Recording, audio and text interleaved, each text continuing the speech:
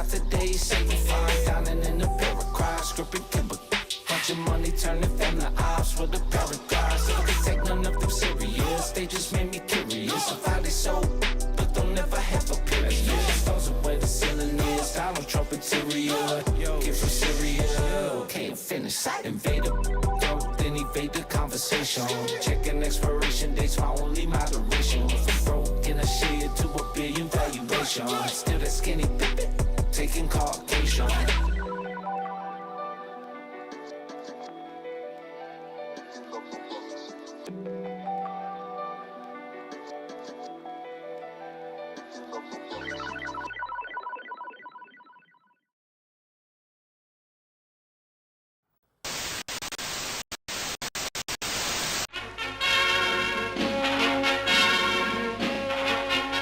Background to the Attlee-Truman discussions, 1 million people cram New York Central Park to hear the president outline America's stand on atomic power. There has been talk about the atomic bomb. We must find the answer to the problems created by the release of atomic energy. Indeed, the highest hope of the American people is that world cooperation for peace will soon reach such a state of perfection that atomic methods of destruction can be definitely and effectively outlawed forever.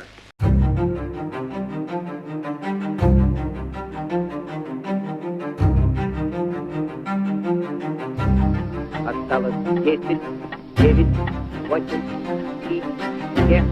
старт, строй!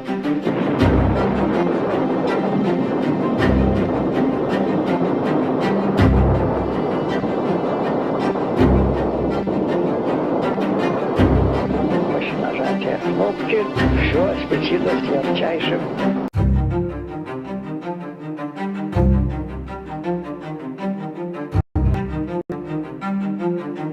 Far beyond normal shipping routes they lie, and until 1952, only pearl fishing boats entered the blue waters and left the coasts surrounding their shores.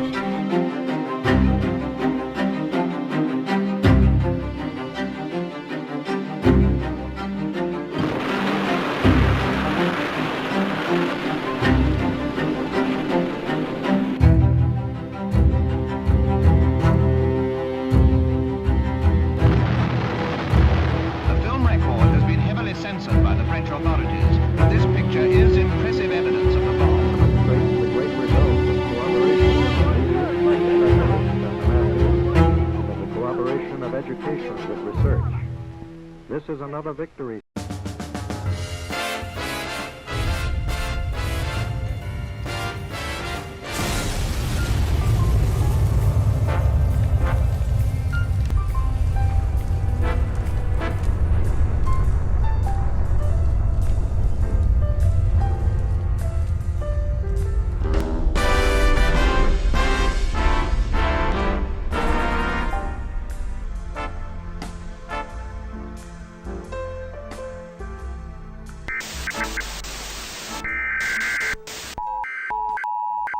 Emergency alert system capabilities.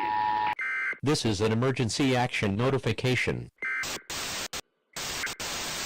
National Alert and Warning Authorities, in coordination with Emergency Alert System participants.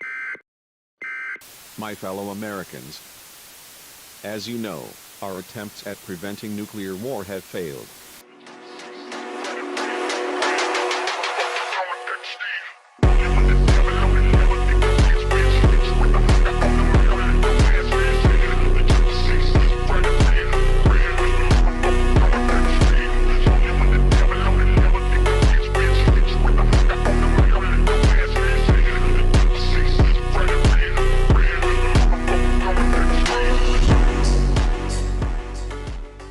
Finally, Mars has accepted my sacrifices and unleashes me. I see you, enemy. I see you, enemy. Enemy!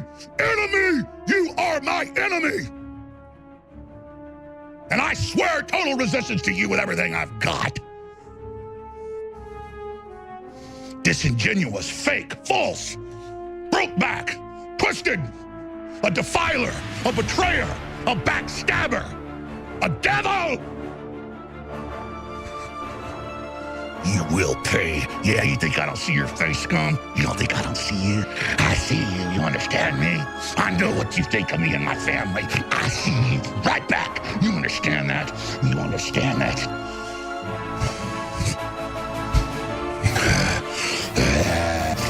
You will fall! You will not bring humanity down! God is going to destroy you!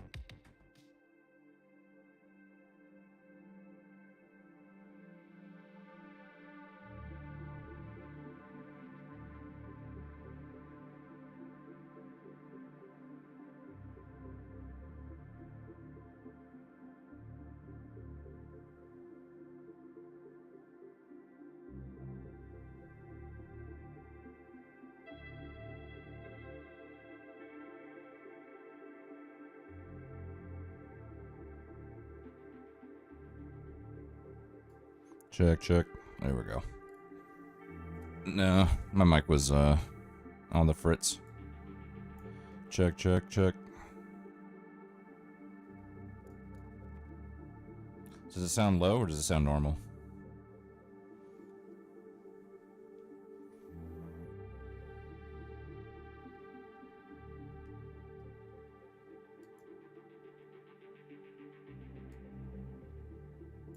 Check one, check one. Alright, well, I'm assuming it sounds normal. What's up, Nerdity? How you doing? What's up, Conrad? See, now that already starts, gotcha.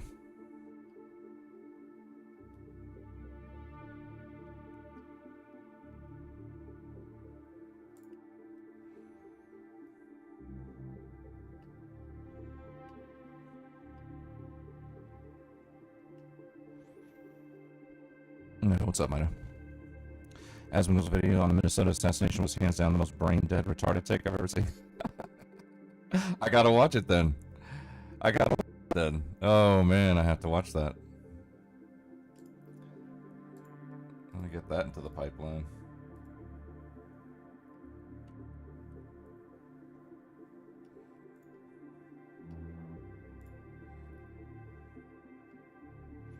Killer of Minnesota lawmakers found. Which one is it? Is it the one where they found the killer, or is it the one where they talk just about the assassination?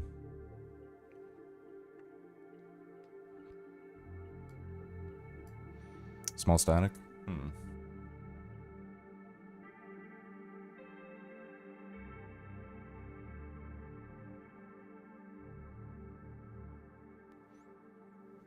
Alright. You tell me. Check one, check one. Check, check, check. How about now? Static now?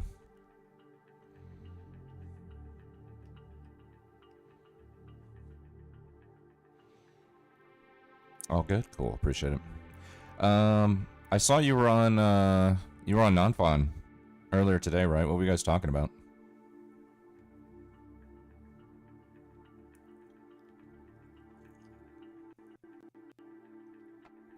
Everything? Okay, gotcha.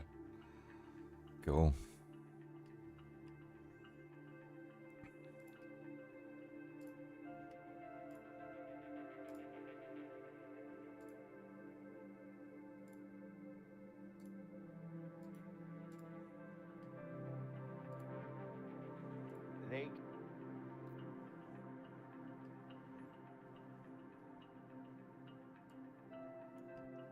I found the interview with Paul Miller, so we're definitely gonna check that out. I think it's about like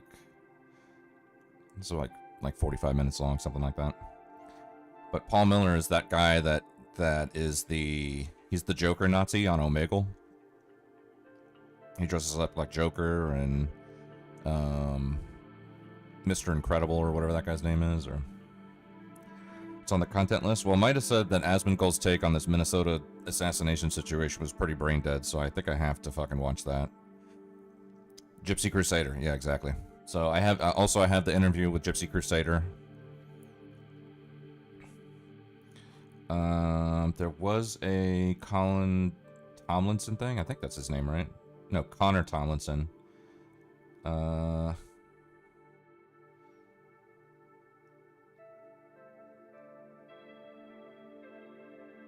He's got a couple things that I wanted to see. But they're pretty long, so I don't know. Let's see. Connor's boring? Oh, man. I don't think he's boring. I don't know. Maybe his, like, current channel is boring. I've only seen, like, 1 or 2 videos from him. But when he was on Lotus Eaters, I liked him a lot. I thought he was great on Lotus Eaters.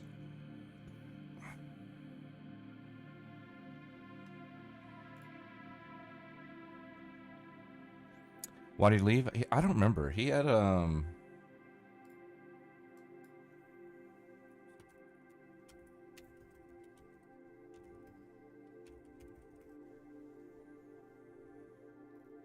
he had an announcement about it.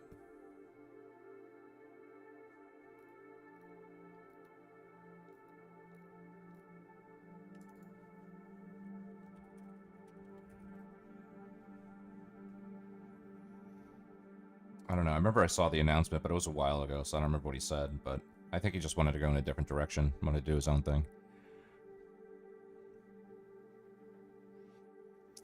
If you have nothing to watch, I always have something to watch. What did you post? Yeah, what's up? What's up, Casey?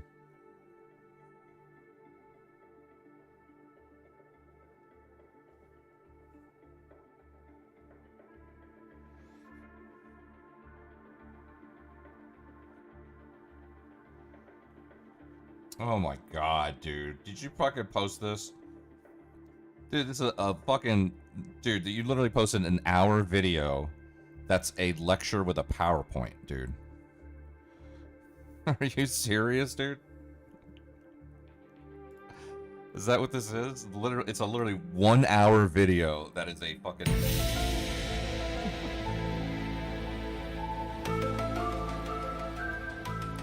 It's a lecture with a PowerPoint. Is that really what you posted? Better than a lecture without a PowerPoint? True. I gotta get some tanks up. Where are them tanks at?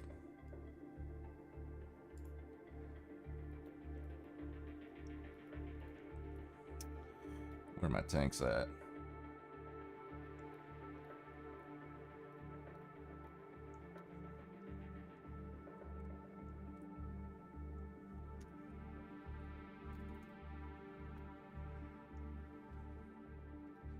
Should be in my frequently used.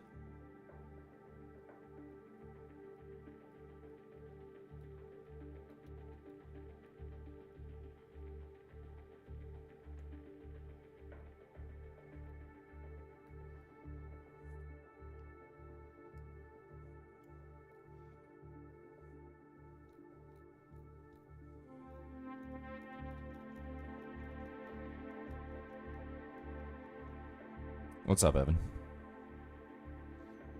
But it's good? I'm sure it is. I'm sure it is. Of course it is. You posted it. Of course it's good.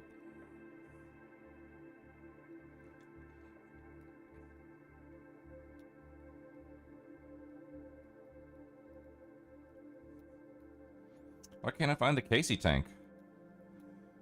Did you take your fucking emotes down or something?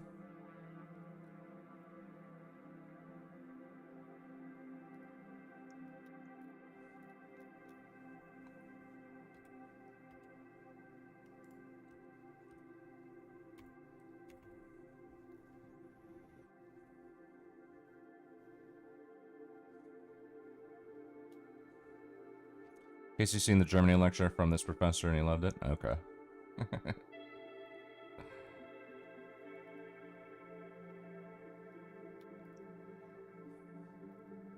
Well, I was gonna drop some tanks in the chat, but I can't find your fucking emotes anywhere. Did you take something up with your account or something,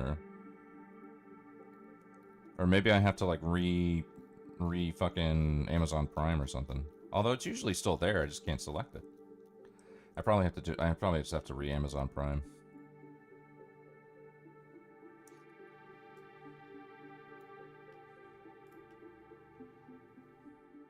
I've done nothing with the emotes. No, yeah, it's probably like I have to reprime it.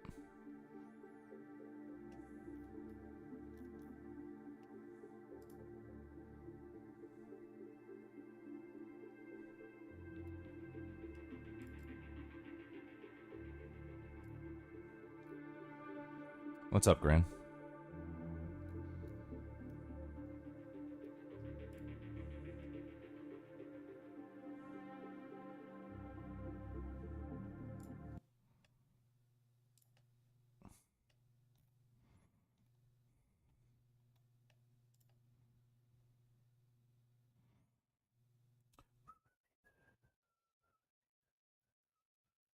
Hi, my name is Kylie, and here are 4 categories of conservative people. I grew up around a lot of conservative people, so I've noticed there are 4 major patterns or types of people that fall into this category. Number 1, narcissists. These are people that expect the world to revolve around them, and when it doesn't, they become angry and start to scapegoat one of the many minorities that they do this to. An example of someone notable would be Donald Trump or Ted Cruz. Number 2, social misfits. These are people that are honestly incredibly intelligent, but they were consistently bullied as children or have just never really found community. They've always been the weird one that no one likes. And because of that, they begin to take it out on other people and promoting hateful ideas. So think maybe like Ben Shapiro for this category. Number 3, ignorant people. These are generally people who are apolitical and don't see color, and they just don't care enough or don't know enough. So they end up adopting the beliefs of their friends, family, and community. And number 4, last but not least, stupid people. These are people who didn't go to college and just don't care about learning, generally speaking. They coasted through school and they probably read about like a 5th grade reading level. They just don't have a very sophisticated knowledge of settler colonialism or racism or systemic issues that underlie our society. So they become susceptible to propaganda. Peace and love.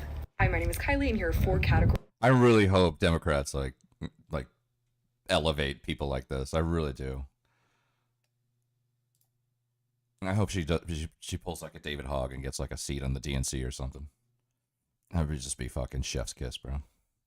You seeing Iran bomb Israel? Iran bomb Israel? Is something popping off right exactly now, or are you just talking about in general? It's also in the media, hard to get accurate reporting. Israel seems interested in downplaying the damage. Iran would want to upsell. So, I'm sure the exact damage thus far. Happened today, bro? No, I mean, like, is something, like, is there a fucking barrage overwhelming the Iron Dome literally as we speak? Or are you just talking about, like, things that have been going on all day, basically? I mean, I've seen footage throughout the day. You know, they're just like scroll missiles, scroll bomb, scroll missiles, scroll several missiles. Yes, I've been seeing it. Yeah, I don't know what to make of it. I mean, you guys are the geopol people.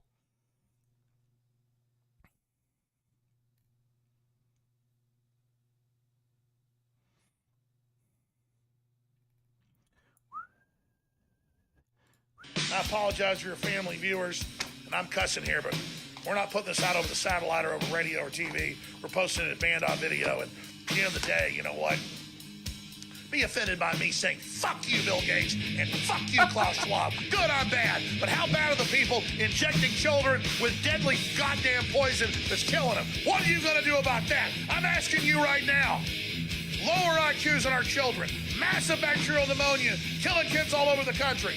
And their answer is a new lockdown when it's the damn masks that are causing it and the poison so-called vaccine on record that's causing the shedding. It's you people that are to blame, and you're gonna be held accountable. And we know you're getting ready to stage terror attacks and blame it on us. We've got your number. I apologize for... Oh, man, he's always got banger clips, man. There's never an AJ clip that fucking fails. Never. Israel's officially asked the U.S. to directly intervene on his behalf, and Trump administration has said no. Iran has asked for increased Russian support, and Putin has said no. Good. Good. Sounds like fucking good news to me so far.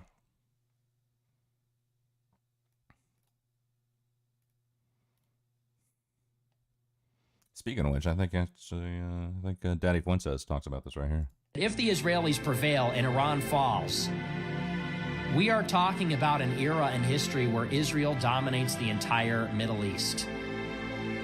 They're unchained from the United States. This is the part that no one has even fathomed yet. They haven't even thought this far ahead. But what happens on the other side of the fall of Iran and the total conquest and domination of the Middle East by Israel is that they become the world power. All the Jews and all of the world capitals that are working for Israel, suddenly they become our true master. They become viceroys of an Israeli empire. This is what we're talking about. The days when the U.S. president has the ability to threaten to withhold foreign aid to Israel and make demands of that country, and for people like myself to go on Twitter and complain about these things, it's going to come to an end. This is biblical. If the Israelis... This is biblical. We did help their defense, though. Not sure how much, but saw a headline that we shot some shit down. Okay. Israel doesn't have the necessary logistics to take out Iran. Seems like a big undertaking. I mean, look, say what you want about Israel, but they're pretty fucking creative, man. Like, didn't this whole operation that happened in Iran, like, happen over the course of years to set up some kind of fucking, you know, dark operation within, like, behind enemy lines and actually execute on the plan? Didn't that take a while? Like, they actually, I think that, weren't they, like, on the ground over there and no one knew? Just hope the only civilians that die are the 30% that think the genocide is good. There you go. France, Britain, and USA have bases in Jordan with surface-to-air missiles. Originally to fight ISIS 2014, now they are protecting Israel. Unwinnable war, look at Iranian geography. I just want to destabilize? Okay. Gotcha.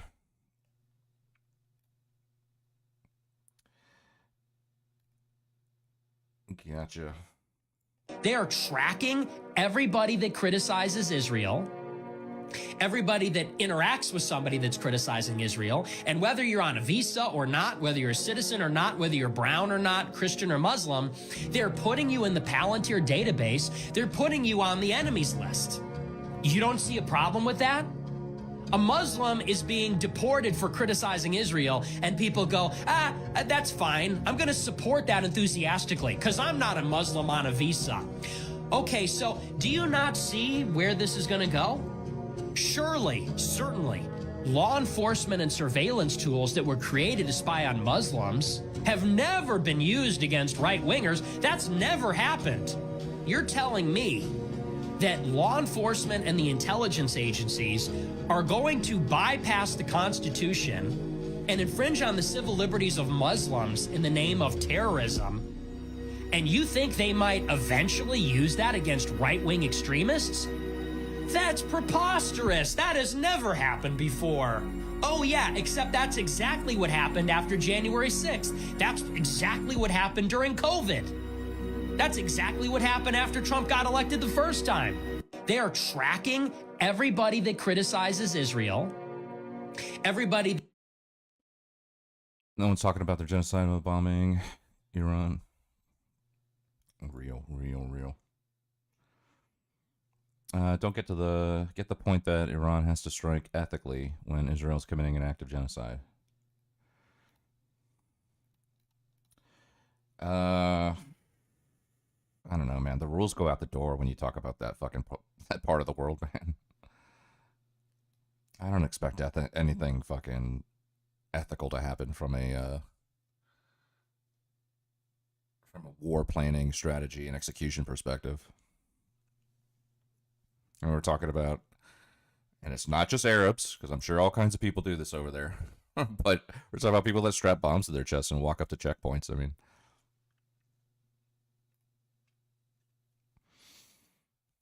Iran can't hit shit anyways. The only thing they hit was an apartment complex housing IDF soldiers in Tel Aviv with almost 1,000 missiles. Jesus. Yeah.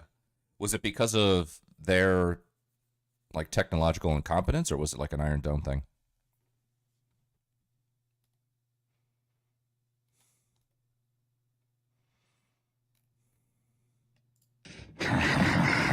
Like, I don't tell you that.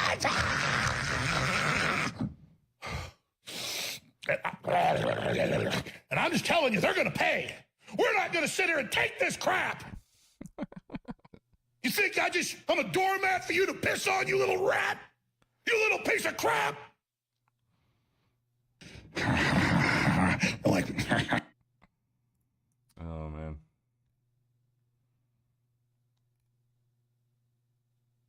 Oh, another AJ banger.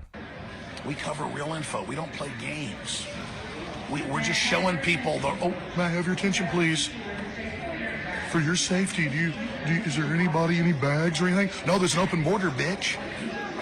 There's goddamn Al Qaeda people being shipped in, you whore. You fucking want me to tell you if I saw something? Yeah, I saw something. I saw total tyranny being brought in. I saw foreign threats being used to take my freedoms. Here, let's listen to her. Now it's in Spanish. Do you see anything suspicious? Yeah. I got a hijacked government out of control, working with terrorists, and then using them to take my freedoms. I'm tired of it. We cover real info. We don't play games. Did you know Ayatollah claims he is a descendant of Muhammad himself? I'm not surprised.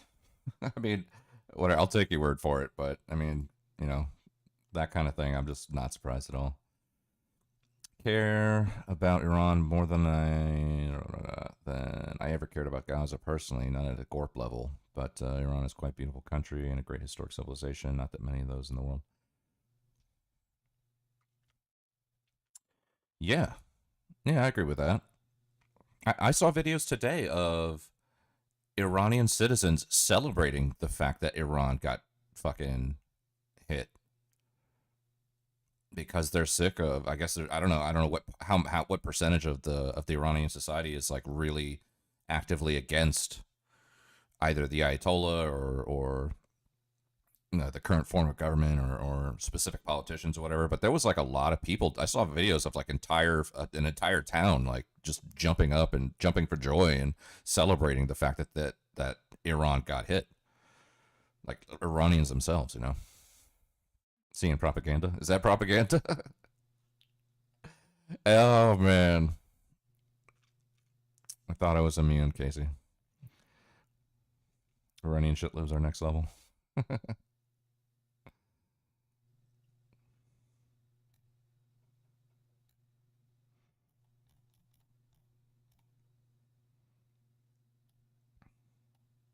Oh, God. Oh, man, I saw this and I was just like, fucking burn it with fire, dude. Burn it with fire. What's the weirdest thing about yourself?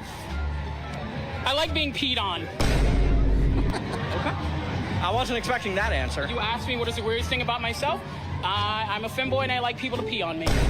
What's the weirdest thing about yourself? First of all, does this qualify as a femboy? This is not the kind of femboy aesthetic that I've like seen on the interwebs, man. This looks more like a drag librarian or something. I don't know. I can't tell. But the whole fucking peeing on this, I don't know why is there so many fucking people that like to get peed on, dude. I like being peed on. Okay. I wasn't expecting that answer. You asked me what is the weirdest thing about myself? I'm a femboy and I like people to pee on me. What's the weirdest? Damn it. That's not.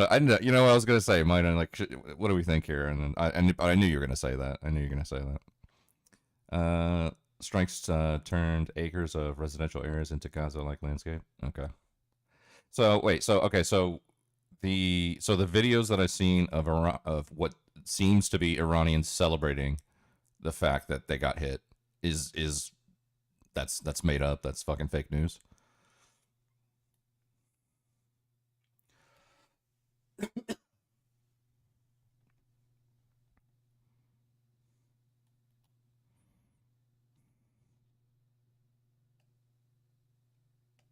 We're here today to support a free Iran, to try to take down the current regime. They cause a whole bunch of issues in the Middle East that, in the end, me as an American, I'm not Iranian in any way, but this cost me and the people in my country, and I understand the fight for freedom. So as a red-blooded American, I'm happy to help other countries fight for freedom. It's a beautiful thing. We're here today to support a free... They don't love their government, but they are broadly unlikely to see civilians being killed as well as nuclear sites bombed that possibly cause fallout. The idea they would cheer at that is unlikely. Okay. Well, I don't know what I was seeing. Must have been some AI or something. Civilians were on the street protesting and celebrating since Israel started attacking. That's what I was saying, Grand, but Casey's saying that's fucking propaganda. That's like AI or something.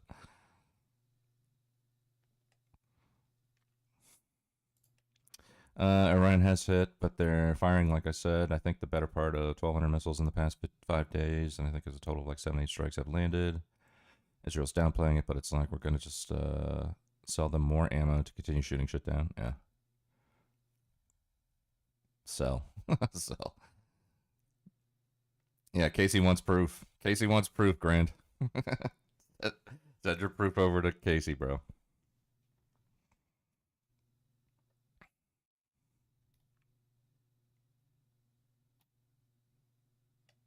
I'm tired of everybody pretending like all these migrants have great food. Third world food is a scam. Mexican food sucks. Don't at me in the comments, Ignatz, you've never had guac. Shut up. It's an avocado smashed up. Don't tell me that people who are on the brink of starvation know anything about fine cuisine. Oh, but the spices, the seasoning. The reason they got to use so many spices is because you're eating a pigeon. And I'm tired of everybody. Soleil Queen? Yeah. How about fuck you, bitch? I love Mexican food. I you know, it was a few streams ago where we were talking about food a lot. My first is obviously Italian. My second is Texas barbecue or American barbecue.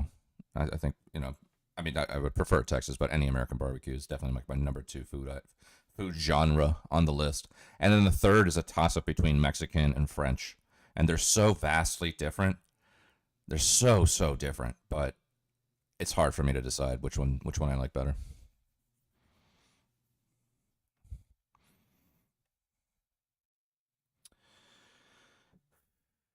Half more cook is Mexican, yeah.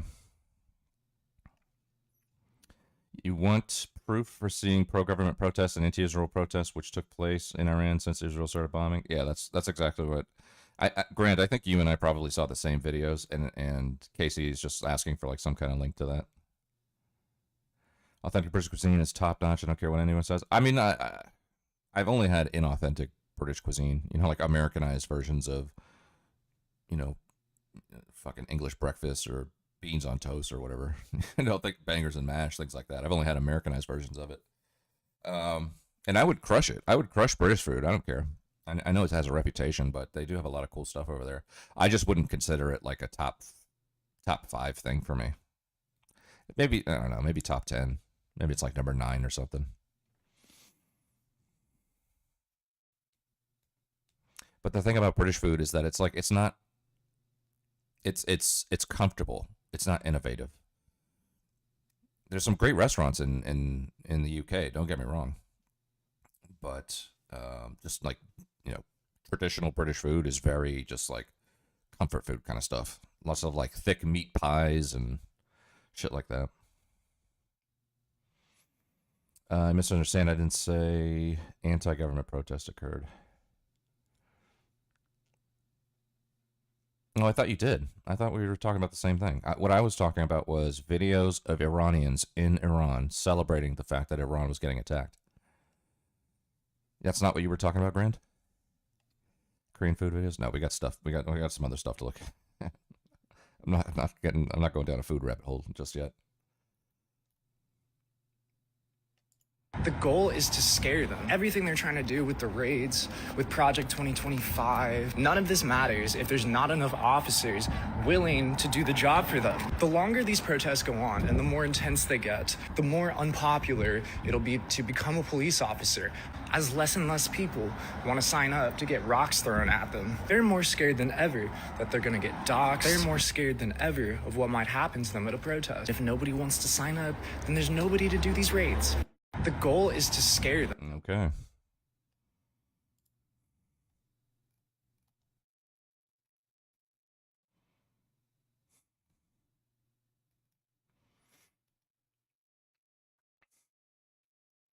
Yeah, Japanese girls. こんにちは。3M です。6月8日に21歳になりました。21歳は、そう、ケーキもね、じゃーん。美味しそう。横長ショートケーキです。後でいただきますね。So amazing, so wholesome. And then you get this shit. I got scammed out of $10,050 today, okay? So this Dubai man says, if you tweet this out, I'll pay you $10K. I said, okay, so I signed the contract. I tweeted the tweet out. Bro never wired me. I never received my $10,000, okay? But what really sent me over the edge into a deep, dark hole was that I ordered Dave's Hot Chicken on Uber. Okay, Uber Eats. My Uber driver stole my Dave's Hot Chicken. He stole it. He stole it. And then another Uber driver comes, he goes, the other Uber driver stole your fucking chicken.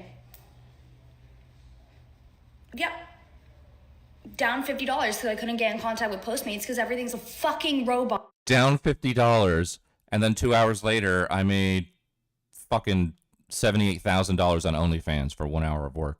Nowadays. Like, I got scammed out of $10,000. Get the fuck out of here, dude.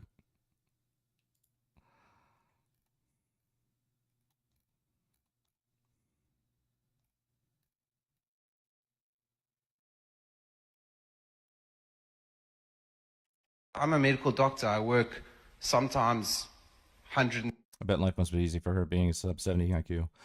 OnlyFans model live in what appears to be a giant house. Yeah, those are the Bop girls. She's one of the Bop girls, like the baddies on Point or whatever. All these like fucking chicks who like just turned 18 and opened up an OnlyFans account and they all live in a mansion in Miami. Yeah. I don't know if you've ever seen my ongoing segment, Mina, but it's like Japanese girls versus American girls. And it's just like the most wholesome, amazing Japanese girls, graceful, elegant, and then I'll put on a fucking video of some American girl who's just basically some OnlyFans chick talking about how they stuck a cucumber up some fucking orifice, 2 hours ago to make fucking, 13 grand or something. In 60-hour weeks, I work sometime 18 hours a day. And I own property because of that reason. And it sounds to me that you're suggesting that I should do all that work and come to this point in my life and now just hand away my property. And that concerns me. You know, you are an exceptional case. If you were to stand up and say, I went to school and I'm a medical doctor and the property I have is because I went to school and I bought it. But most of your people didn't buy any property, they inherited it. So it's an exceptional case. No, you can disagree, but the reality is that you are in possession of a land that was stolen from us. And we want it back without any apology. We want that land back and we are going to work together. I can tell you now, whether you are in denial or not, the demand for the land is growing and people are becoming impatient. I'm a medical doctor. I work. To be frank, that's no one's fault but desperate rich men. Yeah, I agree. You know, there's dudes my age and older who are like, you know, divorced. They're in the prime of their midlife crisis, and they're fucking just shoveling fucking boatloads of cash to these chicks. I agree with you 100% on that, Evan. I know someone who started an OnlyFans when they turned 18, and they unironically make almost $2,000 a month doing like 2 to 3 hours of work. Yeah, exactly. Yeah. The crazy thing is, like, girls like that, when they were in high school and they had their Instagram up, there would be dudes, you know, saying like, yo, when's your OnlyFans gonna drop? When your OnlyFans gonna drop? When's your OnlyFans gonna drop? And it actually like affects these girls to the point where it's like, you know, I'm in my comments and I see it all the time, people talking about my OnlyFans. So like when I turned 18, I was just like, sure, why not? Let me just try it. Boom, life ruined. Life ruined instantly. Unless you're like Sophie Rain and you're making $47 million, you know, things like that. You know, that's one thing. I mean, I'm hard pressed to say her life is ruined, but you know, if you're just, you know, some average chick who's not gonna, you know, last on OnlyFans more than, you know, 5 months, then all of that content is out there forever, and you didn't make enough money to fucking justify it. Make it bigger, you don't. Yeah, exactly. Arab speeding lives. All right. Well, if it's from the Sargon channel from yesterday, if it's from his actual Sargon channel, no. If it's from Sargon Daily, maybe, because at least there's a little energy to it.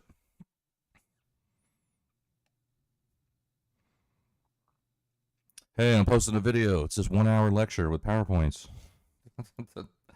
It's a guy talking to a camera with a microphone, talking like this the entire time. Here's a PowerPoint.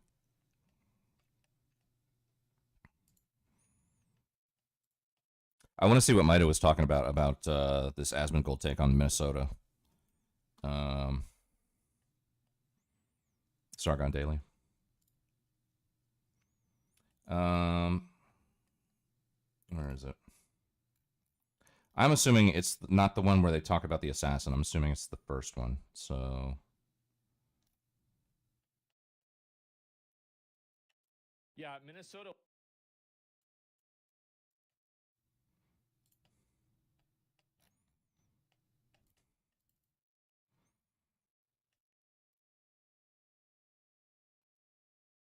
What's up, Stupano? How you doing?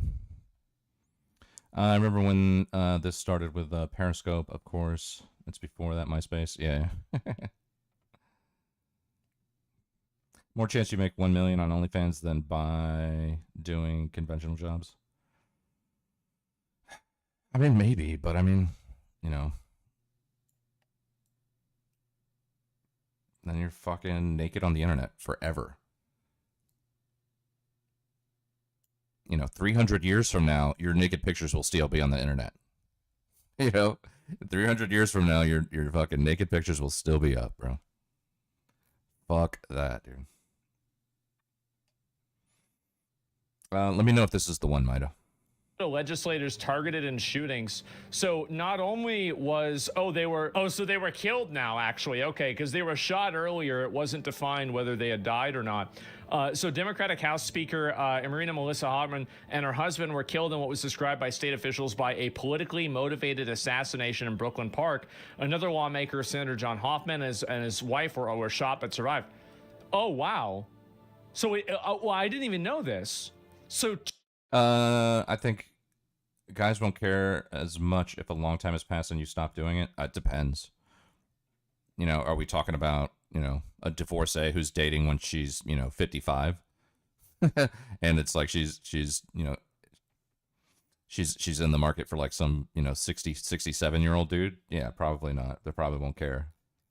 I would care, though. I know I care. I told you, like, I dated someone who I found out had fucking videos on the internet. My best friend found them and showed them to me. It fucking ripped my heart right out of my chest, man. Right out of my chest. It's the one? Okay.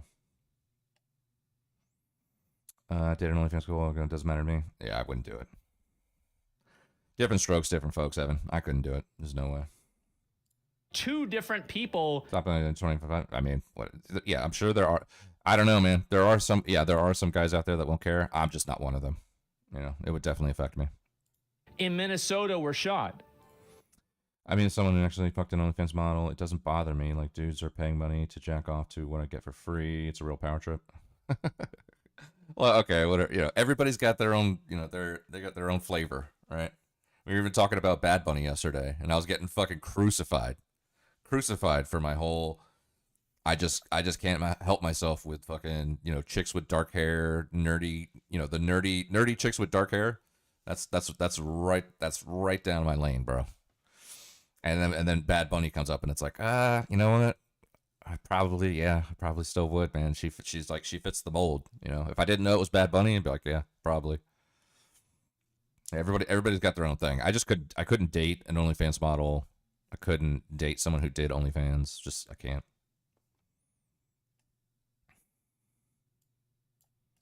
By a politically motivated assassination in Brooklyn Park. Another lawmaker, Senator John Hoffman, and his wife were shot but survived. Oh, wow. So, well, I didn't even know this. So 2 different people in Minnesota were shot. It wasn't just one person and her husband, but it was 2 separate couples. Oh, my God. 4, yeah, so 4 total, right? Like 2 couples, 4 people total. The suspect, Vance Luther Bolter, remains at large after allegedly impersonating a police officer. The incident had led to an intensive manhunt involving multiple law enforcement agencies. Holy shit. And so this is the guy, apparently, that they think did it, right? It's ugly as fuck. So I'll go ahead. She's not ugly as fuck, dude. There are fucking really ugly girls out there, and she destroys all of those ugly girls. So she's not ugly as fuck. She's just, you know, if we're comparing every chick we ever talk about to fucking Victoria's Secret models, then yeah, they're all gonna be ugly. They're all gonna be ugly. But I'm not doing that. I'm just saying, in isolation, that's my lane, dude. Chicks with like jet black hair, glasses, nerdy, love that. That is right up my lane, dude. Her face ugly. I mean, it's not ugly. It's just like not perfect. You know, it's like, oh, if you could tweak a couple things, it wouldn't be, you know, quote unquote ugly. You know, I don't even think she's ugly, to be honest. I think she's gross as a person. Fucking, you know, like sex worker, fucking, you know, all the Bad Bunny stuff that makes her Bad Bunny. You know, like that's, to me, that's cringe and gross. But like physically, you know, like, who was it? I think it was Salty saying yesterday that she's like a 2 out of 10 on the nerdy scale. I was like, no way, she's got it. She's like at least a 5 or a 6 on the nerdy scale. She's got no beauty in her face. Grant, there are fucking dog shit ugly women out there. Okay? Her face is at least a 5, dude. Average. That ain't nothing wrong with average, man. You're saying like her face is a 1 or a 2, and it's like, dude, you have not seen an ugly woman if you think she's a 1 or a 2, dude. I'd marry my friend. I don't care if she did OnlyFans. The problem is she's married now. This was back in 2020. Hey, everybody's got a different thing. I just can't do it. It's not my scene. Not my scene, that whole situation. Her ratings are like 2 lower than they should be. She has a dog nose. Whatever, man. She's not that bad, dude. Look, I'm happy with being on the cross that you guys have put me on with my Bad Bunny take. All right? I'm absolutely happy to be up there. But she's just not like this horribly disfigured, disgusting, ugly person. She's just a nerdy chick who loves Hamas, you know, all that stuff. She's nerdy. She's got the jet black hair. She's got the glasses. You know, that's right up my lane. That, like, her, shoe on head, all that whatever that vibe is. Sign me up. She's a 4. Her face is a 3. I don't think so. I don't think so. I think probably every physical feature that she has starts at a 5, and either stays there or goes, like, you know, up a half a point. But I don't think she's at least average. You guys are talking about chicks that are like disgusting. You guys are talking about chicks that are fucking just down bad, dude. Italian girl vibe. Yeah. What is her screen name? Is she on Kick? No, she used to be on Twitch. Her name was Bad Bunny. But now she changed. She did like a rebrand to Kira Chats, KIRACHATS. So if you type in Kira Chats or Bad Bunny, you'll see a picture of her. And watch this here, and actually, well, I'll pull up the video. This is obviously Tim Walz talking about it. I think there's a longer clip. We'll watch the longer clip if I can find it. Yeah, this is crazy. It's some nut job targeting politicians door to door. Apparently Tim Walz is on his list. Well, do we know what the list is? I don't know if we do or not. But anyway, let's go ahead and watch this first, okay? So this is the statement. Tim Walz is the governor of Minnesota. So we'll listen to what he says. State Patrol Colonel Christina Bogoyevich, Champlain Park Police Chief Snyder, and Brooklyn Park Police Chief Mark Bruley, as well as the mayor of Brooklyn Park. We're here today because an unspeakable tragedy has unfolded in Minnesota. My good friend and colleague, Speaker Melissa Hortman, and her husband Mark. Thank you, Casey. Thank you. Thank you, Casey. That's actually probably the best way to describe it. Sober bangable. Sober bangable is that's spot on. Thank you. Mark were shot and killed early this morning in what appears to be a politically motivated assassination. It's kind of surprising that they, in a lot of these cases, they kind of hold off on saying whether it was an assassination or just a killing. The fact that they're coming right out and saying that this fast, that's surprising. Usually you don't see that. Our state lost a great leader, and I lost a dearest of friends. Speaker Hortman was someone who served the people of Minnesota with grace, compassion, humor, and a sense of service. She was a formidable public servant, a fixture and a giant in Minnesota. She woke up every day determined to make this state a better place. She is irreplaceable, and we've been missed by so many. Minnesota's thoughts and prayers are with her family, her loved ones, her children, and her parents. My prayers also go out to State Senator John Hoffman and his wife Yvette, who were each shot multiple times. The Hoffmans are out of surgery at this time and receiving care, and we are cautiously optimistic. Wait. So did they survive? I just want to make sure that I keep up with this. Let me go and double check. So were shot but survived. Okay, so 2 deaths and 4 victims. Optimistic they will survive this assassination attempt. This was an act of targeted political violence. Peaceful discourse is the foundation of our democracy. We don't settle our differences with violence or at gunpoint. I think that these people eventually need to reconcile the fact that they have such a huge contingency of people that want to reconcile their differences with violence and with gunpoint, and the fact that they don't temper those extremes and go after the people that advocate for this type of behavior and these outcomes to happen. I think that I think that the government is partially responsible for this by letting it happen. And I'm not saying that I mean, this isn't, again, like, I'm not against free speech, but when you have people that are like making open calls for violence against anybody who they disagree with or anything like that, this is happening on the internet. This isn't free speech, right? I mean, this is against the law. It's a slippery slope. No, it's not, because it's been against the law for like, I don't know, probably 50 years, probably longer than that. So a lot of this kind of stuff, it's not a slippery slope. It's just applying the same slope that's existed from the beginning. They escalate the rhetoric. Yeah, I mean, and again, like, and this is, they escalate the rhetoric and then they have Pikachu face. Yeah, exactly. Like, wow, how could this have happened? Sounds like a Luigi copycat. Yeah, and do you remember what I said before about like the Luigi thing is that it would encourage more copycats?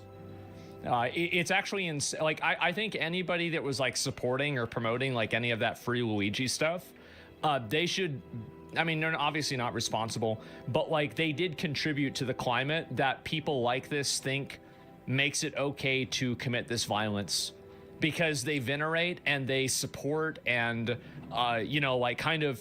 put on a pedestal the people that actually go out and commit these crimes. They glamorize it. Yeah, they do. Luigi base. It's glorified? Yes, it is. In the state of Minnesota, and as recently as last week, in the most closely divided state. Casey lost street cred with that take. Bad Bunny isn't ugly. At least a 7, realistically. She's at least, no, I don't know about at least a 7. I would say at least a 5. She's at least average. She's you know. She's not like dog shit ugly, dude. Which take, Mida, did you specifically take issue with? Is it some of this Luigi stuff, or? state legislature in the country. Asman isn't wrong? Uh-oh. We're, if Casey's admitting Asman's right, we're on a whole, all of it? Okay, gotcha. Yeah, we're on a whole different level now if Casey agrees with Asman. Let's fucking go. Worked things out. We debated. We shook hands and compromised, and we served the state of Minnesota together. We proved that it's possible, even in these politically charged times, to find compromise and adhere to the principles of democracy and civil discourse. We must all, Minnesota and across... Which is done many times, advocating for violence, aka must Tesla violence. Yeah, and I know, like him saying like he was happy that Tesla stocks were going down.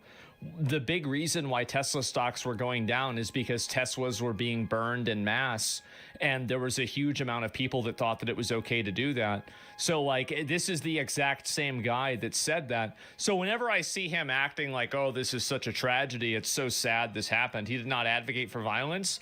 Yeah, but he celebrated the outcome of it.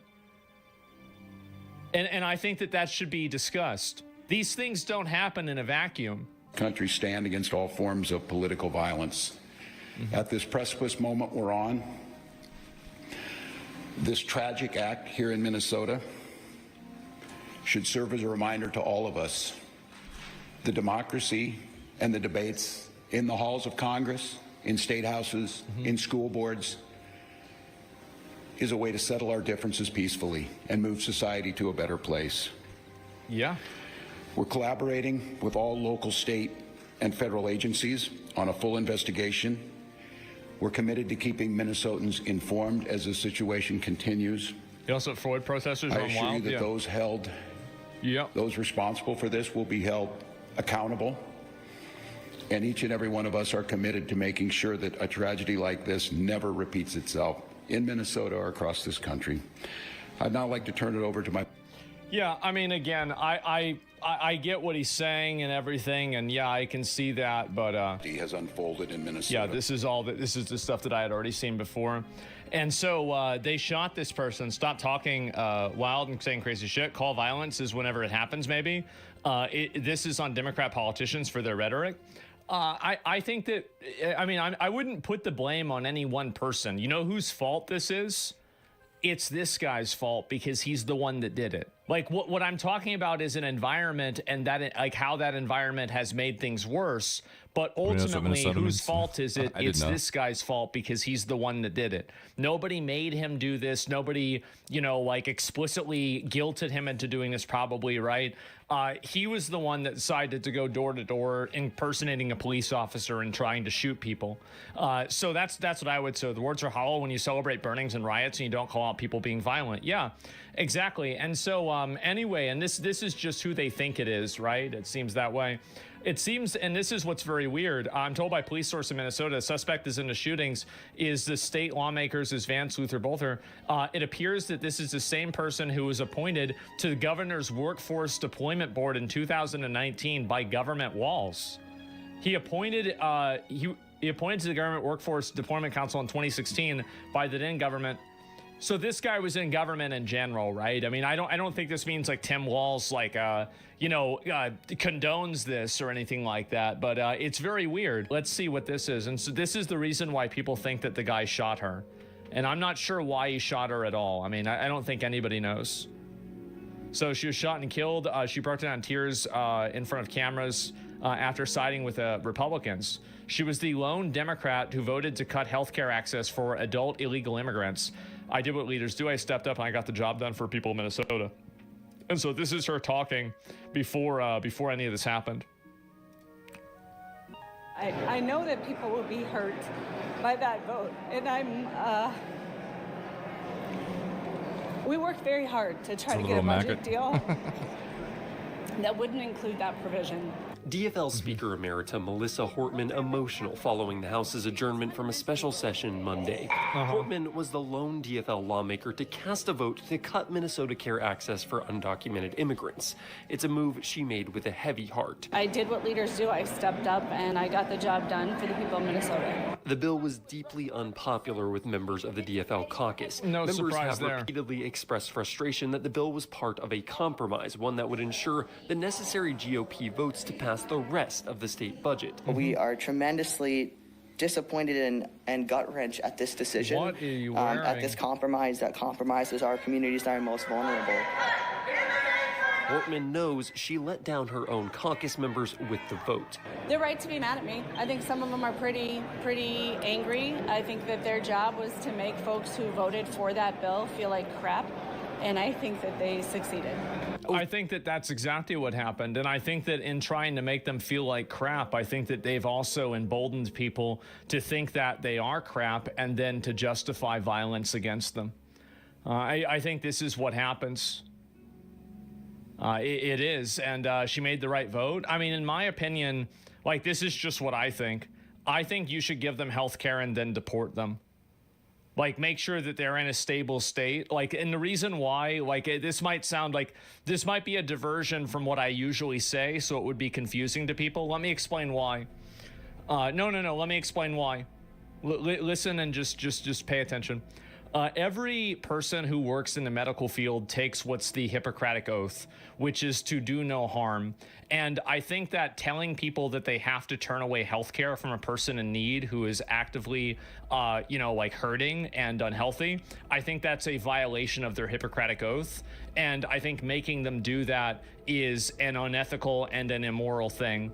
And I think the problem really that we should look at instead is looking at how the people get in here in the first place rather than trying to deny them health care. And so, yeah, help them and then get rid of them. Like, I mean, I don't know. I think that's very fair. Just to be clear, is chat spamming L's and I'll take are brain dead because what Asmongold is explaining is what is already the standard. Okay. He's just too fucking stupid to know. Okay. He knows nothing about everything. Just shut up and go back to WoW. I love this. I love this. I love that you guys hate him so much. It's amazing. Yeah, what's up, Bird? How you doing? If we had a space laser no one could touch with Earth-made weapon, if they could push a button and no repercussions and end the establishment, I bet a huge part would push the button. Asmongold stated that he wishes U.S. employers who hired illegal immigrants get prosecuted, but no one in his chat pointed out to him that the political establishment, including Trump himself, directly benefited from hiring illegal immigrants. Okay. Zakura, go back to just chatting with Asmongold. Nothing this genuine retard says has any relations to politics. Okay, welcome Zakura. How you doing? Welcome in. I don't hate Asmon, but he's right winged. And I hate Asmon because he's fucking stupid. Okay. Do you? I mean, I've had this conversation. I talked to Casey and NOK, I think, about this, like a week or two ago. But do you think Asmongold is actually right wing, or do you just think he's like a spicy centrist? He's the voice of the working man. Yeah. Fair. That's extremely fair. And again, the reason why is that I think compelling a person that works in healthcare, but a lot of people work in healthcare because they want to help people. Compelling a person that works in healthcare to what I believe to be violate their Hippocratic Oath and not give somebody healthcare because of their, they're being illegal. I mean, like, fuck, like I've seen photos of black people giving emergency aid to KKK members. I think that there has to be something that goes above that. And that's on an ideological ground. This is just based off of geography. The fact is that promise and that oath, I think, should supersede any sort of like temporary amount of money. And so, yeah, it's a moral code. I think so, yeah. Did you make that up? No, I didn't make that up. You can look it up for yourself. The analogy doesn't mean anything. Help them, deport them, and make sure no one gets in illegally again. Yeah, I mean, this is actually what my opinion is. Now, I don't really care if we don't give them healthcare, right? But like, if you want my opinion, that's what I would do. Help them, deport them, and then make sure nobody gets in again. So yeah, that's it. They're an abuser, but we shouldn't punish the true victims. Yeah, my doctor attacked me and my fiance last week, and you read it? Really? We're not just talking about emergency care, it's healthcare. It's not fair to taxpayers if you pay for it. Yeah, well, that's a different conversation. So like, whenever I'm talking about healthcare, I'm not really talking about like just ongoing healthcare regularly. What I'm talking about is healthcare that is, like emergency healthcare, like a life-saving operation. Somebody gets shot. Like I'm creating a scenario, right? But like somebody gets shot. they go to the emergency room, the people there find out that it's a illegal immigrant. Should this person be given care? I think the answer to that is yes. Yes, they should be given care, because I think that trying to compel a healthcare worker to let a person die on the operating floor there at the emergency room is totally immoral, right? It's an awful thing. Now, ongoing healthcare for like just random things, no, we need to get them out of the country, of course, right? But that's a deeper problem. That's totally different. Yeah, that's what I'm talking about. Because like I don't see why you would need to be giving healthcare regularly to illegal aliens in the first place. It seems ridiculous to me. Why would you even be doing this? How would this even be happening? It's very confusing. Yeah, the government isn't compelling them. They can do it on their own dime. Yeah. No bill is touching emergency healthcare service. Yeah, well then that's different. Over in the Senate, a similar situation unfolded. You know, that's what my opinion is on it. So I think basically for ongoing health care, no. For emergency health care, yes. And then deport them, right? That's pretty much how I feel. Not all health care. But Senate Majority Leader Erin Murphy forced to vote for a bill she too disagreed with to uphold the integrity of their compromise. This one hurt. This one is a wound because of its reason. Yeah. My colleagues across the aisle set this as their number one priority. Asked whether the move would drive. How could it be their number one priority if it's not even in the best interest of the people that are the citizens? That's crazy. A wedge between her and the rest of her caucus. Her DFL colleague, Senator John Marty, quickly stepped to her defense. As a member of the caucus, she clearly was fighting against that every step of the way. In the negotiations, if we wanted a budget, we had to agree to that. She agreed to put up one vote for us because of that. Reporting in St. Paul, I'm Quinn Gorham. Well, there it is. And I don't really know what else to say. It's going to get messy. They're going to try and hide the manifesto to protect the party again. Well, and this is what was found. I mean, apparently this person, I don't really know how much of this is accurate, right? But I'll go back and pull this up and show it. This is Minnesota law enforcement. Here we go. Are there reasons to believe that these events were also targeted by the person in the manifesto in the car? We don't have any direct links. However, Let me go back and just so you guys can hear the whole thing. I'll even turn this down because I think it's a little bit loud. Okay. There you go, Conrad. Are there reasons to believe that these events were also targeted by the person in the manifesto in the car?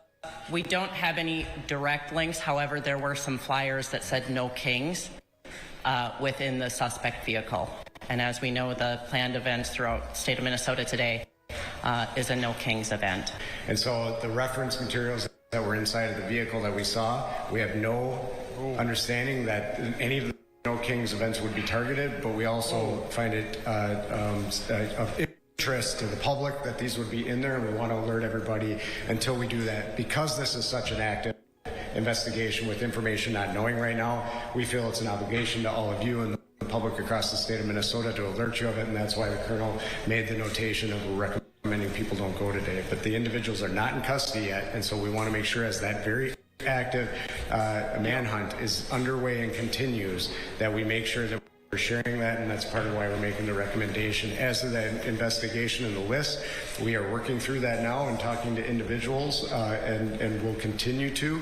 What I would say with the list is there's a large number of people. That's all I can say about it. We will work through all of that. You said this yesterday. I mean, everybody could have predicted this is going to happen. I mean, like when you constantly have political rhetoric that's echoed by Congress people and other noteworthy people on social media that justifies or rationalizes violence, it's really not a surprise that something like this happens.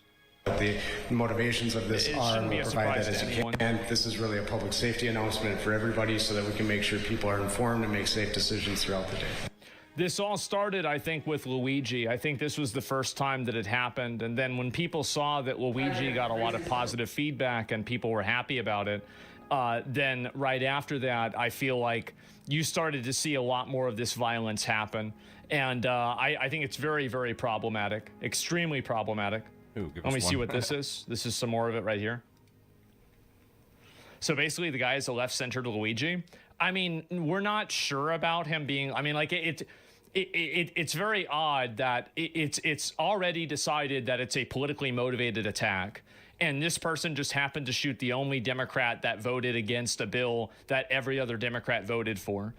So, I mean, and they have the No Kings posters. So every single indication shows that, but there's no certainty for it yet, right?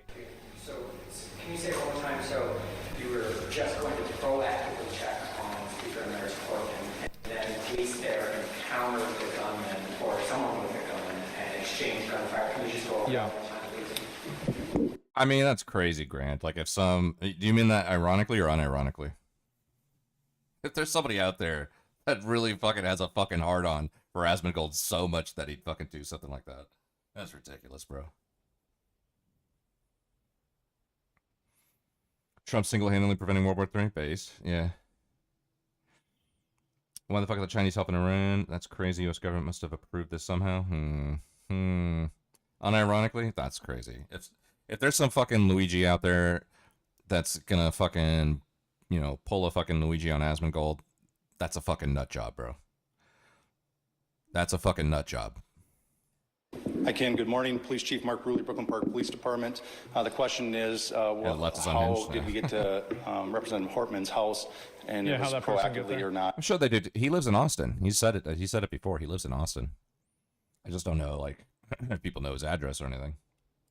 Yeah. The circumstances that unfolded in Brooklyn Park this morning is that we assisted the Champlin Police Department on a shooting. That shooting was made aware by one of our sergeants that it was at Senator Hoffman's home. God damn. And hearing that very intuitive sergeant asked our officers to go check on Melissa Hortman's home, the representative that lives in our community, just proactively as due diligence to swing by. Smart guy. That police officer and his partner pulled down the street when they arrived at Melissa's house. They noticed that there was a police vehicle in the driveway with the lights, emergency lights on, and what appeared to be a police officer at the door coming out of the house. When our officers confronted him, the individual immediately fired upon the officers, who exchanged gunfire, and the suspect retreated back into the home. Was this an actual police officer or an impersonating police officer? Yeah, they were impersonating. Yes, the question is, right? was it a real person or a person impersonating a police officer? It was not a real police officer. This is somebody that clearly had been impersonating a police officer, again, using the trust of this badge and this uniform to manipulate their way into the home. That's crazy to do, too. How's the suspect still at large? I don't know. They had a car with lights and sirens? Yes, the question is, what kind of vehicle, how were they dressed? They did drive a vehicle that looked exactly like an SUV squad car. It was equipped with lights, emergency lights that looked exactly like a police vehicle. What the fuck? And yes, they were wearing a vest with taser, other equipment that would, a badge very similar to mine, that no question, if they were in this room, you would assume that they are a police officer. Holy shit, that's scary. God damn. Wow. Totally a hit job? Yeah, I guess so. Literally all homes have Ring cameras these days. Just get the footage. Well, I think everybody, well, no, they know who did it. Yeah, everybody knows who did it. I mean, yeah, obviously they could show the Ring camera footage, but like, I don't think that it's really necessary to watch this guy shoot them in order to come to the conclusion that he shot them. So like, that's it. It's literally like the movies. Yeah, I guess so, right? And is he arrested? No, he wasn't. He hasn't been yet. And I'll see if I can read a few more of these posts here about it. But yeah, state representative, her husband was shot and killed, and Democratic state legislator and her husband are assassinated for their politics. Every headline should say so. Luigi's not a leftist. Left claims him, but he isn't. Is that true? I thought he had some like leftist stuff in his. Didn't he have like a manifesto or something?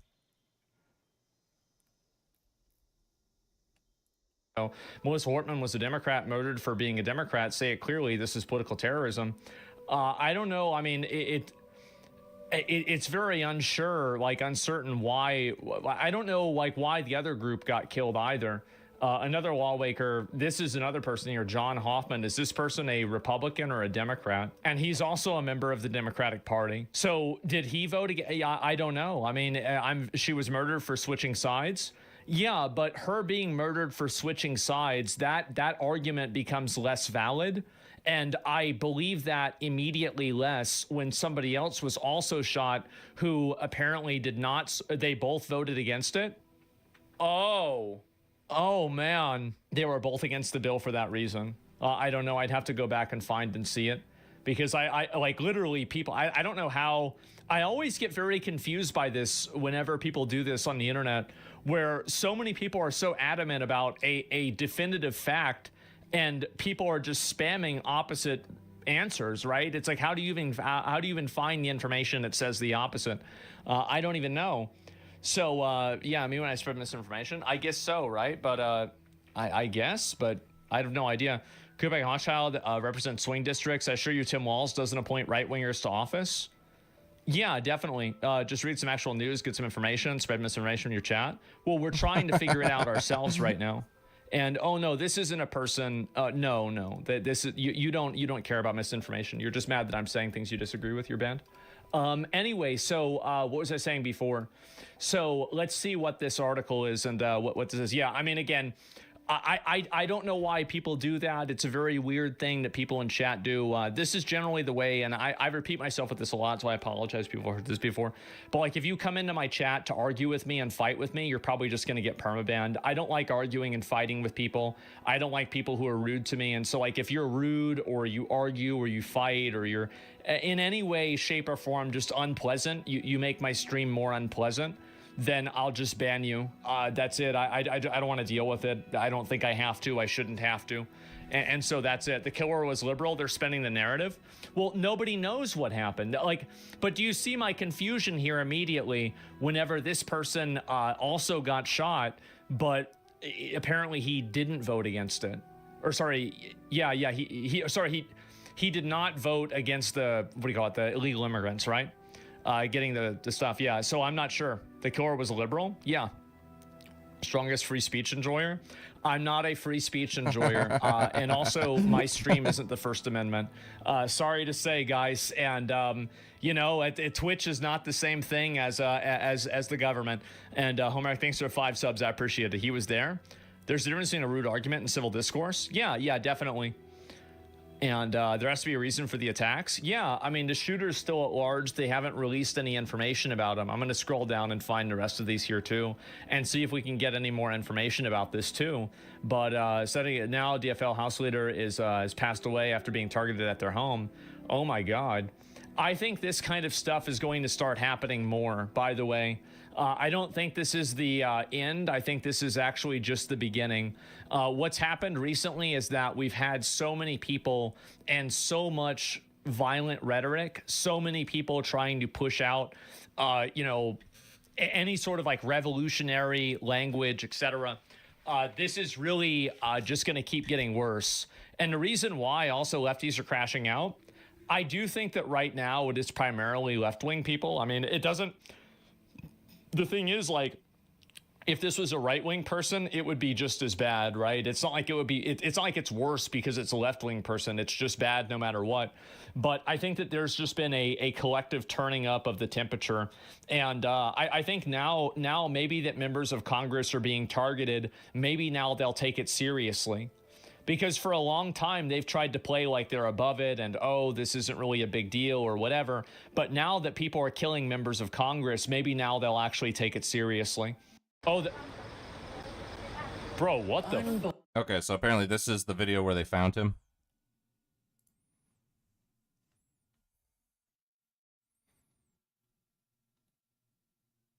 He doesn't have a vote. He's a senator.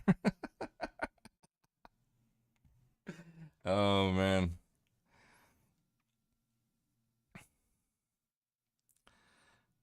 I think Trump admin sending a message that more or less, but also think that China would need U.S. approval to sell Iran weapons. We need them, and they need us, but we are pissing them the fuck off as of late.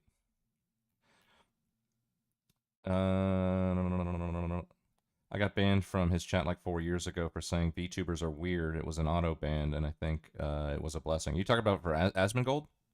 You get banned from Asmongold, Bird? Dude, if this is...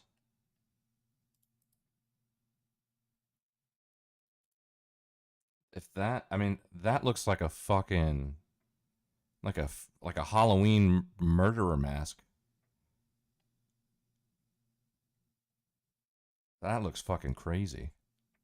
Yeah, Asmon. Okay, he was bringing on a VTuber. Okay, dude, that if that's a mask or something, that looks crazy. Unbelievable. That's the guy? Is he wearing a mask? Here's the other one. Yeah, he is. Oh my gosh. This guy's showing up like it's payday. He literally went to their house. Yeah, a long time ago. Dressed as a police officer with a fake police car and wearing a latex mask. Oh my God, what a psycho. It's like the Won't nun he open yeah, the exactly. door for that? Yeah, yeah. I wouldn't either. That picture is literally on the FBI's Yeah, it's some Mike most Myers wanted. shit. Yeah. It's like, be on the lookout. And B&O says that the vehicle in the back, I guess, is his police car. AP is now naming a suspect in this Does, case. yeah. They're saying it was 57-year-old Vance Could've been an old photo. Bolter. Good And point, again, yeah. that is coming from the AP, relying on their sources. And NBC and the AP are two sources that we usually feel comfortable sharing what they're reporting as vetted to a level that is accurate. And to be transparent, typically we do not name suspects, and there's a reason for that. It's because they have not yet been charged in a court of law, which shows evidence behind what they may or may not have done. In this case, sometimes you do name a suspect if there is an active emergency and that person is potentially dangerous. We don't know if that person is the exact person, but the Associated Press is naming that 57-year-old as the suspect. And so They know it's him. They know it's him. What are the odds that this person came to two people's houses and they weren't able to recover the Ring camera footage and not immediately identify him? What are the odds that two lawmakers, two people who are in the upper class of society, what are the odds that they didn't have any cameras at their house or anything like that? Oh, that's right. I know what the odds are of that.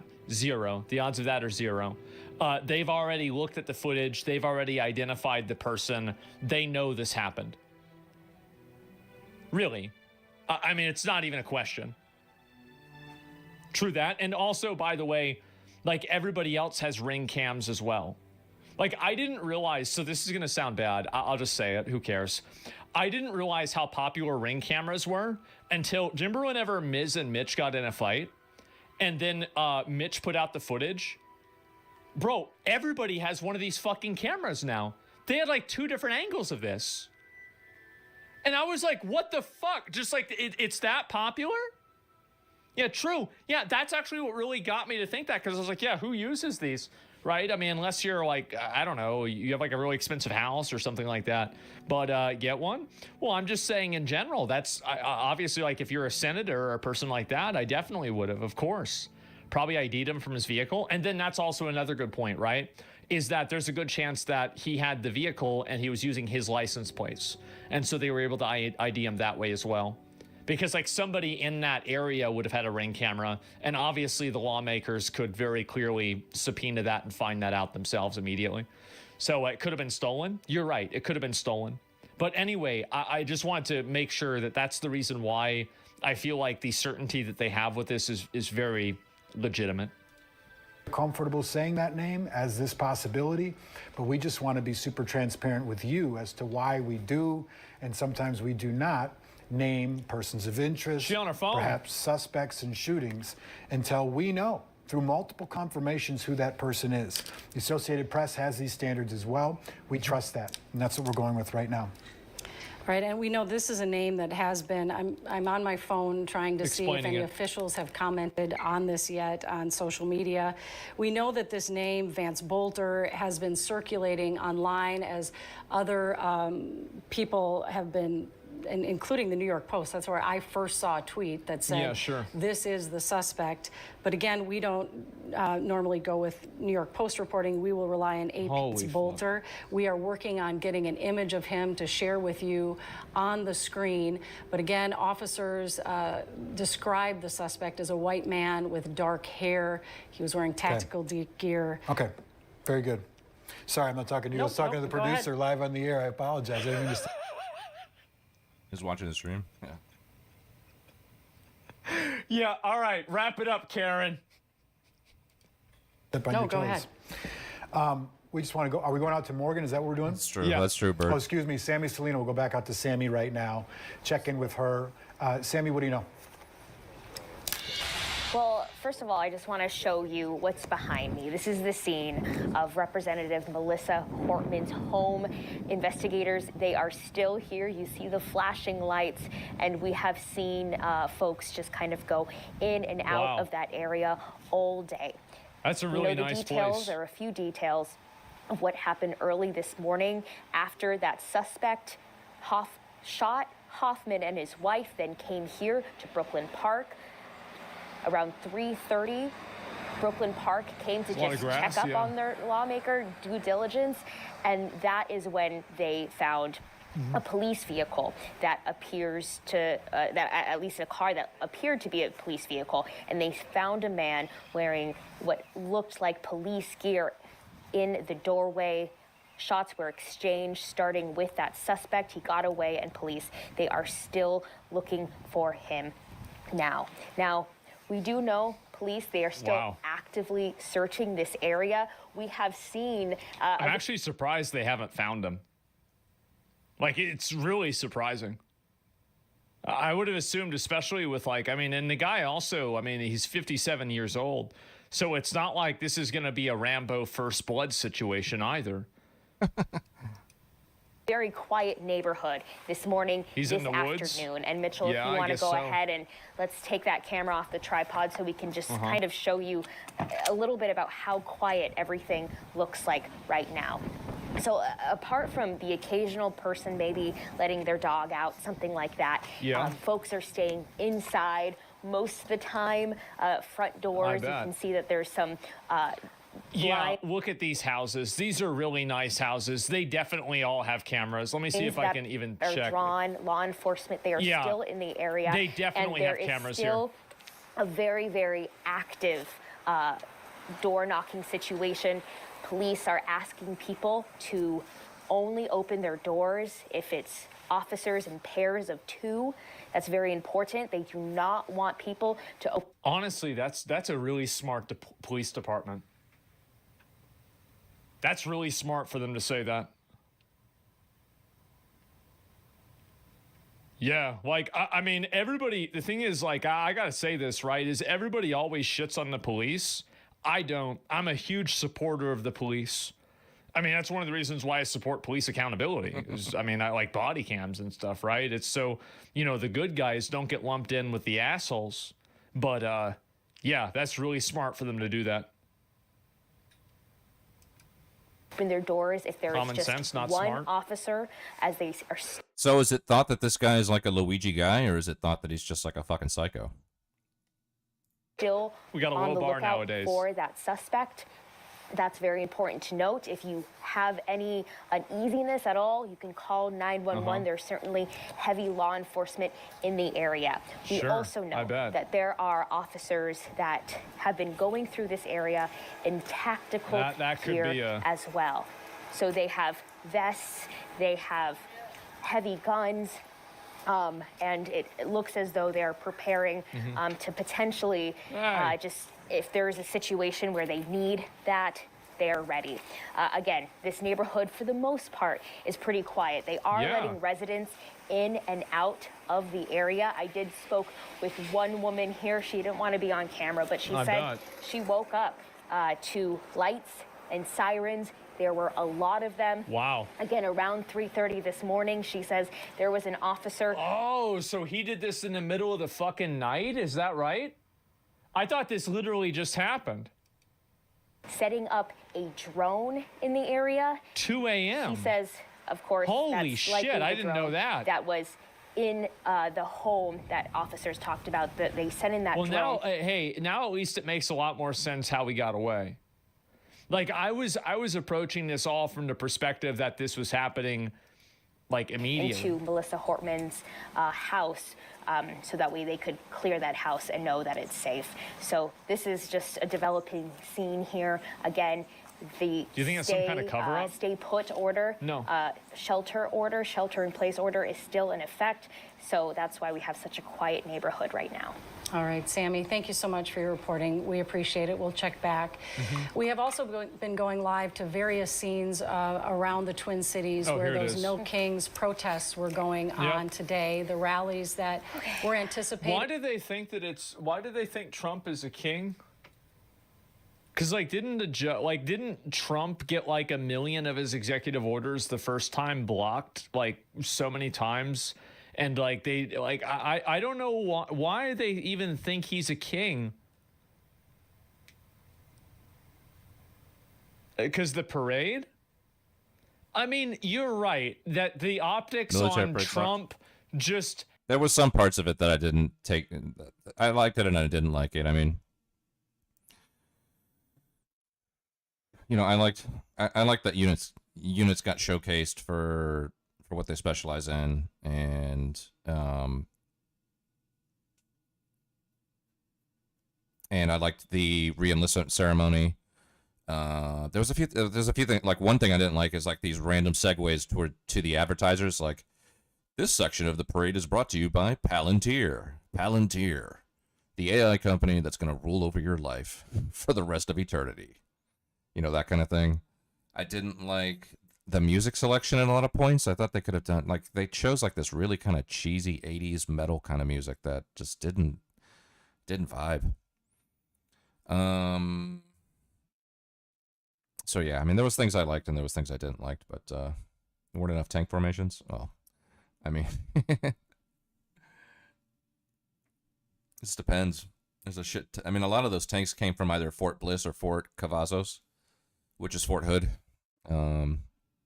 And a lot of them are painted green. Like, if you go to Fort Hood or Fort Bliss, everything's painted tan because they're still like, you know, they're like from an era of, you know, desert fighting warfare, but now they're like shifting over to this green paint. So it was like unrealistic. If you go to most bases, everything is painted tan because we're still kind of in that, you know, desert warfare mindset.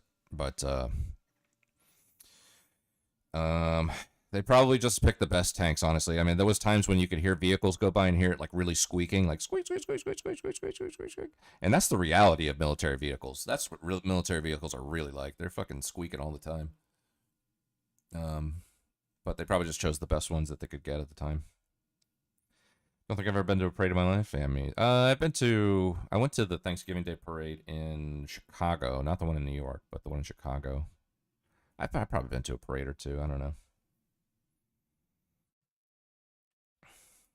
Happening to have his, like, are we going to have a... You seen the fucking Ring camera images? I swear to God, this guy. I lean towards Luigi, like, okay, but here's the thing. You know, is this guy going to be seen as a Luigi caliber kind of guy? Because Luigi is like a fucking, you know, cult hero now. Is this guy going to be seen as a cult hero? A military parade every day on Trump's birthday. Well, and this is the problem, is that it's Flag Day, right? So is it Flag Day or is it Trump's birthday that we're having the military parade? And if you're at those protests, you probably think that Trump wants to throw this entire... I guarantee you that there's so many people at those protests that are like, Trump is throwing this military parade to celebrate his own birthday. I think that's what it is. And planned that were supposed to go from 11 until 2, and they were anti-Trump rallies that were scheduled, and they were expecting about 10,000 people. We received from the State Patrol about 2 hours ago a picture of a bunch of papers that were found in the shooter's car, and it was... Yeah, and so this is again confirmed again and again, so it actually is from the shooter. It's not some bullshit. Dozens of sheets of paper, there it is, with "No Kings" written on it.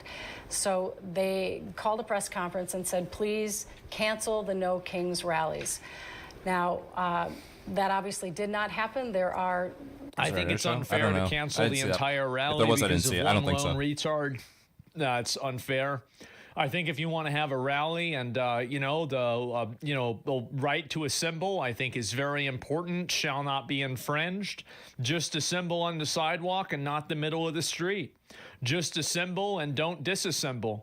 The moment that the assemblers turn into disassemblers, then I think that you need the police. It's pretty simple. I don't know why it gets so complicated for some people. 100% the dude is dead. Evidence is planted. He's going to be got. Cover up. I don't know, maybe. Hundreds of people out protesting in St. Paul right now for the No Kings rally. We are watching that and have live shots there. Right now, we're going to switch back over to coverage on NBC, and we'll be back to the stream momentarily. 3, 2, 1. Now, breaking news from KARE 11. What is this?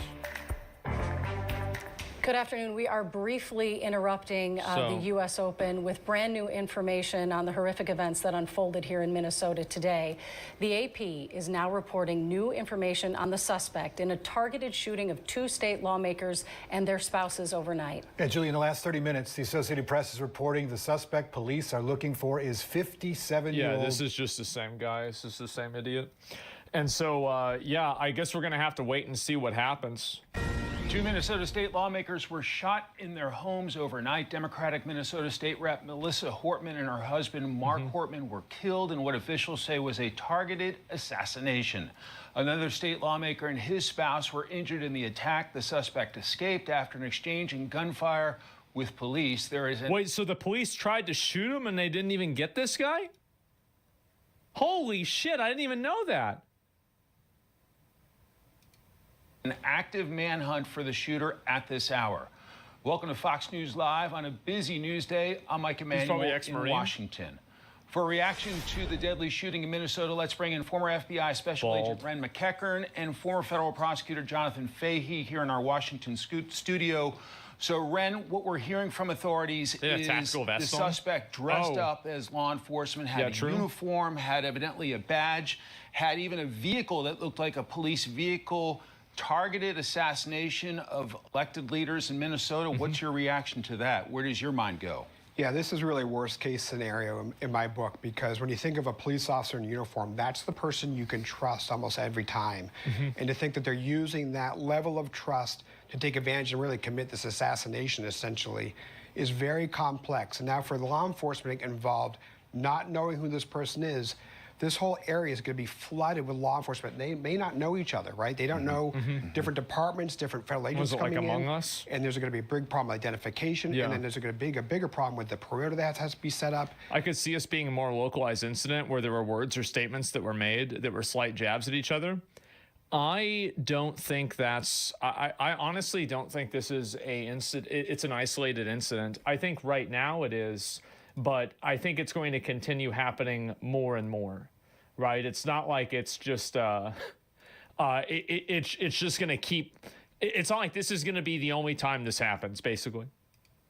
There are so many complexities of this crime, but this is horrific, and this is really going to be a trust issue going forward. One of the things that I thought was really important on the press conference where the police chief said is that when they're approached by, someone's approached by a police officer, they'll be in twos. So that's really important that people need to realize this. But it also is about knowing your neighbors, right? Neighbors should be calling each other, right? And saying, hey, is everybody okay? The other part of the story is, where is this guy? Is there a barricaded situation now? That further complicates this, right? And then they have to figure out who they are. So they go to a house-to-house search, and now they know this guy's obviously ready. He's armed and dangerous, clearly. I mean, if the guy is armed and like he did this and he worked in security and he had a vest on and everything, yeah, I think that does definitely change things for sure. We'll come up on his website. I don't know if I want to. I don't know what would be classified as like reading the manifesto, right? So I don't want to get in trouble. So many complications. It sounds stupid, but like I'm just trying to play it safe, right? We have, it sounds like we have a vehicle. I try to be a good boy. I'm sure we have now. It looks like some of the survivors could be eyewitnesses to this. You're gonna have ballistic evidence. We know there's gonna be DNA evidence, fingerprints likely within the vehicle. Yeah, of course. All the surveillance cameras. But right now, it's about flooding. He was the director of a security corporation? all of the resources in. Thankfully, we know that Attorney General Bondi's already chimed in and said they're on top of this. I know the FBI and Kash Patel's groups are already sending massive resources. We know the administration and President Trump also chimed in. So they're going to get excellent resources. But right now, it's about safety going forward for the community. Yeah, so Ren, it sounds like this guy had a manifesto, that there were a list of people that he was targeting. So obviously you'd expect stepped up security at their homes. And what about the idea of combing a perimeter, a fairly probably decent sized perimeter? It's hard to do. It's incredibly problematic. And one of the things, I grew up in Boston, Massachusetts, and with the Boston bombings and the Snarf brothers. I want to break, sorry, forgive me this, there's a news update. Let's go live to the news conference. Here it is. In Minnesota.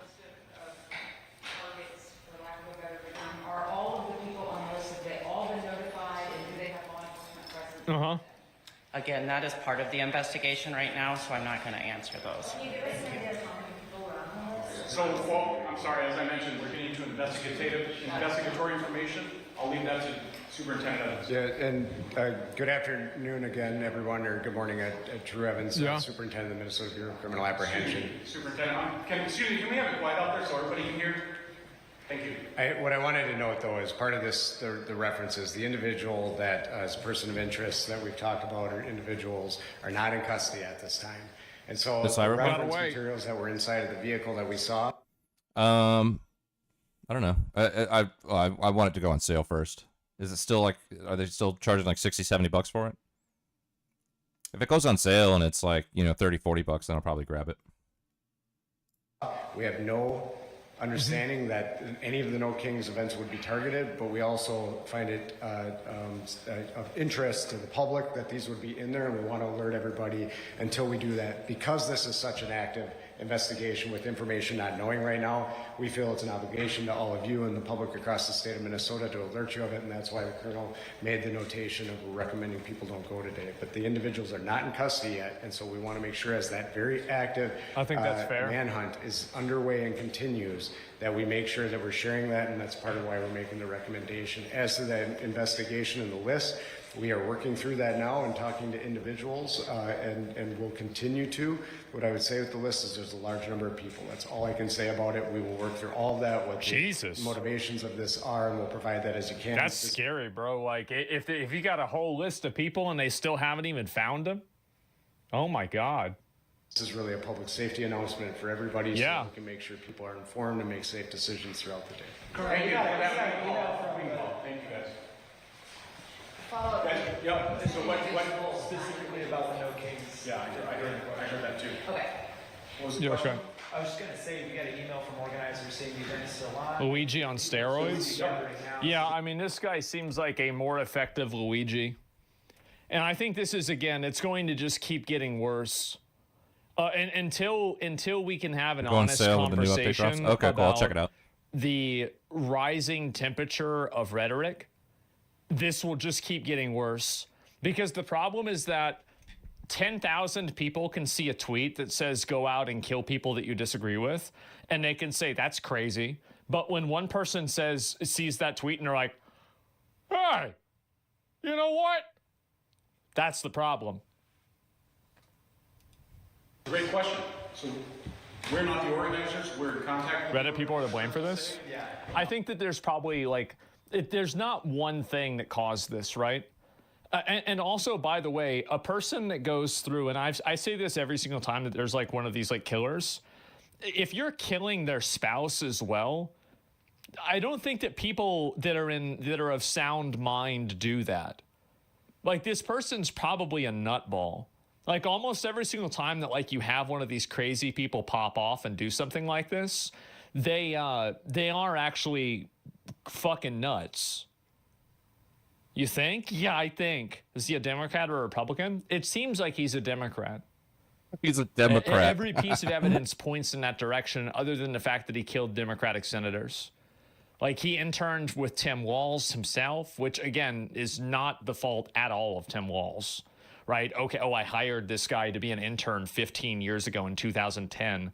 Now I'm automatically guilty because he did something now. Like, that's ridiculous. But at the same time, it is a point of reference to like understand what his political affiliations are. 2019. I think that there were two different things. One of them is that I think that 2019 might have been a separate one, but I saw 2010. Maybe it might have been both. However, as you heard the message the Colonel gave, we've also put that out on State Patrol social media pages. And then I think with that, you will see that there's also a photo that goes along with they got a picture of what we found inside the car regarding the No Kings rally. Social media, State Patrol social media pages, and I believe it's also being shared in the Department of Public Safety social media pages. Thank you. All right, thanks guys. As I've done before, Got an update from Circle Pines, Minnesota authorities there, giving a brief update for journalists, trying to give them the latest information. We'll see if Sounds there's like anything some new evidence now. may be put out on social media so people are aware of what we're dealing with here. What caught your ear? I heard them mention individuals, plural. What about that? Yeah, and I heard the same thing. This is a big shift, right? Initially, we heard one shooter on foot, right? I think that the amount of times that I've watched stories like this develop, where the initial assumption is that there are multiple shooters because they get eyewitness accounts, and most people, it's hard for them to like understand like whenever there's a bunch of shots that go off. I think this is very common that people, I remember, for example, like watching, I remember this like fucking crystal clear in my mind, Sandy Hook. I remember watching Sandy Hook at Jeff's house with Jeff and his mom. Like we had just gotten back from like, I don't know, we like went out to dinner or no, it was in the morning, right? It was like 11. It was over at 11 a.m. We had just had like breakfast maybe. And they originally thought that it was two shooters as well after the kid like ran away into the woods. So yeah, the cop with the acorn. Yeah, exactly. So like it's very common that there is an assumption of two shooters at the beginning, and then it turns out to not be the case. Now individuals, often early information is incorrect in these matters, and so you have to now assume there's one or two or multiple shooters. Again, another level of complexity. Are they together? Are they, again, going back to the Sanarif brothers, those guys were together when on the run, and you have to think about, again, it's always a safety issue. How can we take care of that? And that's why they're probably going to have to put some information out. They likely have some understanding of who these people are or persons are. If the vehicle's registered. It's really surprising that it's been 12 hours and they haven't caught this person. Them, right? They may have some sort of identification there, but they're going to try to get photos. They may have, you know, especially because they're identified. Because it's like you think about like with Luigi, for example, they had almost no identification for him, and they finally got that guy. They got him at a McDonald's, right? So maybe this is what's going to happen with him too, right? He just goes to some place publicly, and then they're like, "Oh wait, isn't that guy?" And the cops get called. But you know, like I would expect it to be faster. Photo out of this person, is this guy Rambo? Because the no, I don't community think is so. in lockdown, and safety is paramount. But now 2 or 3 shooters, now just ratcheted up What's the bet they're an illegal alien? Violence that's capable. 0%. Remember, these guys are not an illegal on the alien, run, right? They've already committed an assassination. We know they're multiple, clearly armed and willing to kill. And they're likely happy to probably shoot it out with however they get caught. Yeah, of course. The other problem here, as we were discussing, is the barricaded situation, right? You know, they're going to have to go house to house, not just answer the door. They're going to have to clear each house. Every single inch of that house, of that building, has to be cleared because someone could answer the door and say, "Oh, he's not here," but he's behind the door, holding a gun to them, saying,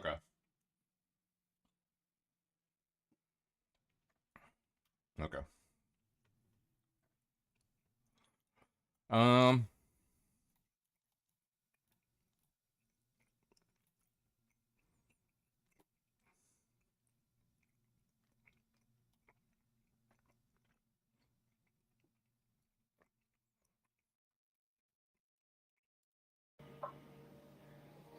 Crackdowns on, because I think one is people who aren't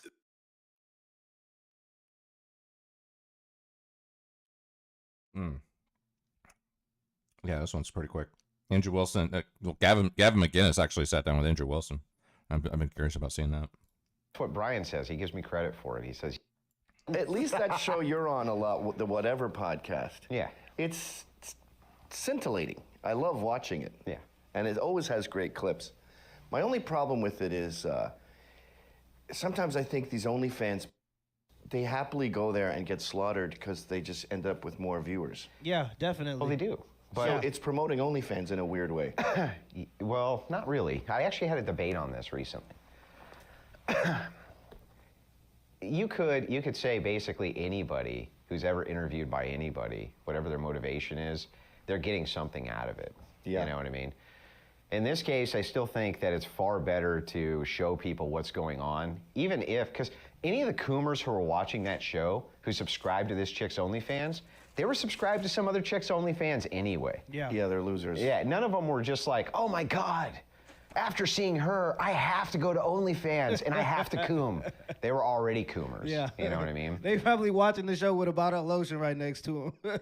And I think that the way that whatever exposes the kind of wider ethos that's happening with these skanks is one of the most beneficial things to society I've ever seen, because people don't even know this is going on. Yeah. I think what makes the whatever podcast and podcasts that are similar to it interesting, like Fresh and Fit, what they used to be. I'm not sure if they still make that style of content.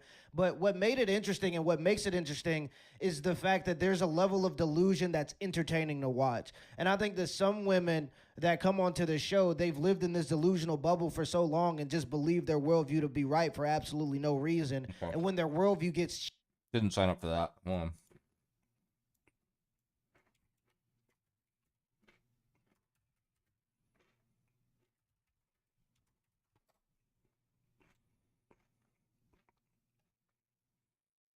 There we go. At least that show you're on a lot, the whatever, up with more views. Well, not really. I still think that it's far better to show people what's going on, even if, because any of the Coomers who are watching that show, who subscribe to this chick's OnlyFans, they were subscribed to some other chick's OnlyFans anyway. Yeah, they're losers. Yeah, none of them were just like, oh my God, after seeing her, I have to go to OnlyFans and I have to coom.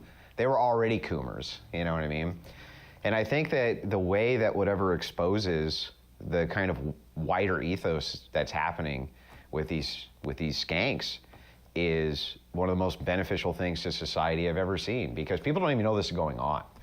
A lot of people have no idea this is even happening. I think a lot of these girls, it's never occurred to them that they're prostitutes. And they're like, I'm making tons of money. Yeah, prostitution pays well. Yeah, so does selling drugs. There's lots of sins that are profitable, but no one wants to marry There's a question for you. Is OnlyFans prostitution? you. There is that chick with the dyed red hair, Nala, who is now Christian. Yeah, I debated her on whatever. Oh, yeah? Yes. Maybe you converted her. Yeah, well, that's what Brian says. He gives me credit for it. He says, that was you. So I'll tell you a little bit about her, my impressions. Okay. Okay, so at a lot of the women I've talked to there, she came off as being very genuine. And what I mean by that is, I honestly believed that she believed the things she was saying. A lot of people I debate, a lot of women I debate, you know how you can get a feeling from someone that they don't actually believe that they're saying? Right. Her, I got the distinct feeling she actually believed the stuff that she was telling me. Really? Right? As stupid as it is, as the stuff she was telling me was, I got the impression she at least believed it was true. And so I was willing to give her the benefit of the doubt when she came out with this. And a lot of people were hammering her. Came out with what? Even from OnlyFans or Christianity? No, with the Christianity, with the conversion. You know, I was on Pearl Davis's show right after that. I was talking with Pearl. No, she's like, not. come on, Andrew, like, this is bullshit. Nala's not ugly. You guys are fucking warped, dude. Nala is not ugly, all right?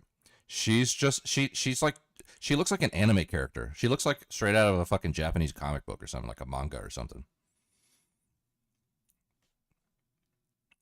Can be, but it isn't always. Yeah. Like there's apparently there's like chicks that do like cooking videos on OnlyFans and. Well, here's a question: if a chick is selling her feet pics on OnlyFans, is that prostitution? Who the fuck is Nala? You never seen Nala? So.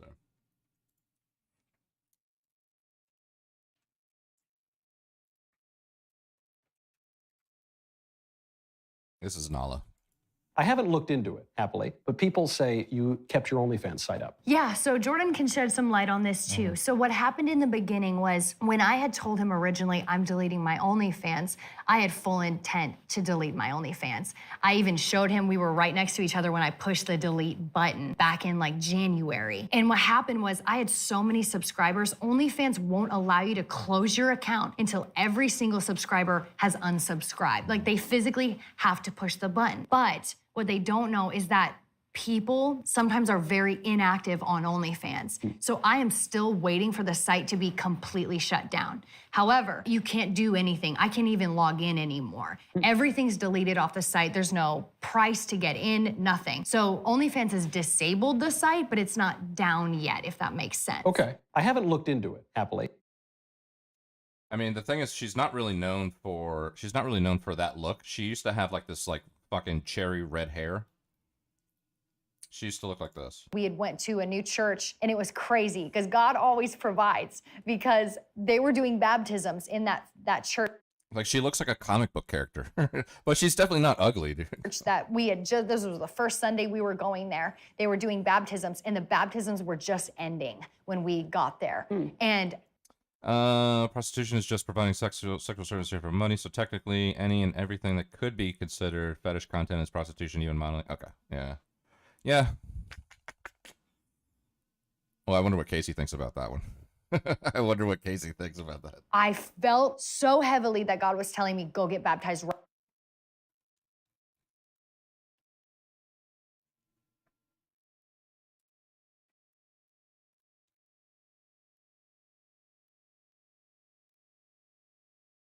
Anyways, that's her. She's known for having been on the whatever podcast a few times before she was reborn, and she had that bright red hair and she was wearing like a Spider-Man outfit and she was like, I love cheating on men, that's my fantasy, and you know I love OnlyFans and all that shit.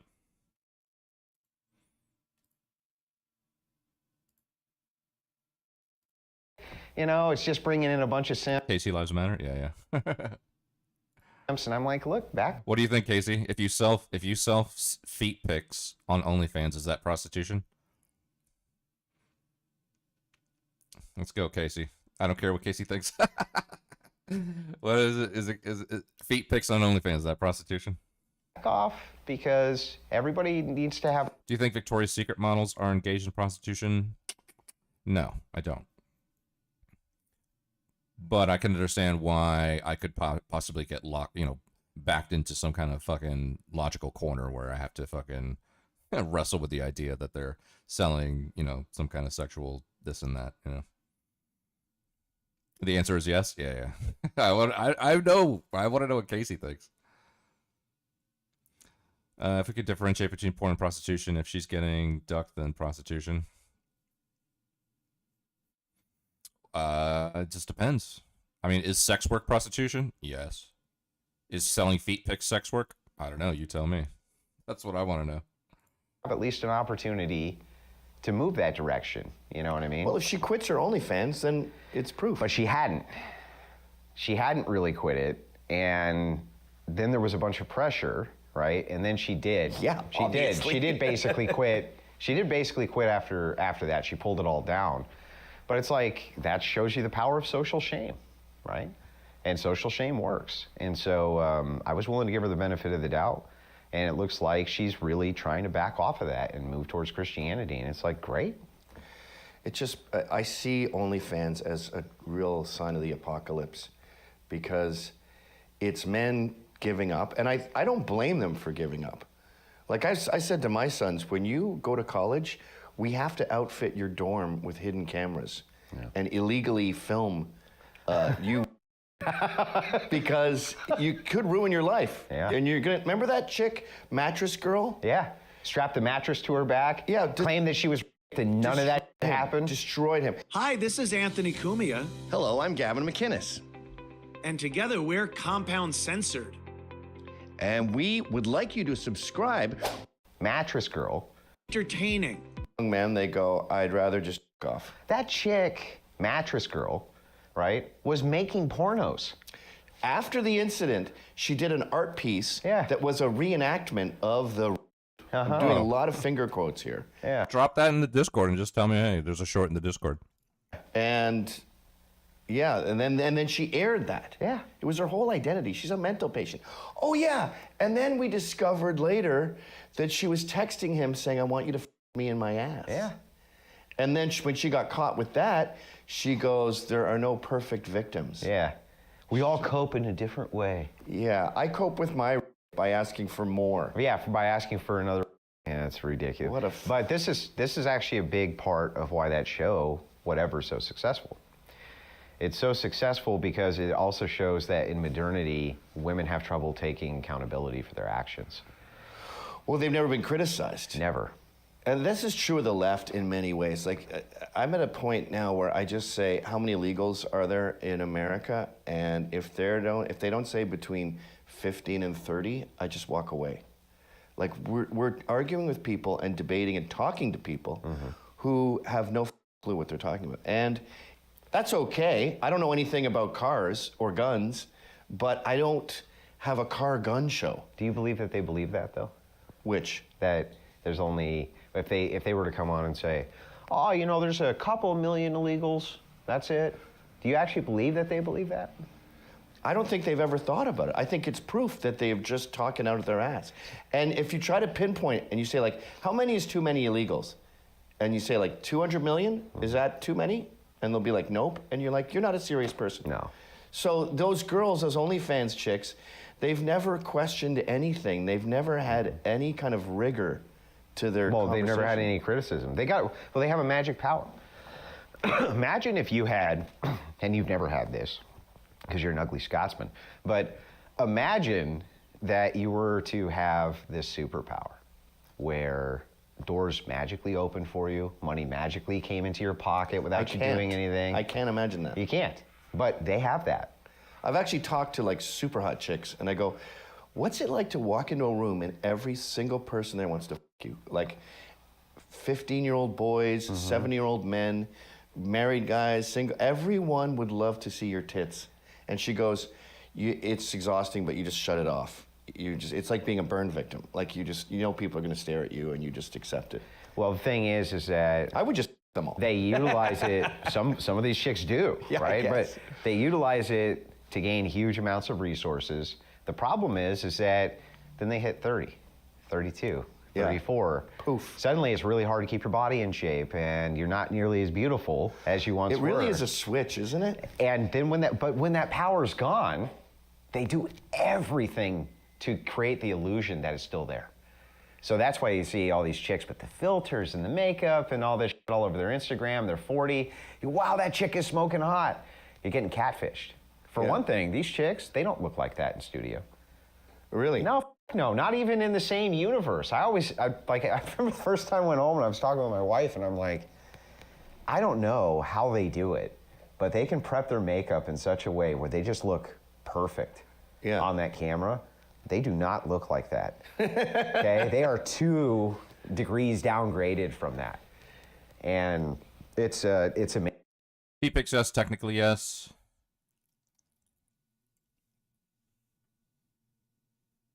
Jenny's of the 2 guys think fucking in the ass is prostitution. Chris West one all the time, and I'm called a leftist by every right winger. Yeah. Maida is not a leftist. That's for sure. Although maybe leftists think that you're right wing, Maida. I don't even know anymore. Don't give me this whole, well, compared to European standards, yes, I might be a little bit right wing. Don't give me that, okay? Don't give me that shit. Shut up, Gavin. You just talk to soy boy bitches. If America has to become a normal Western country, there's at least 150 million people that need to be deported. No. He picks yes, technically yes, but also obviously in many contexts saying that as prostitution just wouldn't be very accurate. So are we debating definitions, or are we appending to some label to something just because we are judging them for their actions? For the latter case, I don't think sex work is a fair label for the feet pics. Okay. Maida is a leftist. Oh man. Almighty can't win. There's going to be people that say he's fucking right wing. There's going to be people that say he's fucking leftist.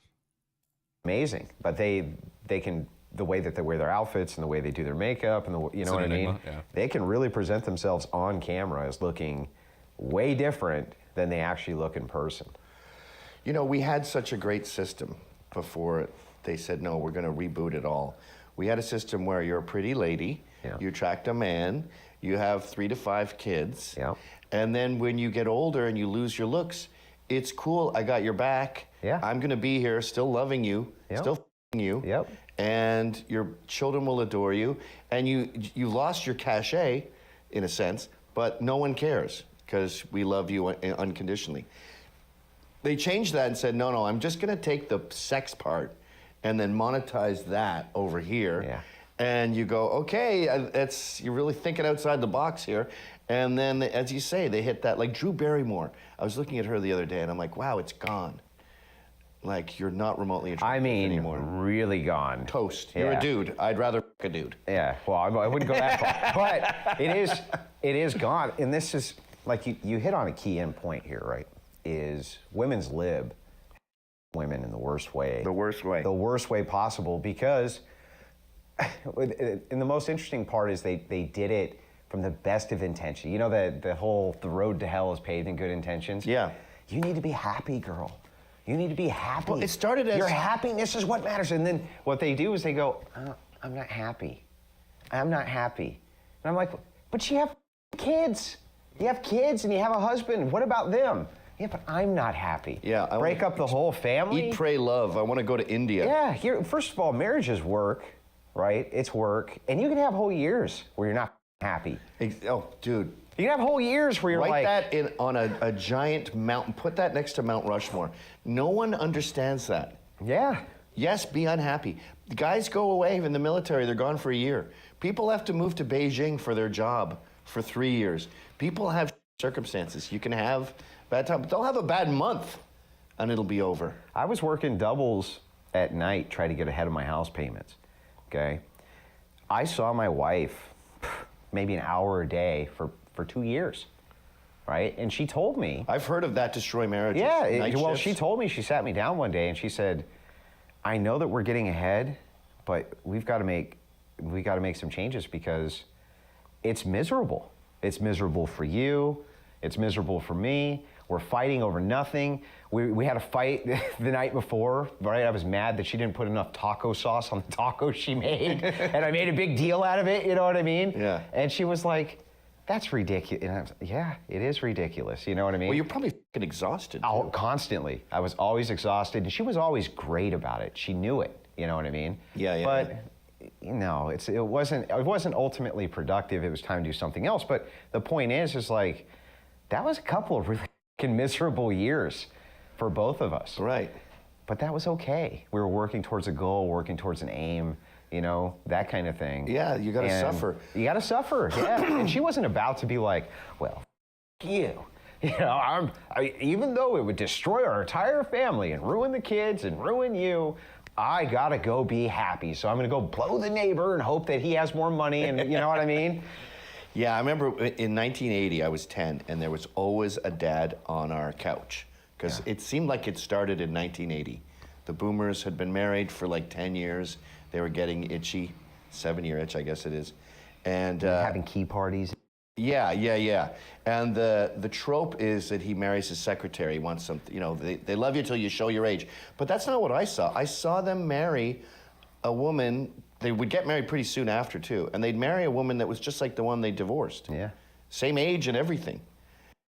Do these two guys benefit from having pretty privilege? I say that they do. Possibly. Hairline privilege, yeah.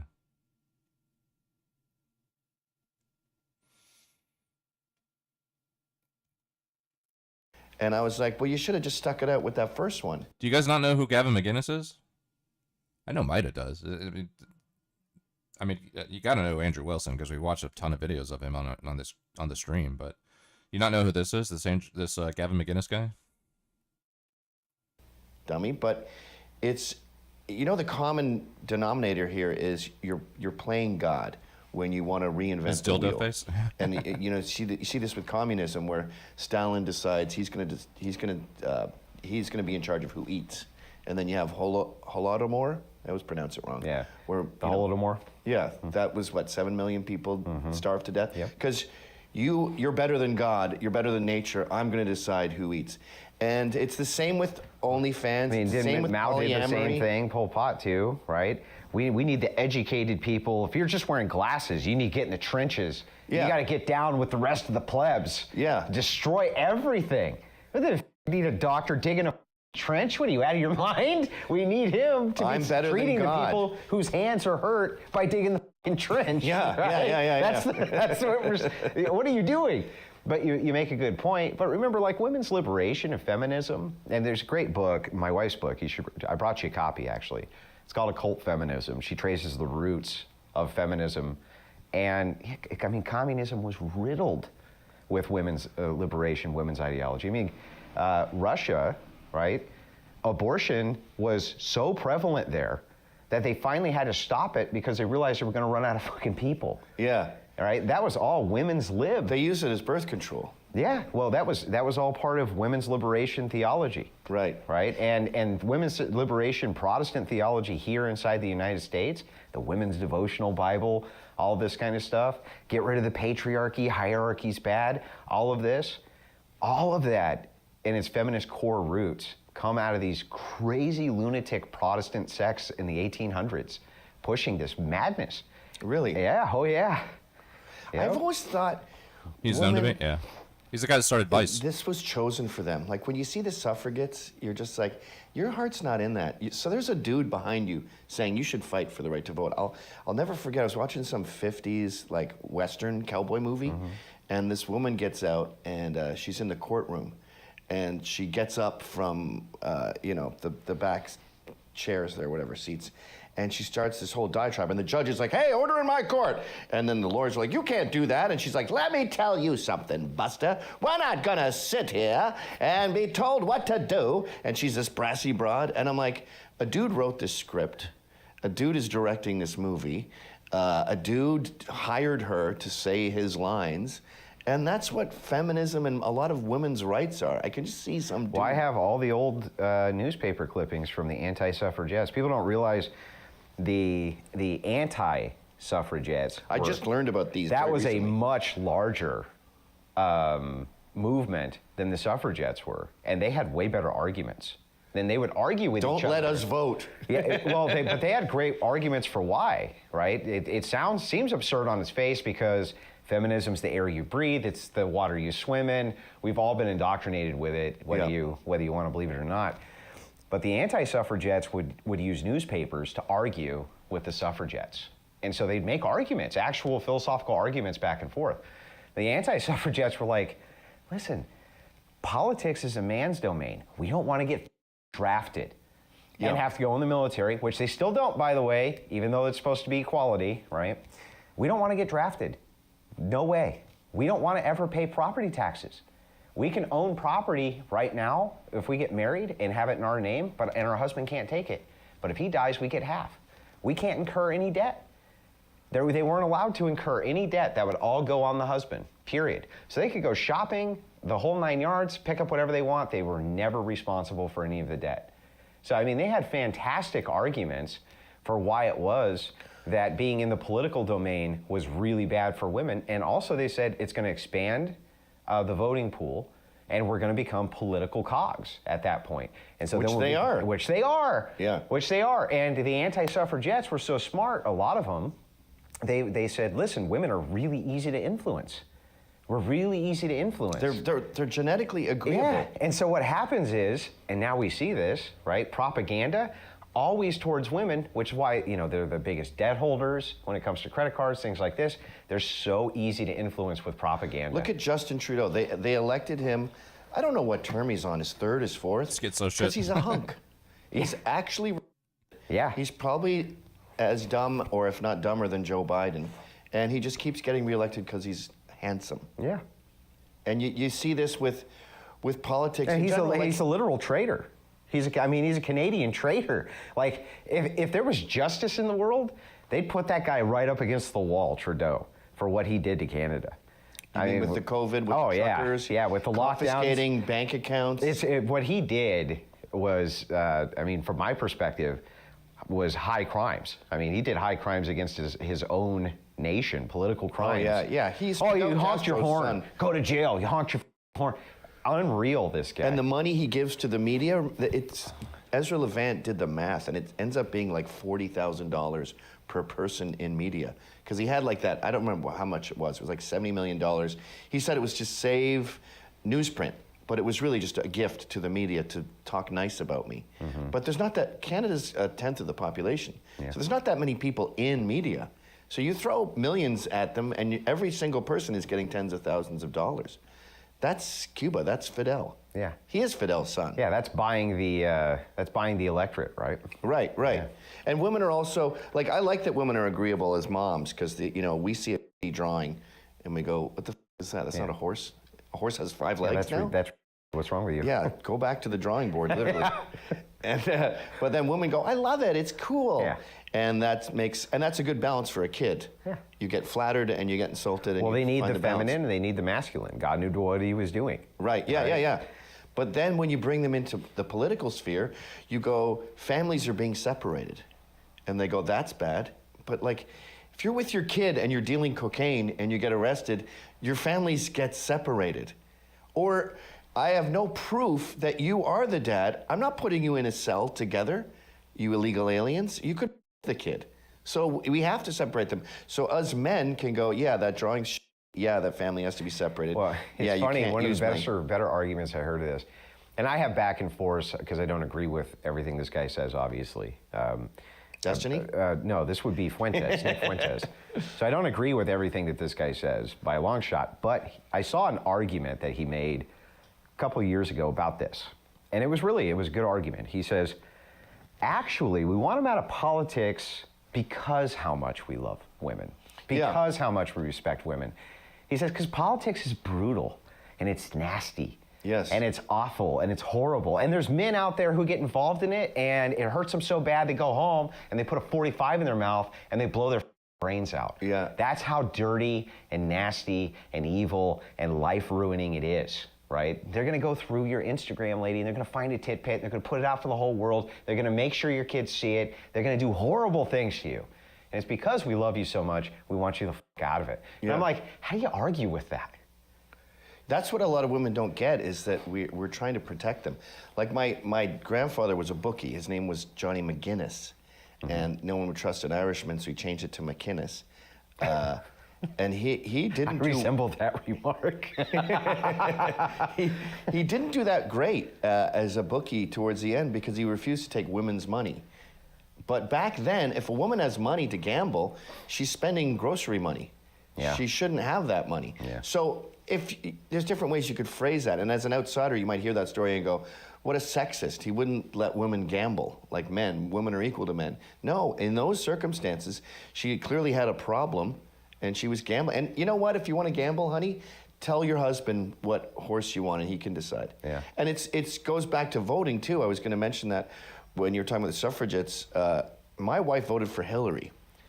And it was it was a... You got a divorce, right? It was close. It was a 2-week fight. No. You're still married? Yes, we're still married. But we fought about it for weeks. Ooh, you're a better man than me. Yeah. And she canceled my vote out. So...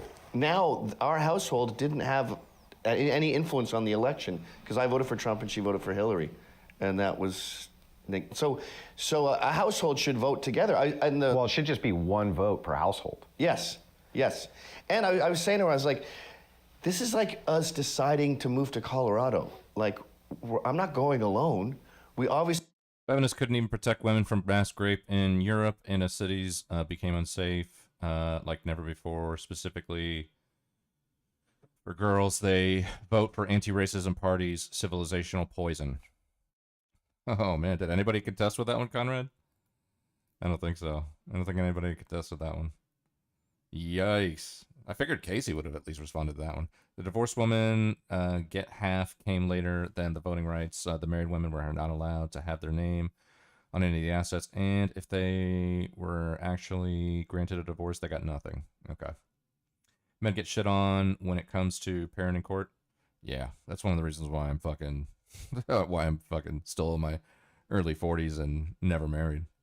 I've seen my dad go through it multiple times. I've seen everybody in my family's divorced. I fucking I will be damned if I'd rather die fucking alone than ever be divorced. Their ability to spend the money the man would make would of course depend on the man. Yeah. Everyone can agree on that? I don't know. I don't think Casey would agree with that take you had there, Conrad. I don't know about that one. No one should get drafted. It's against personal autonomy, infringes on career, disregards the state of one's health, and assumes all medical conditions have been diagnosed until the draft. So infringes on one's bodily autonomy, like banning abortion or forcing one to get pregnant. Grand, were you around when I was talking to Casey about the whole duty stuff? You know, I mean, like that latter portion of what you were talking about came up when him and I were talking about duty and whether or not women have a duty to pop them kids out. Casey believes women should be protected, including from themselves. Okay. Casey would make a decision as a family, and then we would all pack our stuff, and then we would all move in the moving van. You're going to a different city than me. Yeah. So you're taking our family to a different place. So my general point is that all of these kinks had been worked out. Your wife voted for Hillary, though? She's a vegan, she's a liberal, and then our whole family got pilloried by the Hillarys, and she's got red-pilled just from the sheer abuse. From the Clintons?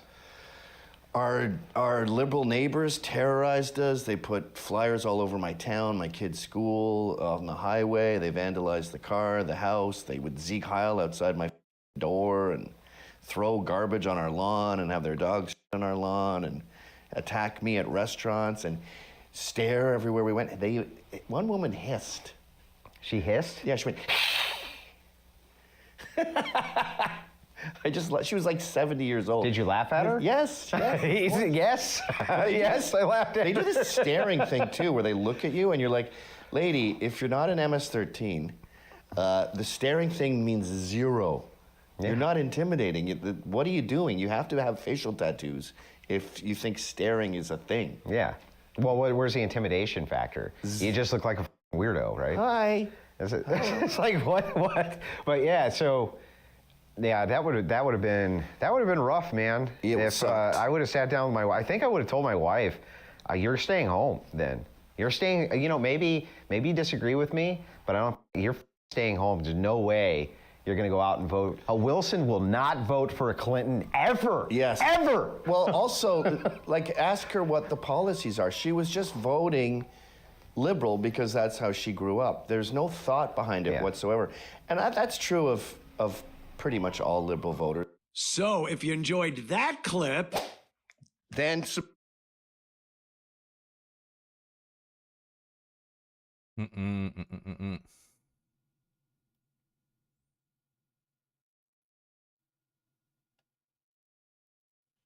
Uh-oh, tech tone. Why men are moving to the right. Show that meme I made that wrecked you in DM. What? You talk about to me? You didn't make that meme. Posted Sargon Daily.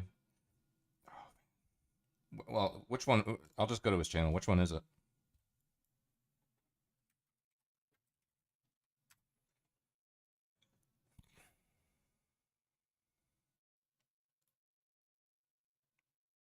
I made that meme? Yeah, okay.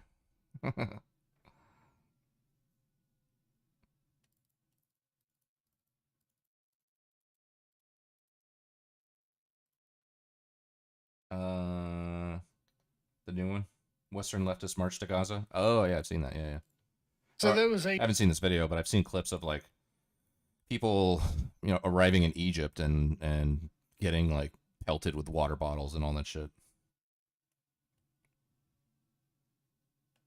A global march to Gaza, where a bunch of Western leftists thought that they would march to Gaza going via Egypt. And they're shocked, just shocked, I tell you, to discover that actually the Egyptians aren't like Western liberals and actually do not give a goddamn about their feelings, nor about their activism, nor about the people of Gaza. They are just outraged, absolutely outraged. Let's take a watch. Hi everyone, I'm on the global march to Gaza in Egypt. We were stopped at a checkpoint. They took our passports. They've detained us. I'm going to show you. They put us in a barrier like animals.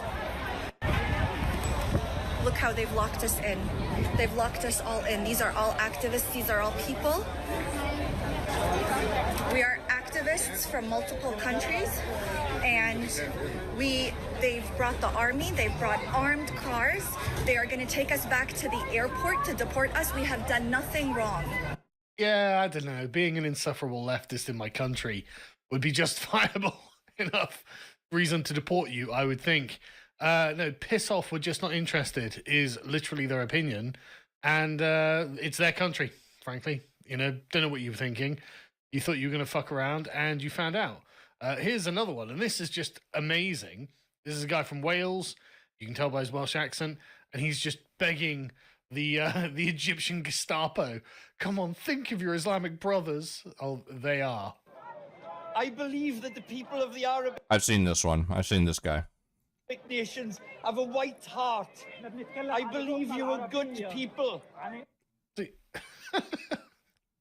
know why he thinks that. But notice this. He's just like, the people of it, just Arabs. Just Arabs. Arabs are good people, aren't they? Yeah, of course Arabs are good people. They're foreign. Of course they're good. We're bad. We're Westerners. We're evil. Arabs, not Westerners, good. And therefore, aren't they all just all the same? They're all just like Arabs, right? They're just all Muslims. They're all Islamic. They're all just on the same team all the time. And that's just how they are. And I'm not even joking that is literally this guy's position. They are starving children. I tried to feed these children and they shot at me. For love, for humanity, for Islam. Stand with your Islamic peoples. I love the idea. He's like, stand with your Islamic peoples. And the thing is, right, where is it? There's the Egyptian border wall right, against Gaza, right? It's because they've been down this road before, actually. In, I think it was 2006, they did allow a bunch of Palestinians into Egypt, and they started a revolt, just like they did in Jordan, just like they did in Lebanon. Like, it just... Oh, I saw a video. Where was it? Oh, man, I forget what country, but they brought in some Palestinians recently, I think. Maybe it's propaganda. I don't know. Maybe it was AI. I don't know. I don't even know what's real anymore. But it was a video of, like, some country brought in some Palestinians. And they were, like, fucking tearing down fences and setting shit on fire. And I assume that's kind of like what Sargon's kind of hitting at here. There seems to be a recurring pattern with the Palestinians that for some reason they build up critical mass and start an insurrection. And so the Egyptians are just like, yeah, no, we're not having that, actually. We've been down this road. And this guy's like, stand with your Islamic brothers. It's like, listen, man, they're not just a hive mind. Like, you can see how divorced from the situation this guy obviously was. Read a bunch of stuff on the internet, got intoxicated with the mysticism of, oh, it's just one, it's a religion of peace. It's just, you know, they're just one foreign peoples, and we just don't understand them because we're evil, barbaric Westerners, and they are sainted, holy foreigners. And I'm going to go down there, and I'm going to persuade them through the power of my rhetoric to throw open the borders and save the Palestinians. Dude, what are you doing? I can't believe this didn't work, frankly. Please stand with your Islamic brothers and sisters. This guy's face of the fuck my Islamic brothers and sisters. I'm getting paid to club you. They welcomed me into their heart. I paid to go there as a nurse. They beat me in the desert for feeding starving Islamic children. If I say the word Islamic over and over and over, you'll be like, oh yeah, I am a Muslim, and therefore I have to do everything for all Muslims everywhere all the time, right? That's how this works. Surely. Where is your qalb? Where is your heart? You're almost as bad as Westerners. For the love of life and for the love of humanity.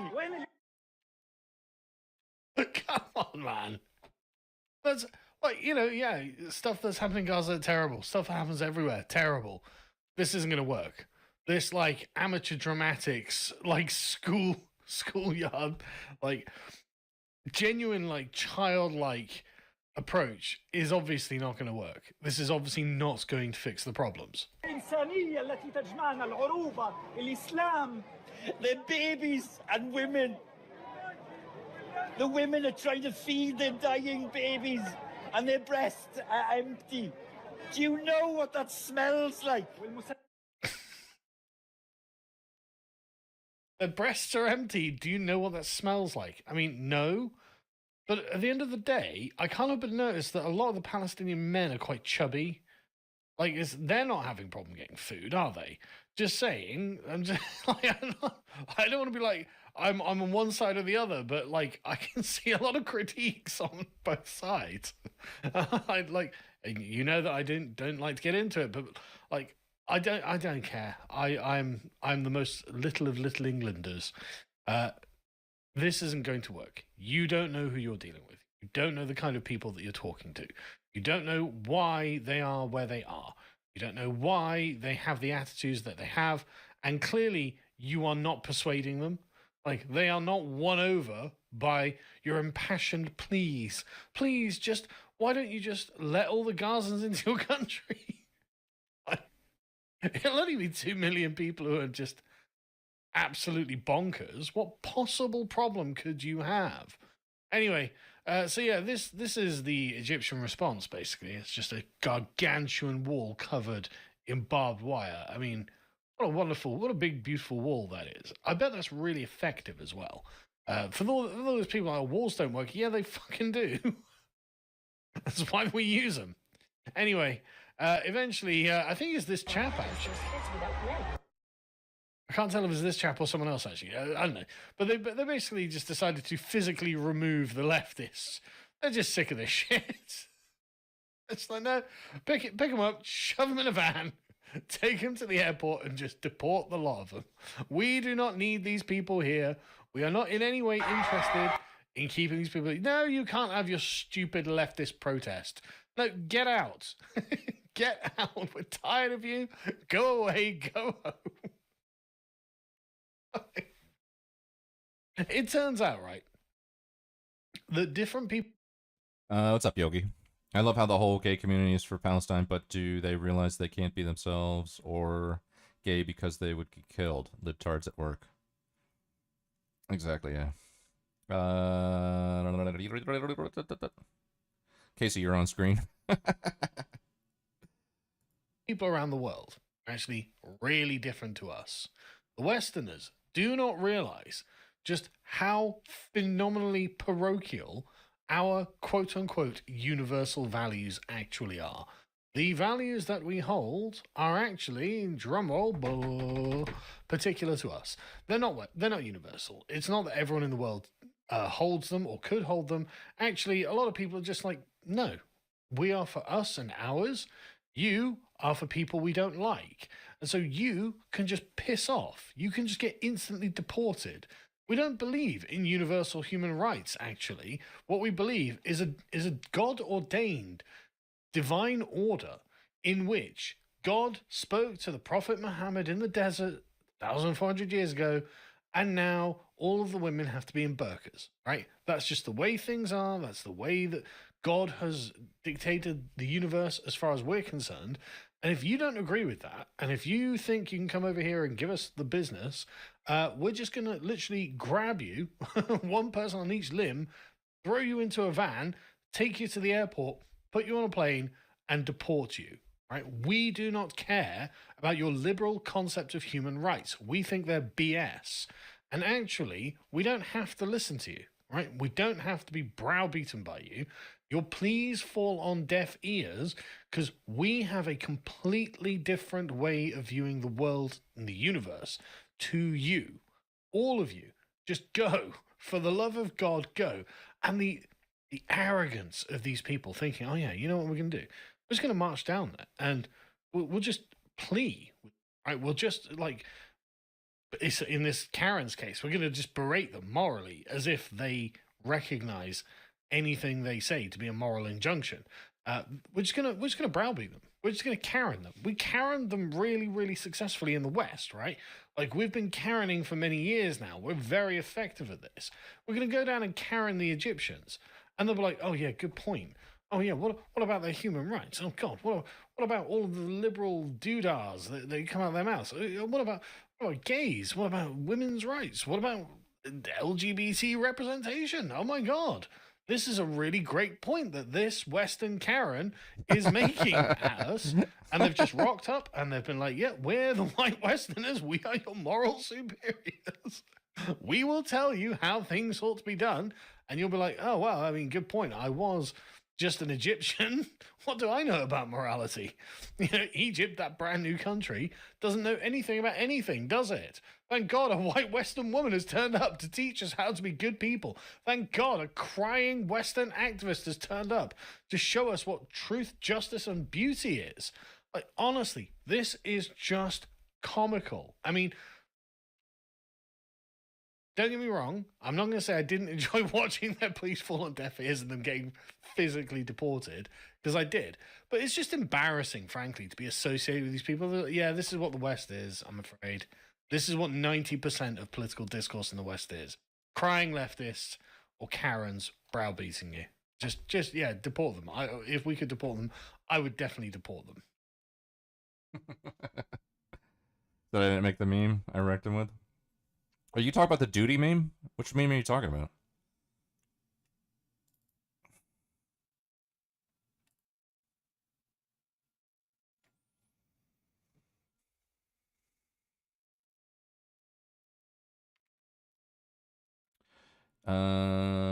He's doing the old "No country will take these people" classily used by the JQ. Oh man. Check the DMs. What's going on?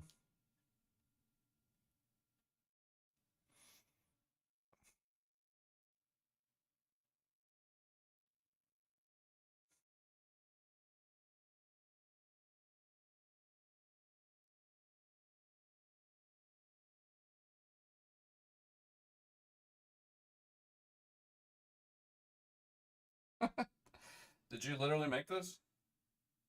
Dude, I found this on like Facebook.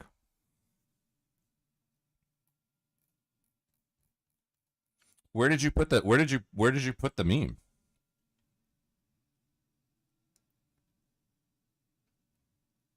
I don't remember what page I saw it on, but it was definitely like on Facebook or something.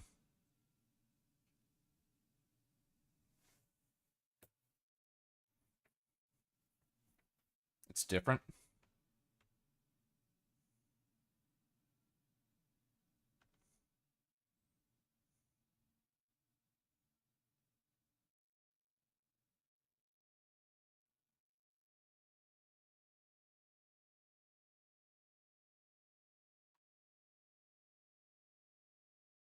Is a famous meme producer? Yeah. She's pregnant? Yeah. Oh, okay. Okay, I see what you did. Okay, gotcha. It took a second.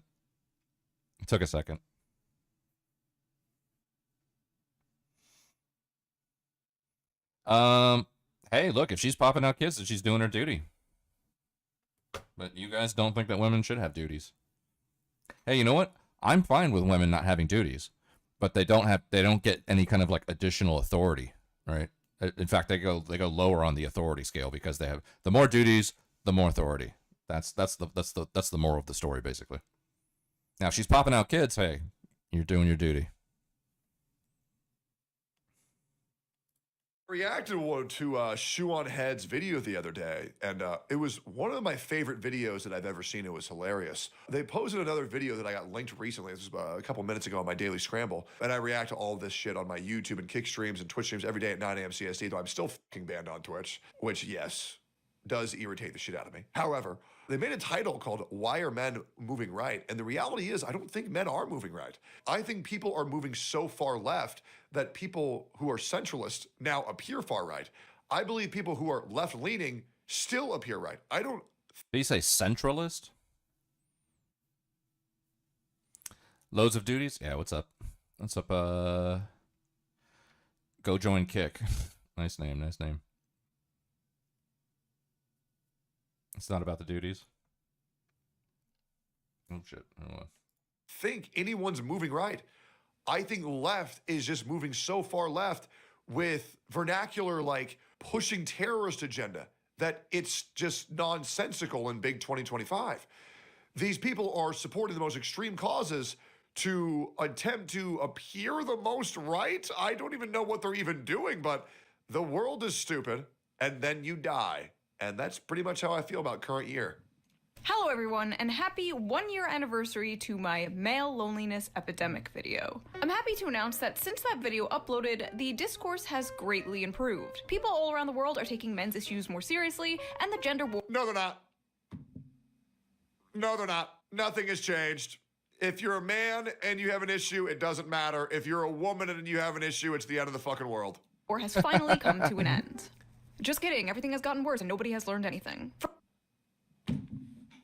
I love this video.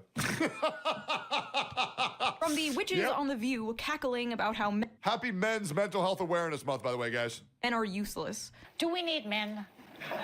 Men are useless. I mean, to women online saying they'd rather be stranded in the woods with a bear than a man. Would you rather be stuck in a forest with a man or a bear?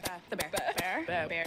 It seems that things have gotten more toxic than ever, and the gender divide— They think that men are so bad that a bear whose entire goal is to kill them is more likely to kill them than a fucking bear. These people are so fucking stupid, it's insane. It couldn't be any wider, especially politically. In 2008, 58% of young people leaned Democratic. 2012, 53%. And in the last two major election years, that percentage held steady at 55%. But in 2023, that number dipped below 50% for the first time since 2005. And you'll notice right here, they started to lean more Republican. And that's partly because of one specific group, young men. Okay, I know I said I was going to focus on the gender war and not talk about politics for a while. However, I found a loophole. Politics is talking about gender war. Yeah, is this even politics? Like, I'll be real. Like, as long as like this, I'll be real, guys. Like, talking about Donald Trump isn't politics. That's just content. Talking about Elon Musk isn't fucking politics. It's just fucking content. If you're talking about Israel, Palestine, or like India versus Pakistan, that's politics, right? You know what I mean? But like talking about Hassan isn't politics. That's just making fun of a retard. You know what I mean? Like, it's not politics. It's just bants. With this election being hailed by the media as the man versus woman election, according to any and all data coming out recently, men all around the world have shifted more right and women have shifted more left. But women going more left was not the focus of this month's outrage. The outrage, of course, was about men. That's right, we got our yearly, oh no, what is happening to men? Why are they moving to the right freak out? But unlike last year, this freak out isn't solely happening on the internet, no. It's also happening in Washington, D.C. Guys, I'll be real. Like, this whole ideology that being right is like evil is the dumbest shit I've ever heard. Like, everybody villainizes the right. Like, it's like, oh, he joined the dark side. It's just progressive versus conservative. It's really not that big of a deal, right? Left-leaning, right-leaning, doesn't matter. But once you go to the ends of the sides of either spectrum, they're both just as bad as each other. Far right versus far left, they're both bad. And honestly, you lack nuance and you have no critical thinking skills, because anybody who agrees with every ideology, no exception whatsoever, you're both retarded. Every person should be somewhere a little bit to the left or somewhere a little bit to the right. Everybody else is just stupid as fuck, and it is what it is. There are only 46 days until Election Day, and the Harris-Walz campaign is struggling to appeal to a group of voters that could determine the outcome of the election, and that is men. The Harris campaign is making an aggressive last-minute effort to win over younger male voters. Am I really going to make a video criticizing the Democrat Party days before the election? Of course I am. Now, before you celebrate or grab your pitchforks, this is— She won Donald Trump's presidency. She pushed it just like Elon Musk, man. This video changed the Far left world. is creeping into the not center. a pro-Trump video. This is a What I missed about the bear? No, it's just the bear thing was dumb. I agree with him, but the far left is creeping into their center. What do you mean by that, Bird? Bear is the correct answer. do better video. This is a mommy's not mad, she's disappointed video. Actually, I lied. Mommy's pretty mad. In this video, I am going to be addressing the Democrats' so-called man problem, the recent discourse about men moving right, the last-minute pandering the Democratic Party is doing to get them back, what they could be doing instead, and of course, going over some terrible opinions. Not my opinions. I have never had a bad opinion in my life. Except that one opinion. We don't talk about that one opinion. In a world where it seems like everything men do and like is toxic, from eating meat to working out to even having a beard. Oh wait, that reminds me. Before we get into this video, let's quickly give a shout out to today's video sponsor, Henson Shaving. If you've used a multi-blade razor, you're probably familiar with this story. Irritation, razor burns, and maybe... They're great. I'm gonna go there. I'm gonna get a Henson razor using code SHOE, because dude, it's so good. It's so good. I'm gonna go get one right now. Code SHOE. If you are a regular viewer to the Shoe on Head channel, first of all, I'm sorry. But also, you know by now, I have been documenting the internet and society in general's growing and widely accepted hatred of men. This has been happening for a very long time. And if you dare spoke up about it, you were called an incel or a pick-me, depending on your gender. But seemingly, almost out of nowhere. Women can't support men unless it's a grift and they're a pick-me. Yep, that's what Twitter taught me. Where there has been a change of heart. You know, I think men are in crisis, actually, in this country. I think that plays out different ways. But I think we need to have a real conversation about that. Wow, that's interesting. Mainstream media talking about this? I wonder why they care so much now. Democrats fear Harris losing too many male voters to Trump. Oh. Signs have been mounting that. Yeah, that's because Harris was fucking retarded. Do you know how bad of a fucking president you have to be to lose to Trump, one of the world's most hated men? Like, I mean, good God. Anybody but her in that situation would have won. But she was so fucking dumb that she lost. You had to try. You had to try to lose that election. For the first time in recent decades, Democrats may lose majority support from young men in 2024. The risk to Democrats is that this is not just a one-time fluke, but an indication of growing trouble with men in coming elections. Democrats can celebrate the support they are getting from young women, but they also need to take the disaffection of young men seriously, engage them directly, and respond to the visions of manhood and masculinity that Donald Trump and J.D. Vance are offering. All right, Kamala, you got 2 weeks to reverse anti-male propaganda and resentment fueled by our government, media, and institutions. How are you gonna do it? Good luck. Harris campaign creating space for white dudes. Oh, that's a great idea. I mean, a little too late, but I'm glad you're finally doing to be honest about role in history. Oh. It's always a space for white men to talk about how much they suck. What made you start this group, White Dudes for Harris? And I suspect some of it has to do with the polling. Yeah, for far too long, the left has essentially ceded white men to the MAGA right. There's large parts of the left who have gone out of their way to alienate white men over the last couple of years. And that's understandable in many ways. We decided that we wanted to create space for white men to be a part of electing Vice President Harris. At the top of the call, White Dudes for Harris organizer Ross Moore. Far too much tech down on my timeline as of late. I guarantee you gained a significant number of Twitch and YouTube followers after he got the one-day Twitch ban and cried victim. He should thank Twitch for putting a spotlight on him, calling streamers with OnlyFans whores.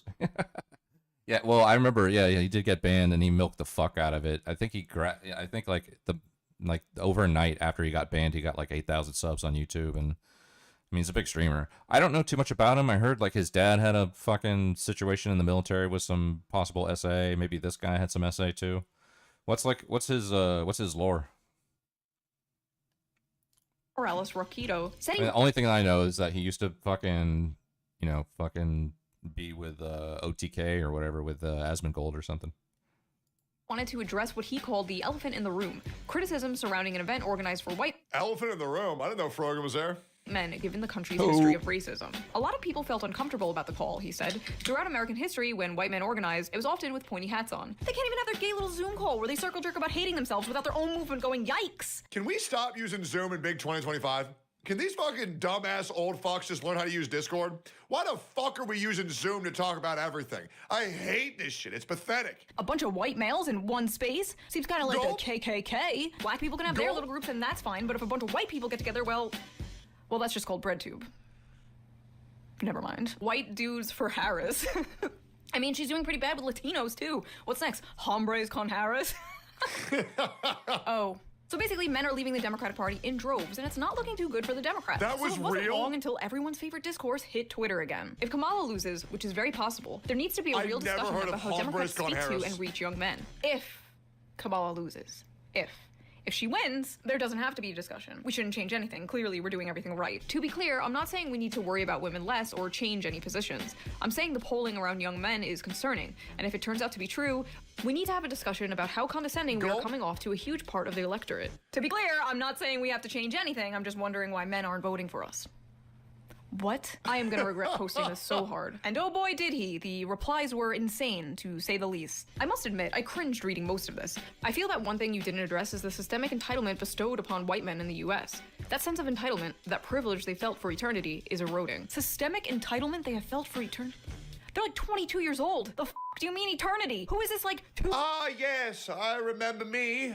A white man coming out of my white mother and white mother's pussy from my father's white seed. I remember I got born onto nobility. I actually fell right into the throne of England where I took it all over, and I had black men and Mexican women kissing my little feet saying, "Oh, is there anything I can do for you, sire? How about some more caviar? Or would you like some fresh applesauce?" The doctor spanked my bosom, and all of my slaves, they said, "No, no, no, that's the king. You cannot do that. I sentence you to death." And then I feasted upon his organs, and I feasted upon his blood, because I am a proud white man with all of my privilege. Yes, I took over the whole country after that, and the rest is honestly history, as me and all of my fellow whites have... He beats with Rev Zazetsu, so we want to like him. He was homeless for a while, so that's cool. A lot of streamers are actually just rich kids. Thing with his dad was his dad did some essay, yeah, maybe full on grape. Something that got him kicked out of the military, and this was, yeah, I heard about that part. And this was likely in the 80s and 90s, so it was likely serious. Tectone got bad press for bringing his dad on and sort of sweeping for him. Oh, okay. That's what that was then. I was wondering what the connection was there. Didn't think it was a big deal. Ultimately, though, he's a shitter who annoys me. What? Okay. This actually, you weren't here yesterday. We were watching fucking that guy that you hate. What's his name? Lance? The guy from Surf Times or whatever? Fucking, who do you hate more? Lance or this guy? Lore drop. Yeah, yeah. We were investigating. I forget what video we were watching. It was a Surf's video about, it might have been about Asmongold. Oh yeah, it was about Asmongold. But the only thing that I know about this Lance guy is that you hate him. I think that somebody dropped a video in the Discord about, it might have been Sparkle, of like, I guess there was some beef between Lance and Anna Kasparian at some point. The Vanguard are more hateable. Okay, I won't disagree with you there. But what's the deal with Casey and Lance? Everybody wanted to know yesterday. If I had to watch one of the two, I guess it would be Tectone. Okay. That's how much you hate that guy? Wow. All experience in my life with all of our privilege. Ah, yes, it was quite nice. Man.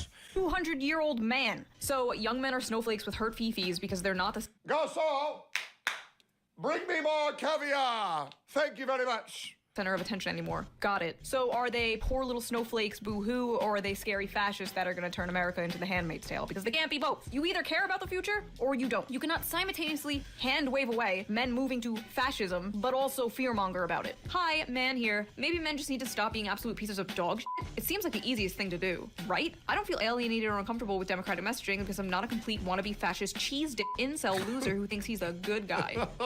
Reddit and its consequences have been a disaster for the male race. They just need to get off their asses, stop playing video games, and get real jobs. First of all, what real jobs? These guys are coming out of college with useless diplomas, and there are no jobs. Also, what an out-of-touch boomer-ass take. Get off your ass and stop playing those video games. It's the damn video games. I remember my dad told me I wasn't schizophrenic. I just played too many damn video games. Shut the fuck up, old man. God damn. It's from the generation all who them watches damn TV video 24/7. Yeah, the Pokemon's making you see shadow demons in your room. Okay. I don't want to hear it. Tell them to get therapy. Tell them whatever you told or gave to women in the 1950s. Big Down They Animal made TV this makes bed, us all look let bad. them Yeah. sleep alone in it. Or be f***ing better men. Any other group of people and it's, oh, boo-hoo, poor baby. Let me rewire all of society so your feelings aren't hurt. And then with men, it's get therapy. Be f***ing better. While there is truth in messaging needs to be better from Democrats as a whole, I reject that telling young men they need to be better is the problem. They are trash in their nature, and if they can't do the work to not be toxic waste of seed, that's on them. Vote for my team, by the way. We may not want to hear it, but this is what the data reflects. There is a massive loneliness epidemic in this country, which is disproportionately affecting men. Instead of calling them incels or mocking them, we should be willing to hear out their concern. I like this guy. Look at that. Dude, when anybody tells me I'm a bad guy, I just like, okay, then I'll become the bad guy. Sure, you want to call me a piece of shit? I'm the Great. villain. I'll become a piece of shit. I have never been insulted by someone and said, oh, God, I got to change. I'm like, okay. Yeah, you want to call me that over some dumb shit? Great. I will become the person you pretend that I am. Go ahead. Insult me again. Wow, a surprisingly good... I got no motivation to prove anything to anybody. Fuck them. Triple down? Fuck, I'll quadruple down, bro. Fuck them. tweet in a sea of bullshit. That's nice to see. I could be wrong, but I'm assuming you're a straight white man. So yeah, go do something about it. Why are you guys bothering the rest of us with this? Can't figure it out. Because I would like for Democrats to win the election. Why do you care about men suffering? Because I want to win the election. Amazing. This is the issue right here. Start seeing men as people and not numbers in polls. That is step one. You can't even do step one. Anyway, there were thousands of these kind of tweets in response to this guy. You get it? Stop holding the white monster without ever taking a sip of the white monster. I want to see you drink from the fucking can. You've been holding this shit for 3 fucking videos and you've never taken a sip and it's driving me insane. Seen it all before. If I went through all of them, this video would be 3 hours long. White dudes for Harris wasn't the only strange attempt the Democrats threw out at the last second to get the male vote. Hey, white dudes. So I think we're all pretty sick of hearing how much we suck. Every time you go online, it's the same story. God. We're oh my god. And yeah, some white dudes. I love this whole fucking white dude thing that they did, man, during the election. This just annoys me and makes bad arguments generally. We probably agree on most things, though. If I rant about him, it's likely his 8-month, 3-week elective abortions are cool take. Wow, I did not know that. Okay. Which he stated on Timcast and made Tim Pool seem more smart and more reasonable than he ever should seem to anyone. He's just annoying, but I don't have anything too big. Okay, gotcha. I gotcha. Okay. Did he have beef with Anna Kasparian? Somebody dropped a video about that. So.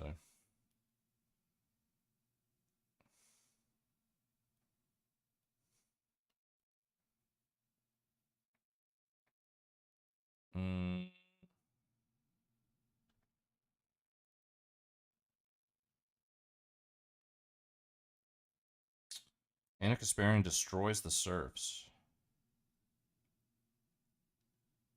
Oh, it's actual Justice Warrior. Oh man. It's got to be good then. We're watching that next for sure. Holy fuck, I want to see that. So yesterday we watched a video about Mike from PA. I've seen maybe like a few, clips from him over the I don't know, maybe months or years. I'm not even sure how long, but I had no clue about the deep fucking lore about Mike from PA. So we watched a video about it yesterday and I was like, man, this guy's been around. Holy fuck. Didn't PPG like dump a shit ton of money on him or something too? Trump and all his MAGA buddies are out there making it worse. Are you f***ing kidding me? Years of these people saying men suck and are the problem, and now they're like, hey, fellow men, are you sick of being told you suck and are the problem? The audacity. Apparently, Kamala Harris has a secret weapon to win over male voters. Kamala Harris is turning to her running mate, Tim Walz, hoping he is the secret weapon who can chip away at Donald Trump's support from men. Much like how Trump chose Pence to win over the more establishment Republican voters, Kamala seems to have chosen Tim Walz to try and win over the white male vote. And boy, are they trying. Now, I don't hate Tim Walz. In fact, I was pleasantly surprised when they chose him over Josh Shapiro. I like a lot of his policies, like his universal school lunch policy. That's an amazing policy. You'd have to be an insane freak to disagree with that, or a libertarian. But I repeat myself. Gotcha. And there were a few times where he was speaking where I completely forgot he was running to be Kamala's VP and not president himself. And he actually brought a lot of energy to the Democratic stage for once. So what the f*** was this? Putting out a bunch of ads of Tim Walz changing the air filter in a car, clumsily shooting a gun, and drawing a political football play-by-play. Trotting out Walz like some kind of minstrel show of a white man. Like a man dressing up like a man for Halloween. You don't gotta do all this, bro, I promise you. And they don't shy away about how that's exactly what they are trying to do. Tim Walz is clearly a Midwest man's man, but he's the antidote to toxic MAGA masculinity. Despite his typically masculine resume as a Midwestern football coach and veteran, Walz is utilizing those qualities to push forward a more progressive, compassion-based form of masculinity. Part of being a vice president is understanding that you are just that, someone who is there to aid and support the president. Walz simply being there on the ticket with a woman and taking a back seat to his running mate, Vice President Kamala Harris, is him embracing his leadership role in a positive, masculine way. Football coach and cheerleader, how Tim Walz is defining masculinity. Amy Deal, a sexism researcher and author of the 2023 book Glass Walls, told It's about as useful as having a degree in gender study. What the fuck are we teaching our kids? USA Today that men like Walls who are intentional about rejecting traits and beliefs That's how I know you're retarded if you have a gender study degree. What are you doing, man? commonly dubbed as toxic masculinity are the tonic to harmful stigma associated with expectations of men and boys. He shows you can be masculine, but also not threatened by women as equals or women who are in positions of power. In fact, you can be cheerleaders for them. Notice the common theme here, taking a back seat. Cheerleading. Like 5 different articles I read specifically use this word cheerleading. Even a few about Kamala Harris's husband, Doug. God knows we need an antidote for all the lousy men in the news, and I think I found one. A lovable goofball who is happy to cheerlead for his wife, the vice president of the US. Thank God for Doug Emhoff. Successful guys can support their— Why are we trying to like emasculate men in 2025? Why are we trying to say that like if you're a confident, strong man, then you're bad and you're fucked up and you're ruining the world? Is it really that bad? Like, it's crazy because there's so many people who are cool with us being the breadwinners, us working the jobs, us paying for everything. Whenever there's an uncomfortable social situation, we take care of it. Whenever there's a violent person around, we take care of it. We carry the fucking guns. We do all that shit. But if you argue with me, if you ever say no to anything I say, you're abusive, you're too toxic, you're too masculine, and it's fucked up. At a certain point, when you put all this responsibility on a certain person, you got to understand that that is going to make them be some type of way, and that is a responsibility that you have to take care of. You have to accept the responsibility when you put all this pressure to make them the leader, to make them the ruler, to make them the provider, to make them the protector, and then you don't allow them to feel like a man. What do you want them to be? What do you want them to do? Like, how do you expect them to have all this confidence, all this responsibility, yet have none of the pride that comes with fulfilling those roles? You're putting them in an impossible scenario. their wives and be respected. You don't have to be the— Yeah, exactly. And then when a man is soft and when a man is caring, then you say you're gay, and then you say you're not man enough. So what do you really want us to do, man? Quarterback to play the game at an elite level. Emhoff and his breed of dudes who are giving it their best shot may never be as come-hit. Men get fucking laughed at when their wife is the breadwinner. They say, oh my God, he doesn't have a job. This is why when you get in to a marriage and you meet your parents, the first question they're gonna ask about your girlfriend is, what does she look like? The first question that your girlfriend's parents are gonna ask her are, what does he do? And that's the bottom line. Hither to lost young men as the militant Andrew Tate models of manhood, but they are out there, and, not unlike good husbands, will appear when they are needed. From the outside looking in, the right promises young men a return to the good times, of the glorious past. You know, the one your grandfather had. The Coca-Cola ad rose-tinted version of the past. Back when you can afford a house and support a family on one income. While the left, which historically, in my opinion, had the policies to make that happen, are instead trying to sell men a vision of the future. And well, the future is female. A future where you're no longer playing the game, men. You're on the sidelines being a cheerleader. Doesn't that just sound so exciting? Like, what the hell is going on inside these DNC consultant meetings? I really gotta know. I would like to say I would love to be a stay-at-home father. That's my dream job. Dude, I know there was so many women who fought for their right to, like, have a job. Jesus, bro, I would kill to be a stay-at-home husband. That sounds so fucking nice. Does anyone have any ideas on how to appeal to young men? And please, for the love of God, do not say we have to offer them anything or change in any way. I got it. What? Camo hats. We did that. Vasectomy bus. We did that. Have you perhaps tried nagging them? Yes, we've been doing that. Say, you know that whole male loneliness epidemic thing? Are you thinking what I'm thinking? Oh, yeah. A really nice place. Have you been here before? Yeah, it's one of my favorite spots. I bring everybody here.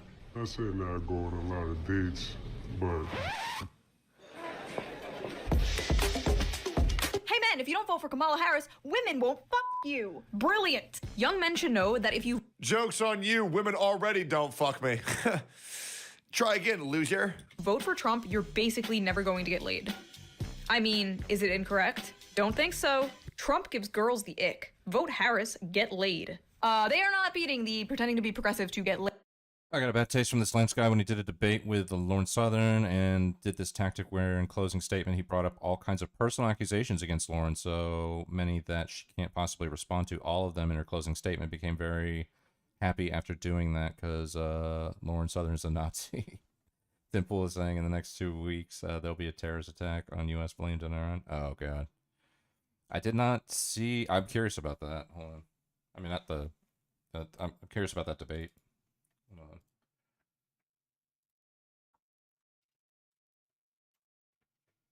Well, first off, what was it? History. Greetings and salutations, Lloyd.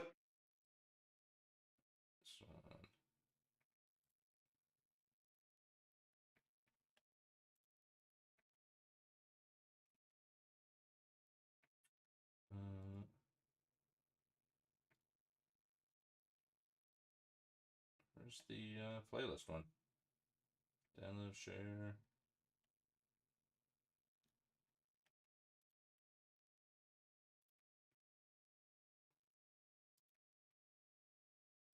Playlist. Links.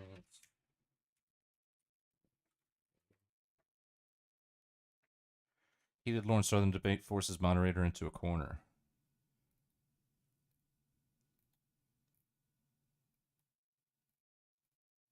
Do you know who hosted that debate? I think I see versions of it, but I think right now I can only see like Destiny reacting to it. It's years ago. I can see the debate here. I just don't know. Forces a moderator into a corner. Was it maybe it was modern day debate? Yeah, sure, why not? Be fun. Apparently. So, Lauren, you're already starting out with conspiracy theories. Whether or not you agree with This report was published in Canada. It was one that interviewed thousands upon thousands, again, of Indigenous survivors who had experienced the horrors and atrocities of the residential schools. The consensus... Laid allegations with this one. Literally just endorsing woke fishing. When men You know, Kamala Harris be asking all these men to vote for. Why doesn't she just get the bear? Yeah, if you want votes, then just ask the fucking bear, because that's who you chose, right? Yeah, just get them. Tend to be more progressive on dating apps to get laid. Do not do this, by the way. Be open and honest about your opinions. And no, you cannot fix them. Also, pretty weird and like low-key sexist to imply like women are some prize for voting the correct way. Hey, and if all else fails, go after the Gooner vote. Oh! Sorry, you can't do that. What the hell, man? How'd you get in here? I'm your Republican congressman. Now that we're in charge, we're banning porn nationwide. I'm sorry. I love this ad. The one time they speak to men directly, and it's, hey men, the Republicans are gonna take away one of the only vices you use to numb the pain. Yeah, So that was a vote real for ad. us. Bleak. Just the absolute state of the world right now. Also, was that Germa? Believe it or not, this wasn't the worst of it. I'm a man. That was real? What I'm the a fuck? man, man. And I'm man enough. I'm man enough to enjoy a barrel-proof bourbon. Neat. Man enough to cook my steak rare. You think I'm afraid to rebuild a carburetor? I eat carburetors for breakfast. I'll tell you another thing I sure as shit am not afraid of. Women. When I first saw this, I thought it was a parody created by Republicans to make fun We of watched how that the hard other the day. Democratic Party is trying to pander to men to get their vote. But alas, I love women. I love women who support their families. Women who decide not to have families. Women who take charge. And I'm man enough to help them win. The Gooner vote. Yeah. everything from them directed towards men has to have like this tone of irony or self-deprecation. They can't even do it sincerely. But apparently white men aren't the only demographic. You know what's crazy? Trump is the only president who's ever beaten 2 women to get in office. And it's insane because their power levels were so small that Trump could beat 2 women easily by himself, but couldn't beat a walking corpse. That's how low power level these women were. Kamala is struggling with. This is the Democratic margin among black men under the age of 45 in presidential elections. You go back to November of 2012, what do you see? You see Obama by 81. Clinton only won him by 63. Then we're all the way down to Biden last time around by 53. A tremendous drop already. And then you take a look at the average of the most recent polls, and Kamala Harris is up by only 41 points. Democrats deployed their ultimate weapon, Barack Obama. At a campaign stump for Harris on Thursday in Pittsburgh, Obama said that despite Harris raising upward of $1 billion, we have yet to see the same kinds of energy and turnout in all quarters of our neighborhoods and communities as we saw when I was running. That lag in energy, he added, appears, quote, to be more pronounced with the brothers. You're coming up with all kinds of reasons and excuses. I've got a problem with that, he said, because part of it makes me think, and I'm speaking to men directly, part of it makes me think that, well, You just aren't feeling the idea of having a woman for president, and you're coming up with other alternatives and other reasons for that. Oh yeah, that's absolutely a big factor. I'm just gonna keep it 100%. A lot of people just don't want a woman in office, right? Let's just be real, guys. That is absolutely a real reason. 100%. I don't think we're gonna see a woman president in my lifetime. Anyways.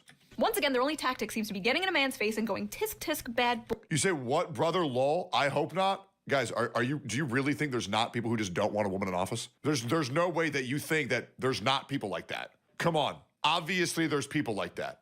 It doesn't matter if you don't. I'm saying there are people like that. There's a lot of people like that. 100%. Are you kidding me? Guys, come on. You know what, guys, I'm gonna blow your mind. Sexism does exist. Boy, like a dog that just peed on the carpet. It's not 2014 anymore, Barack. Nobody cares about sexism, motherfucker. We can't. Yeah, there's also a lot of women who don't want women as president. There's a lot of men who don't want women as president. It's the truth. For groceries. What's crazy is, as far as I know, Kamala herself has never played the woman card. She has never played the sexism card. In fact, she actively pushes against it. You've been reluctant to lean into, to talk about the historic nature of your candidacy on the campaign trail. Why is that? Well, I'm clearly a woman. I don't need to point that out to anyone. The point that most people really care about is, can you do the job? And do you have a plan to actually focus on them? I was proud. Well, the problem is, Kamala, your plan was fucking terrible. That is a big issue. It's like they finally learned from Hillary Clinton's failure. But that didn't stop the media or Barack Obama from doing it for her. Thanks, Obama. For all the Zoomers, Thanks, Obama was a meme. And like 2008. It was great. It was funny back then. That would have slapped. While I was writing this video, Kamala and Gretchen Whitmer were getting ready to film a video at a bar together when Kamala was apparently caught on hot mic saying this. Yeah. Oh, we have microphones in here. Oh, hi. Kamala had a plan. Yeah, I know. It was Joe Biden's plan. Yep. Everything. I didn't realize 4 more years of Biden. Okay. So, And 4 more years of Biden was just 4 more years of Obama. F-words. We just told all the family secrets. Shit. We need to move ground with men, so what we're gonna do is pretend to drink beer at a bar. Men like beer, right? Cheers. Just talk about policy. Just be your. Side note: it was cool lore. Learning out that Kamala was like Giga ran through. I remember that was a big thing on social media.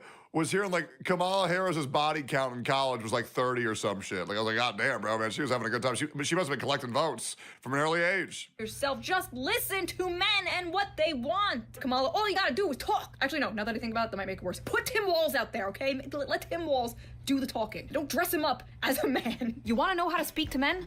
Go to where they are. A good place to speak to young men is the Joe Rogan podcast, which Kamala hinted at going on, but then that never happened, and instead Trump went on, and that episode hit like 20 million views in a day. But like, can you blame her? Joe Rogan is just one of the most— That was my second prediction. My first prediction was if Trump survives all the legal bullshit, he's walking right into the White House. But then that was before Joe Biden dropped out. And then when Joe Biden dropped out, I was like, if Trump goes on Rogan, it's over. Genuinely, the left-wing vision for so-called white men ranges from that they're a massive annoyance to they are potential Nazi threats we need to control. I've asked Casey before, why should any white man join the left wing? What do you get? And he basically says, you get to be a very moral person. Do you? Do you really get to be a moral person? Man, I didn't know I was missing out. Holy shit. popular podcasts in the world with a majority young male audience. I hate it here. Every time this topic comes up, so does the topic of like Andrew Tate, Jordan Peterson, internet algorithms, Gamergate, whatever. There is a massive amount of Here we go. Here we go. Oh my God. Here we go. God, I have to hear this fucker again, bro. All right, let's hear him, man. Let's hear him. Here we go. wing radicalization that has been occurring, especially in younger male spaces, any hobbies whatsoever, whether it's playing video games, whether it's working out, whether it's, I don't know, listening to like a history podcast or whatever, everything that they see is right-wing sentiment being expressed by individuals that they find charismatic. But you can only blame internet algorithms for so much for so long. This automatic assumption that any dissent from liberal mainstream thought could only be caused by manipulation or brainwashing from podcasters is even Shu hates this guy. That's so funny. Honestly a cope, in my opinion, and just an easy excuse for failing to reach anyone beyond your own subreddit. Yep. As if this all wasn't the result of like a stagnant neoliberal neoliberal corpo. Do you think Kamala Harris got the terrorist vote? I know Hassan was really pushing for that. Hell world that created a vacuum that was just waiting to be filled with any kind of populism. The crazy thing is the Democratic Party did have a candidate who successfully spoke to the demographic that they are currently trying so hard to reach. His name was Bernie Sanders. And every time he did speak to that demographic or say he was concerned that the Democratic Party didn't do enough to speak to that demographic, he was called a sexist, a racist, he was backstabbed multiple times and cheated out of winning the Democratic primaries. His fans were called Bernie bros and constantly berated as feel the burn, baby, sexist and misogynist. His campaign was too white and too male, and this apparently was a top priority. Too white and male. What the fuck? Oh my God, bro. Like, man, Thanos was right, bro. We need to fucking snap off 50% of the population. This is insane. Priority to remedy in future campaigns. We were told he was just like Trump and, quote, the hostage said she did get the Hamas vote? Oh, okay, great. Appeal to angry white men. Well, who's trying to appeal to angry white men now, bitch? It's almost like Bernie's hyper-focus on working-class issues, bread-and-butter issues, and populism was naturally attractive to men. No football or beer required. I miss him. And you know what? Maybe this shift with young men has less to do with who's holding the football and more of what happens when the DNC spends all their time and energy trashing the little bit of populism in their movement. And if you ask me, handing conservatives a monopoly on anti-establishment rhetoric on a silver platter was probably their first mistake. They kind of gave up on that bread and butter New Deal stuff for identity politics, and if you deny this, you are either lying or coping. The physical manifestation of the left has gone from the vision of the blue-collar union worker to a nagging, scolding fat woman with blue hair, barging into everyone's spaces and culturally colonizing them. Change this, change that. I don't like this, I don't like that. It's just incredible for me to just look at our fucking video games, guys. I will never forget the horror that is the main character of that fucking Naughty Dog title, bro. Like, oh my God, that trailer was so cringe, man. They've infected everything that they've loved. They're trying to take everything from us, guys. They are. They're trying to take fucking everything. To witness years of anti-male rhetoric finally come back to bite the left and Democrats in the ass. Watching these chickens come home to roost has just been both incredibly depressing and deliciously vindicating to me in a sick way, and I'm not sure if I should lend out a helping hand or Mufasa them off this fucking cliff. Some Democrats are nervous the party was too late to realize the problem. These Democrats worry that the party has focused too much on courting women voters, LGBTQ voters, and culturally progressive voters, alienating too many men in the process. There's a recognition. Asmongold has a joke that a video game stayed the same that Trump would have never won. Oh yeah, bro, they pissed off so many video gamers. Bro, when they enter our video games, oh, it was step one. But when they enter our anime, oh, we're good. Thankfully, Japan's safe. Japan will be safe. They already got our American cartoons. They have, man. Recognition that we're losing men, and the things we're doing around men haven't been working. I think a lot of it is a reaction to social progressivism done the wrong way, says David Hogg. Young men, he says, feel like progressives look down on them for saying the wrong thing, even when it's a mistake. That discomfort is enough to drive them away from the Democratic Party. Yeah, I know. They even got fucking Scooby-Doo, man. Next they go for SpongeBob. Just remember, guys, go woke, go broke. Even if they don't necessarily agree with Republicans. They would rather be around someone they don't agree with who doesn't judge them than somebody they do agree with who judges them constantly. Men aren't moving right because they are choosing fascism. They are moving right because the left made them the villains in their anime fan fiction. It's not that they all like Trump. It's that they all hate you, and no amount of camo hats is going to fix that. But do not get it twisted. I do not in any way, shape, or form believe the GOP is going to help men. I don't think they're going to help anyone. Except maybe Israel. Do I think all of the left is some hyper-woke fat lady wagging her finger in men's faces like no fun allowed? Yeah. Yeah. No. If I did... Yo, what's up, Misery? How you doing? Welcome in.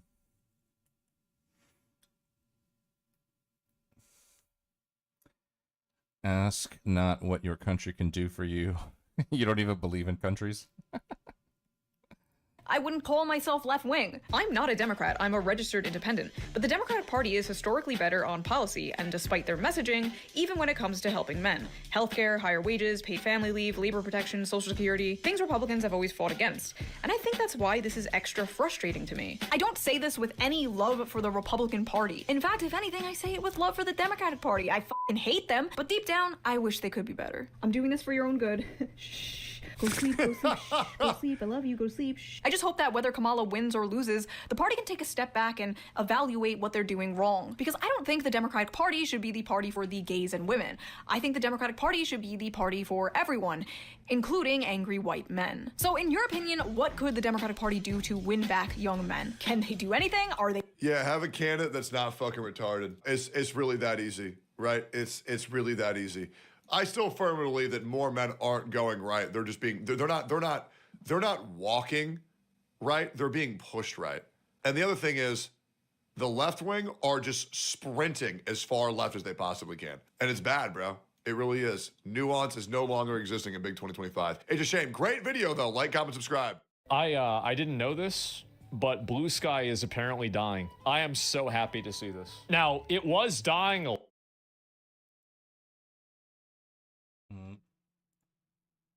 I didn't know this. Greetings and salutations, loyal viewers of this channel. Today, This is what Sparkle dropped this in the Discord for when we were talking about Lance yesterday. He said AJW did a good breakdown of this, of I guess Lance. But it involves Anna Kasparian too, so it should be good. This is like, did I miss all this lore? What the fuck, man? I, Sean, will be updating you on the saga that is Anna Kasparian, because recently I was woken up to a bunch of text messages. How long ago was this? That was from a year ago. Wow, okay. A bunch of direct messages, a bunch of messages on everything that I could be on about how Anna Kasparian was going after Lance of the Serfs, and it could not be more well-deserved. Now, I will point out that Lance is probably the worst of the leftist mafia, one of the worst bad faith actors, and he, just like the rest of them, has fully embraced Olay and ignored the fact that Olay tweeted out this out-of-context video, which features clips of Anna Kasparian reading the N-word in quotes and accuse Anna Kasparian of gladly calling black people that. Lance, being the absolute coward, being the absolute scumbag that he is, never called this out, lives directly between Olay's two cheeks, and I'm not talking about her face, and has just pretended this whole time that he's been so nice and so sweet and so charitable to Anna Kasparian. So seeing her strike back against him in particular has made me feel very, very good. But before we get into that, this video is sponsored, so let me frisbee toss it to the sponsor.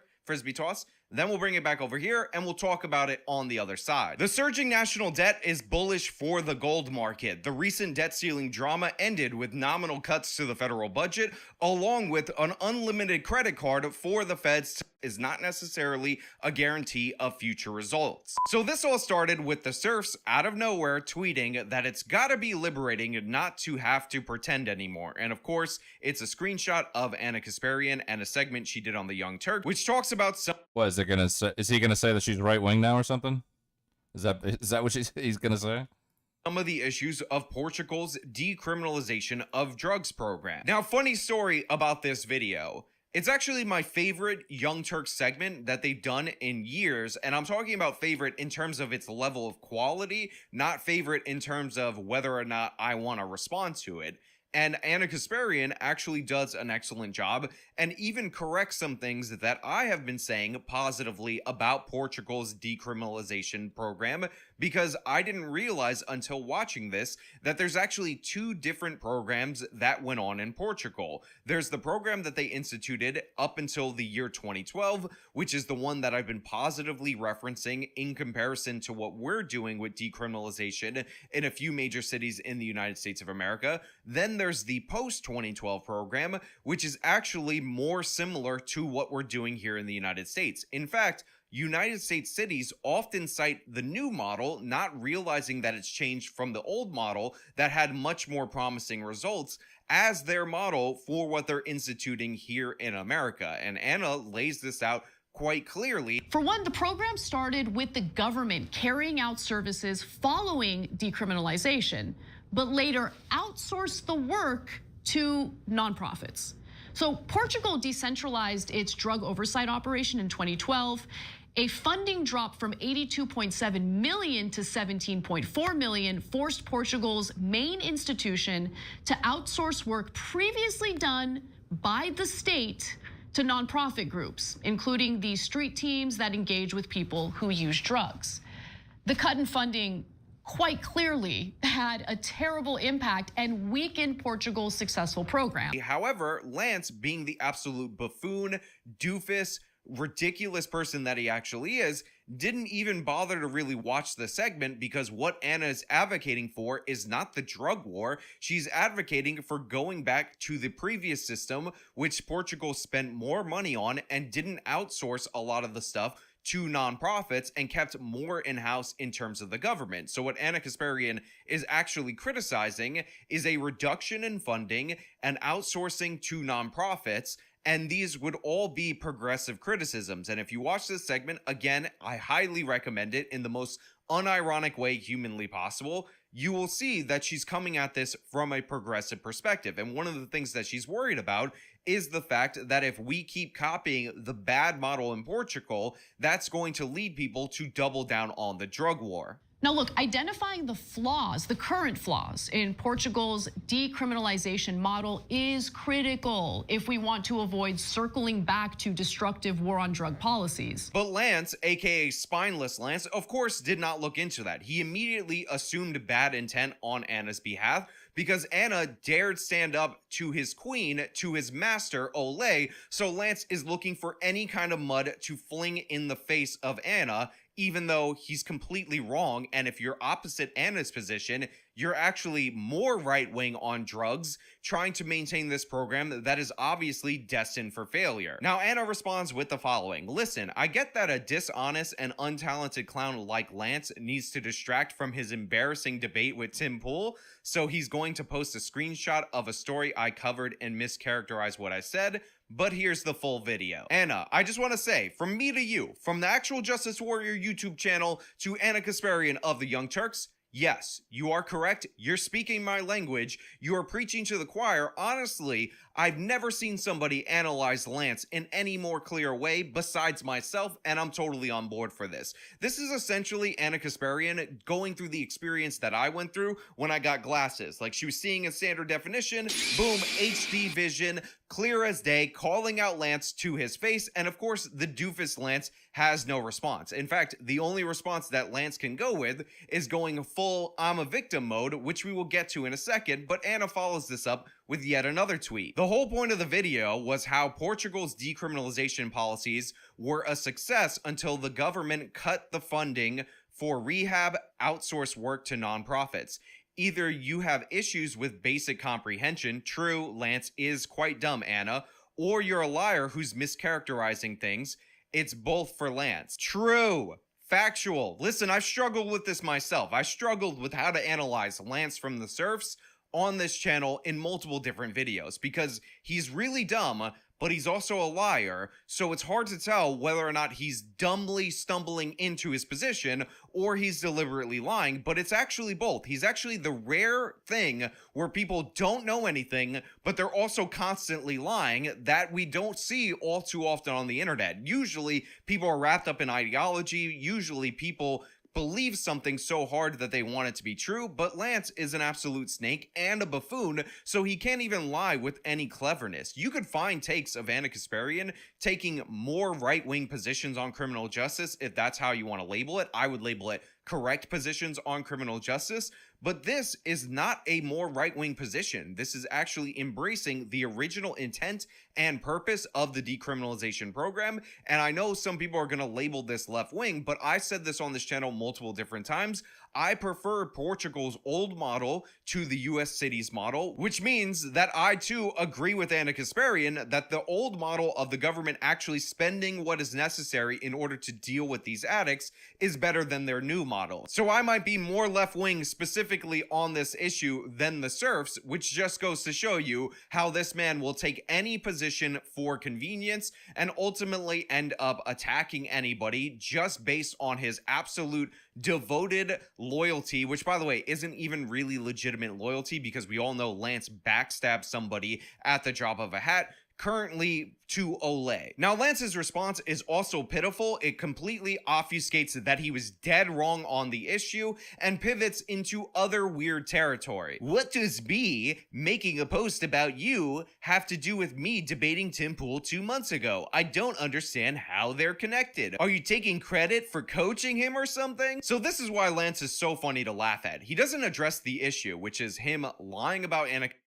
there anything I'm saying anything? Oh, here we go. her perfectly healthy baby a minute before it was born, Lance then walked into this meth trap. Authority over what happens to her body. But there's a child inside her body, and not What her. about Meth. Like, should she be allowed to do meth? Yeah. I think if someone is doing meth while they're pregnant, that it is completely acceptable for something like, I don't know what the name of the service is in the United States. Child services. I guess Child DCFS services would be. Oh, Well, it's her body, though. Yeah, it's her body. If she wants to do meth, what's the big deal? The big deal is that she's intentionally trying to kill a child. Hold on there a minute. Yeah, I see where we're going. Lance, you sounded like you've never talked to anybody who disagreed with you or even challenged as an act of practice your abortion position at all the time on the power panel, right? And he comes out and does this like video about how he's so correct and oh yeah, the Young Turks, correct? No, Lance, you're not goddamn correct. Nobody elected you. The polling shows no one agrees with you. Your 12 buddies online. I don't care, okay? And say, oh yeah, I'm 100%. He's 99.95% correct. Oh, I'm gonna correct him. No. So don't, look, you wanna say, hey, I don't agree with you? God bless. You wanna say, Cenk, you shouldn't say anything back because you're being rude? Come on, brother or sister, I don't know what your agenda is. But I also have to point out that Lance... I'm like totally convinced that the only reason PPG says the word brother as much as he does is because he gets it from Cenk. Cenk says it like every 2 seconds. And so does fucking the PP man. Ask this gotcha question to Casey about abortion. Oh, what, the meth question?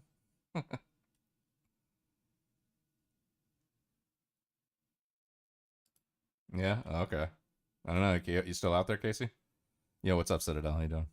People are dying, and we need to find a way to reverse this trend. We desperately need to find a way to save lives without going back to overly punitive policies. Let's just pause for a second. I want to reiterate that. I do not want to go back to war on drugs. Like, I wonder if the same person that made the Mike from PA video has a Lance video. So.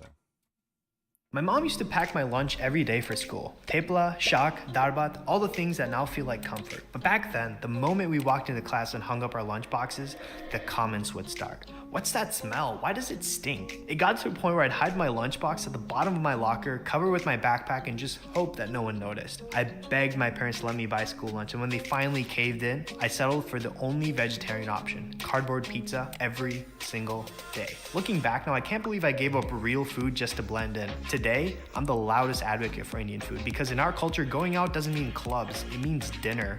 So much of our identity is wrapped in feeding each other. There's even a Gujarati word for it called agra. It means persistence. The way aunties won't take no for an answer when they're refilling your plate. It's not just about food, it's about care, about connection, and about home.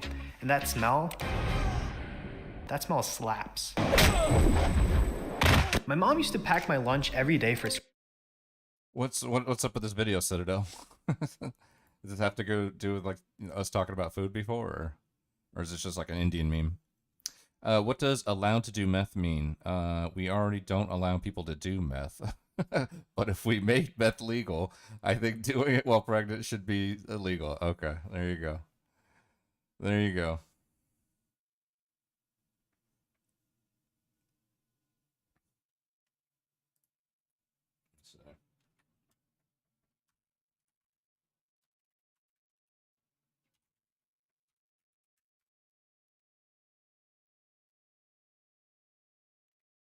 How's media?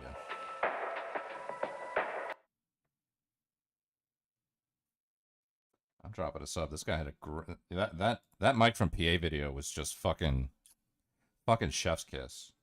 If you see videos like what we watched yesterday about Mike from PA, those are the videos I want to watch, man.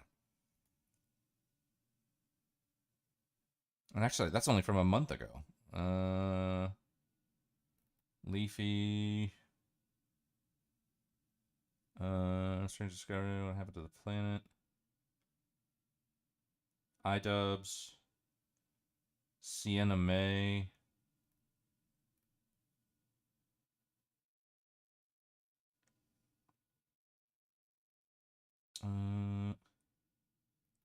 Jake Doodle, Ethan is online.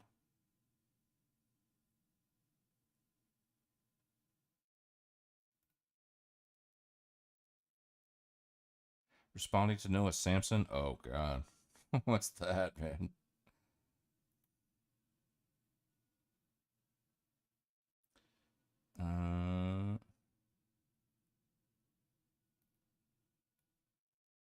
Why I Hate Bread Tubers. Oh, were we watching this? Did we watch this? Oh, man.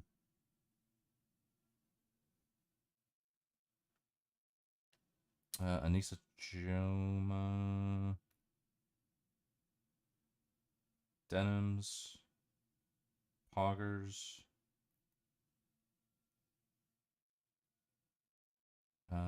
Nick is not green and Ethan is online. Content creators.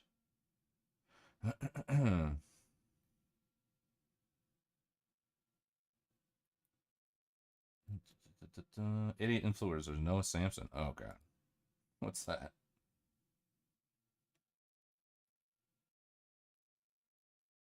Jake Doolittle. iDubbbz Fall from Grace. So if the woman is the prize, what would that make the man? A piece of worthless wallet. They They don't care. Oh, I okay. don't know. Just give me your money. Yeah, I gotcha. I got you, Citadel. Make it illegal. I consider the parents engaged in child abuse by forcing the kid to be humiliated due to him carrying the smelly food package. Okay, yeah. Making it illegal for pregnant women to do meth is misogynistic and authoritarian. Yeah, Casey. When men get pregnant, same rules. There you go. I don't know. I'm just kind of surfing through the same guy that made the Mike from PA video. I was just kind of surfing through and just noticed this Noah Samson one, so I want to check it out because Noah Samson is I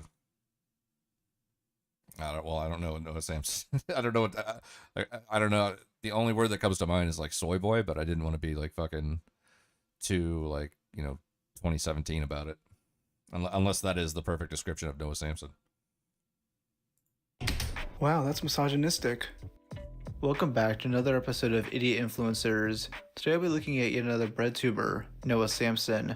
Now if you don't know what a bread tuber is a loose collective of far left-leaning commentators who cover as many small bits of drama as possible in order to gain views. Many of them just dunk on far right-leaning content, which is valid. My problem with these channels is that they always act like they have the moral high ground, and that if you slightly disagree with them in any way, you're an awful person. I've already covered Jake Doolittle, and now it's time to dissect someone even worse. So just like Jake, Noah makes incredibly boring commentary videos where he just sits there with the typical microphone setup and talks in the most monotone voice possible, even more monotone than my voice. His videos are a lot longer and feature him rambling on about what he refers to as anti-woke content.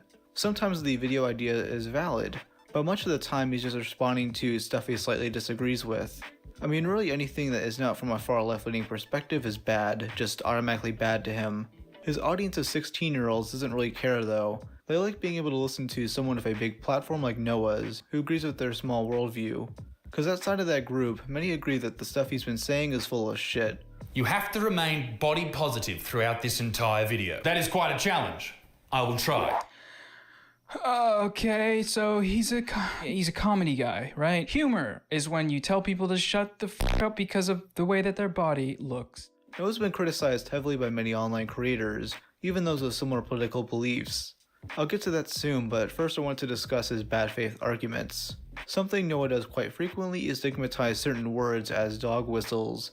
He uses the terms black pill, red pill, fascist, and incel almost simultaneously, as a way to paint any slight opposition as the enemy. Incel rhetoric, red pill, red pillars or black pillars, red pillars, red pill, fascist. I wouldn't care as much if he wasn't against stigmatizing words like fat and obese. Because stigmatizing fatness, as he's suggesting that we do, doesn't actually improve anything for anyone. It doesn't do anything good for anyone's health, mentally or physically. So stigmatizing bad physical health, that's a bad thing. But stigmatizing virginity, now that's awesome. And then you wonder why people listen to Andrew Tate and participate in the manosphere. According to his logic, it's okay to associate someone's worth based on whether or not they have sex, but not okay to do the same with someone's weight. He's just not very consistent and comes off as a hypocrite due to his lack of self-awareness. In mid-2022, Noah and the YouTube commentator Cheeto had a back and forth revolving around some Twitter banter. This resulted in Noah making a 40-minute long video on Cheeto, where he makes a lot of hyperbolic arguments. One is that he claims that Cheeto is a misogynist for making jokes at the expense of a few select women. A message that focused primarily on humbling women and holding women accountable, which when done on the internet via content and to women you do not know, is really just code for putting women down. We've been over this. It's the same thing we saw Cheeto do in his reaction. They're not talking about the species of women that exist in the entire world. They're talking about the handful of delusional women that spew crap in these types of videos. He also claims that Cheeto's video might cause acts of terrorism and hate crimes just because he reacted to a clip reposted by a dodgy Twitter account. Who is this guy? This is Noah Samson. Do you not know who Noah Samson is? Oh my god, this is the most fucking soy person on the fucking internet. Holy shit. Noah Samson, man. We'll probably have to do a fucking dive on Noah Samson. If you've never seen any Noah Samson videos, it'll be funny. It'll be interesting. Soy maxing, yeah, exactly. Only sensible policy is that we should prevent most people from having kids because you risk some doing drugs while pregnant. Only select generally healthy women who have a support network, the resources and safe, pleasant environment should be having kids, and states should enable them to be benefiting from MOUT. I don't know what MOUT is of those things. Most of those things. Okay, gotcha. That's not sensible. Only select generally healthy women who have a support network. The resources and safe, pleasant environment should be having kids. I don't know.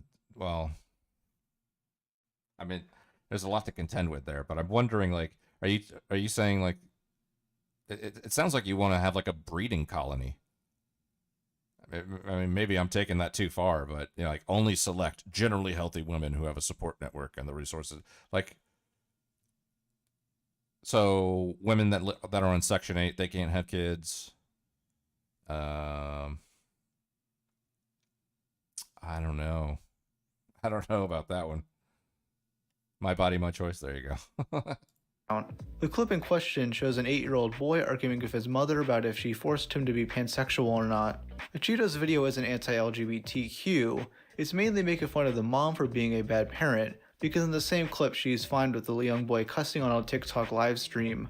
But apparently making fun of this leads to terrorism, as Noah then brings up some random-ass story of a bomb scare as an extreme example. Just yesterday, another bomb threat was called into the Boston Children's Hospital, all over a false story not unlike this one being spread by that media pipeline. So he like very quickly goes from a Cheeto was apparently dishonest for framing a video a certain way to a bomb threat was called into a fucking children's hospital and he's an idiot for not being more careful with what he talks about because then he can make a video that's gonna make somebody threaten a hospital. Are you out of your fucking mind, dude? No, I don't care if you call me an incel or a fat phobe or a cyberbully or anything like that. That means nothing to me. But for you to basically say that I am a gateway for terrorist threats is kind of where I'm gonna draw the line. Noah, none of my audience are terrorists.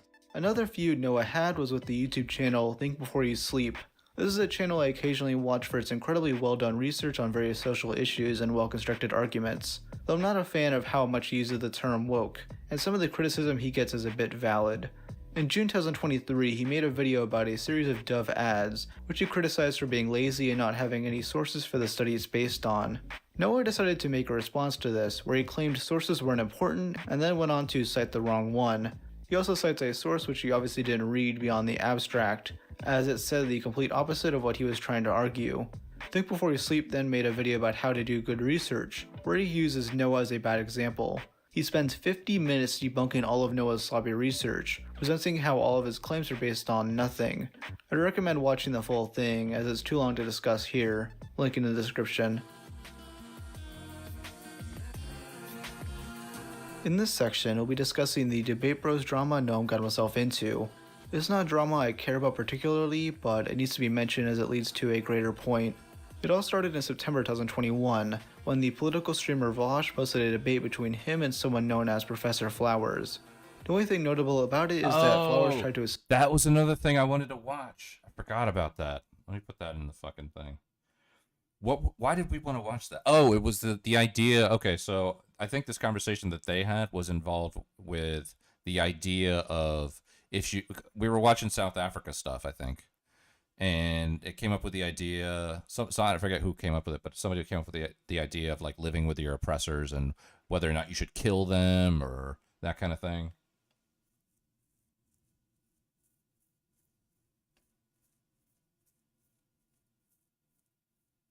Think Before You Sleep is Incel Ground Zero. What is that? Let's think before you sleep. We should make humans an artificial womb and get them to fully form inside the womb and arrive in the world street smart and educated by downloading information into their brains in the womb. Oh my god, that's some out there. That's an out there situation. I remember wanting to watch something about this. What was it?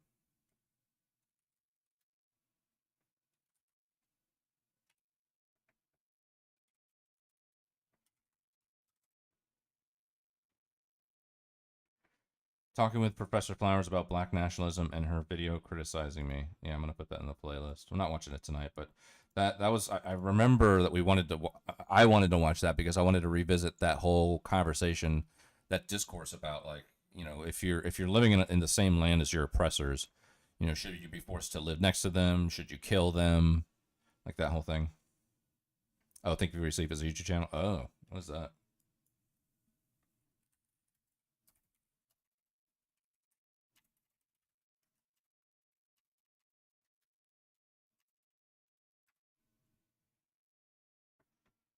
Think Before You Sleep.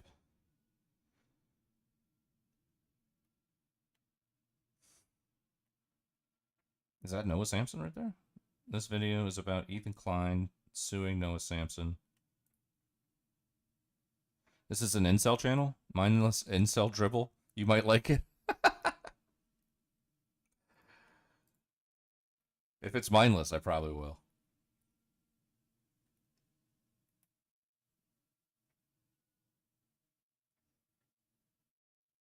Oh my god, man.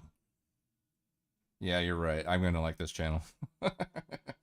Yeah, it looks like there's a Noah Samson video in there, so I'm gonna drop that in for like later. This is an incel channel? Men are psychopaths.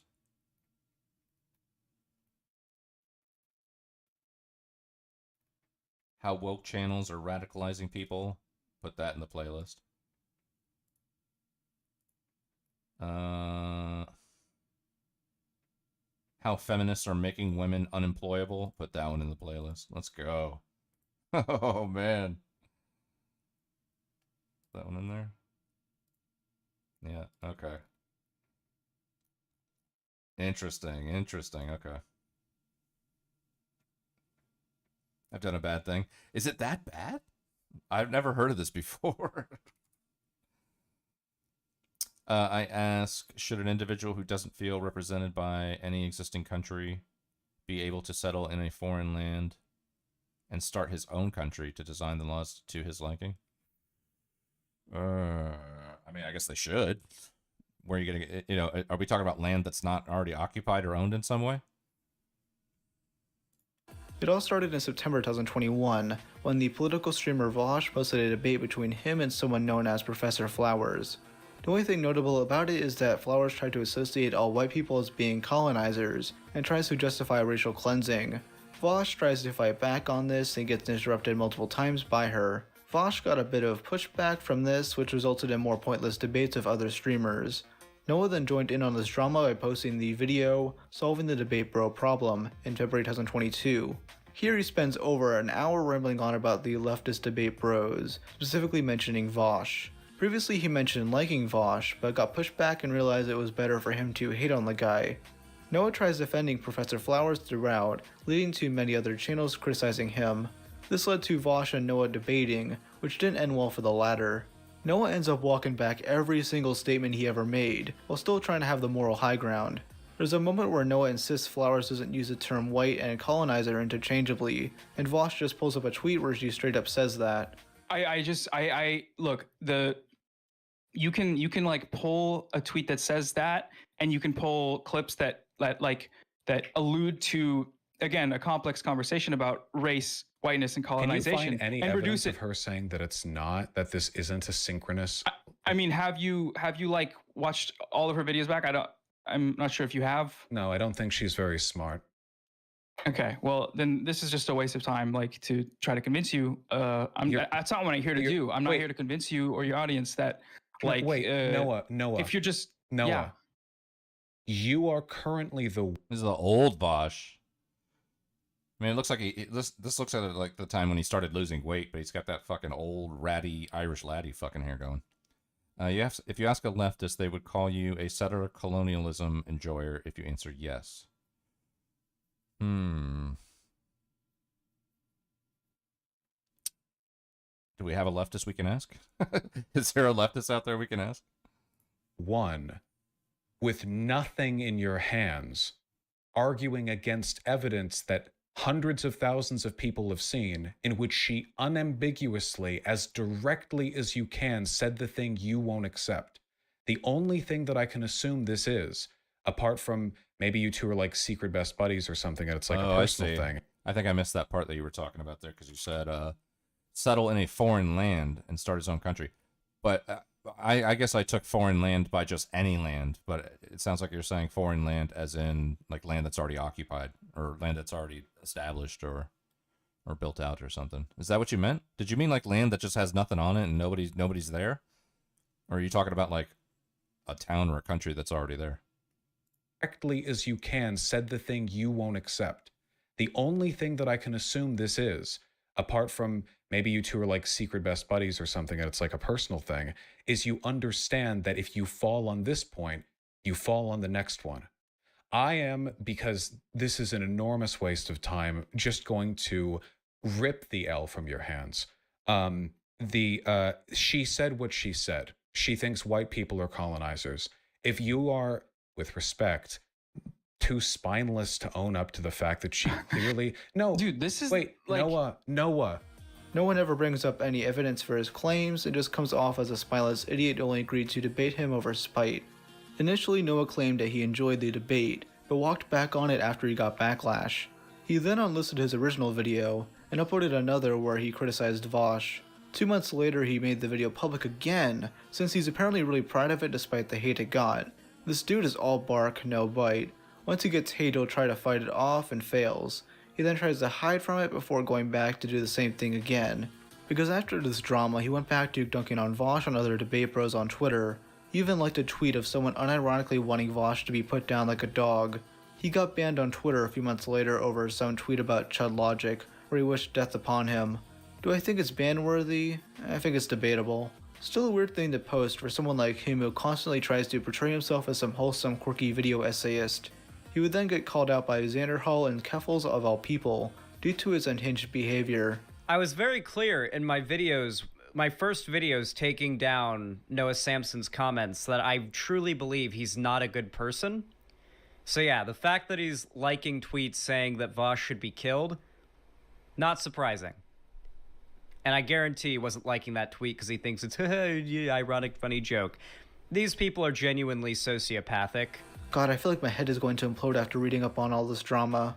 I swear the worst enemy of leftist content creators are themselves, rather than the red pill creators they try to go after. Because to be fair, Noah did a good job at roasting Sneeko during their feud, but sucks at every other feud he gets himself into. He's a spineless coward who doesn't know how to back up what he's saying, and constantly ignores evidence to the opposition. I mean, you know it's bad when you let Vosh and Keffels be the good guys in all of this. But surprisingly, this isn't even the worst drama he got himself into, as we'll now discuss. So Patience Xena is a YouTuber who likes to discuss social politics from my more nuanced, censor-leaning perspective. Something I really appreciate about her videos is that she explains both sides of each argument and doesn't necessarily dismiss any of them. In September of last year, she made a video on the whole Little Mermaid controversy, where Disney cast a black actress to play a previously white character. Her take is that while some of the backlash does stem from racism, a majority of it comes from legitimate reasons. 2 months later, Noah made a response to this, which singled out Patience as being this pretentious, centrist type who is ignoring the actual racism in the controversy. A few days later, Patience released this massive response, which I highly recommend you watch in full, though here I'll be giving a SparkNotes type summary to this.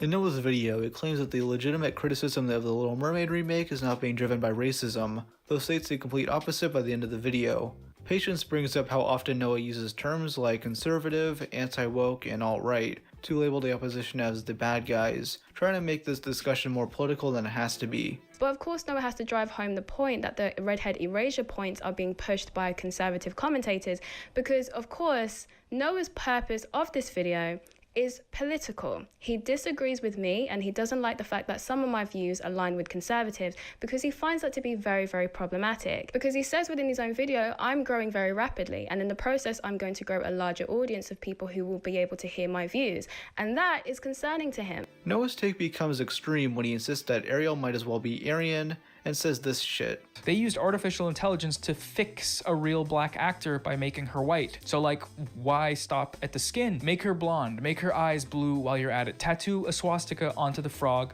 Yeah, none of that had anything to do with the video, but he just felt like spouting out buzzwords like he always does when labels Sebastian a frog. What drugs is this guy on? Patience actually brings up multiple times where Noah makes up his own arguments that have nothing to do with the video, because most of his audience didn't bother watching her video, instead just leaving comments about how she's a Nazi. Halfway through Patience's second video, she showcases the opinions of various black creators, those who agree that race swaps are lazy pandering. A big point made by them is that instead of representation coming from previously white characters becoming black, there should be more original black stories. So Patience's conclusion in this video is that instead of race swapping these characters, we need more black stories. Stop the pandering remakes and make new, good, non-white centered stories instead. This is by far the best reason one could give for disagreeing with Bailey's casting. It's the most popular reason, found in plenty of other YouTube videos and many comments. Technically, I mean unbuilt, undeveloped, but that would belong to someone who already claimed it. What land isn't belonging to someone? Very little is unclaimed nowadays. Could we expect there to exist a map of settlement-prone land across the ages? No, can't so. Neither colonists could be blamed for not using the non-existent map before choosing where to settle. Okay. Yeah, well, I thought you meant like if they landed on an island or something like that. Maybe I was just interpreting it too literal. I don't know. Maybe I am a settler colonialist. Maybe I am. I don't know.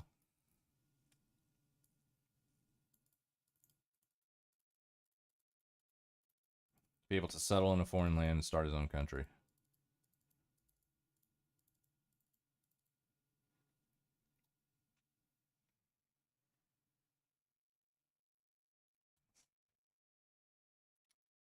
I don't know. I'll have to think about that one, Grand. If I could break in my brain with that one. Sections. And it's also, I think, profoundly unconvincing. When I tell you, when I first watched that part, I died. Profoundly unconvincing. Oh, I'm so sorry, Noah. I didn't realize that I had to convince you about my feelings about my representation. The superiority complex is wild. Like, Noah, who gave you the authority to tell me how I should feel about my representation? Now, Noah makes the point that many who latch onto the controversy don't really care, and are using it as an excuse to be racist. This would be a good point if he didn't word it like Patience and others with their beliefs of propping these people up intentionally. He's basically saying that she shouldn't talk about this so a select few won't get attention, despite him and many others giving them attention. Noah is so far gone with his far left ideologies that he now does not care about having actual conversations. All he cares about is winning. That is literally what he cares about. He has decided that the far left is his team, and that is who he wants to defend all the way to the end. Even though the stuff that I'm saying also echoes the sentiments of many black people who are sick and tired of having race swaps be our main form of representation, he's uninterested in that because all this is to him is a game of politics. And I am just a piece on a chessboard, and I am not moving in the way that he wants me to move. And so that is why we have a problem. By the end, it's flat out revealed that Noah doesn't give a shit about the topic and only went after Patience for one reason. She has a mixed audience. She has an audience of those on the left, right, and center, which Noah views as a gateway to the alt-right. He doesn't want those on his corner of the internet to explore different perspectives, because then they won't be in as much of an echo chamber. Noah essentially just made a video explaining to a black woman how she should feel about her own representation. And again, this guy doesn't care about the Little Mermaid controversy. He's using it as an excuse to further diminish a perspective he will never understand. And FYI, Noah, a big reason why Disney gets most of the hate for race swaps is that this is the same company who will remove scenes showcasing LGBTQ characters and cover Chadwick Boseman's face for foreign releases. They don't care about representation, they just want money. People like Alex Hirsch have been calling them out on this for years, but they don't care. Noah just needs to stop talking. Dude has demonstrated time and time again that he doesn't know what he's talking about. Almost every feud he's been in, he's lost. He got owned by Cheeto, Think Before You Sleep, Vosh, Xander Hall, Keffels, and most importantly, Patience. The only times he does own somebody is if there's somebody like Sneeko, someone who's already an internet punching bag. Someone I haven't actually brought up yet is Asan, who probably is one of the only big content creators backing him up. In fact, the two share an audience since Asan reacts to his videos all the time. Would he be successful without him? I don't know. Noah's hated amongst many different online communities, and relies on a fanbase who's slowly turning on him too. In fact, quite a few of his fans turned on him due to the Patience Xena video, resulting in that upload having a bad like to dislike ratio. Noah's just a boring guy, sitting in his room talking about random crap of his knockoff Freddie Mercury mustache. He said some dumb shit, but hey, at least he's not Nick is not green. After reporting on this story in both of my videos, I will say that I believe Daniel's suicide should not have been a part of the story. I do not believe that means that I should ignore and disregard any mention of Daniel in my story.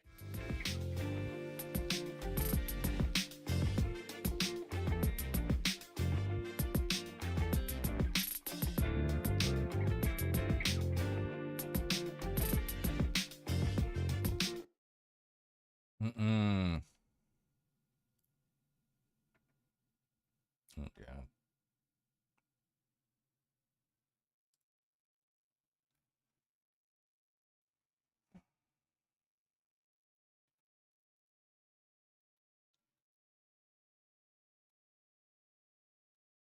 All right, I'm out of here. What, 4 hours?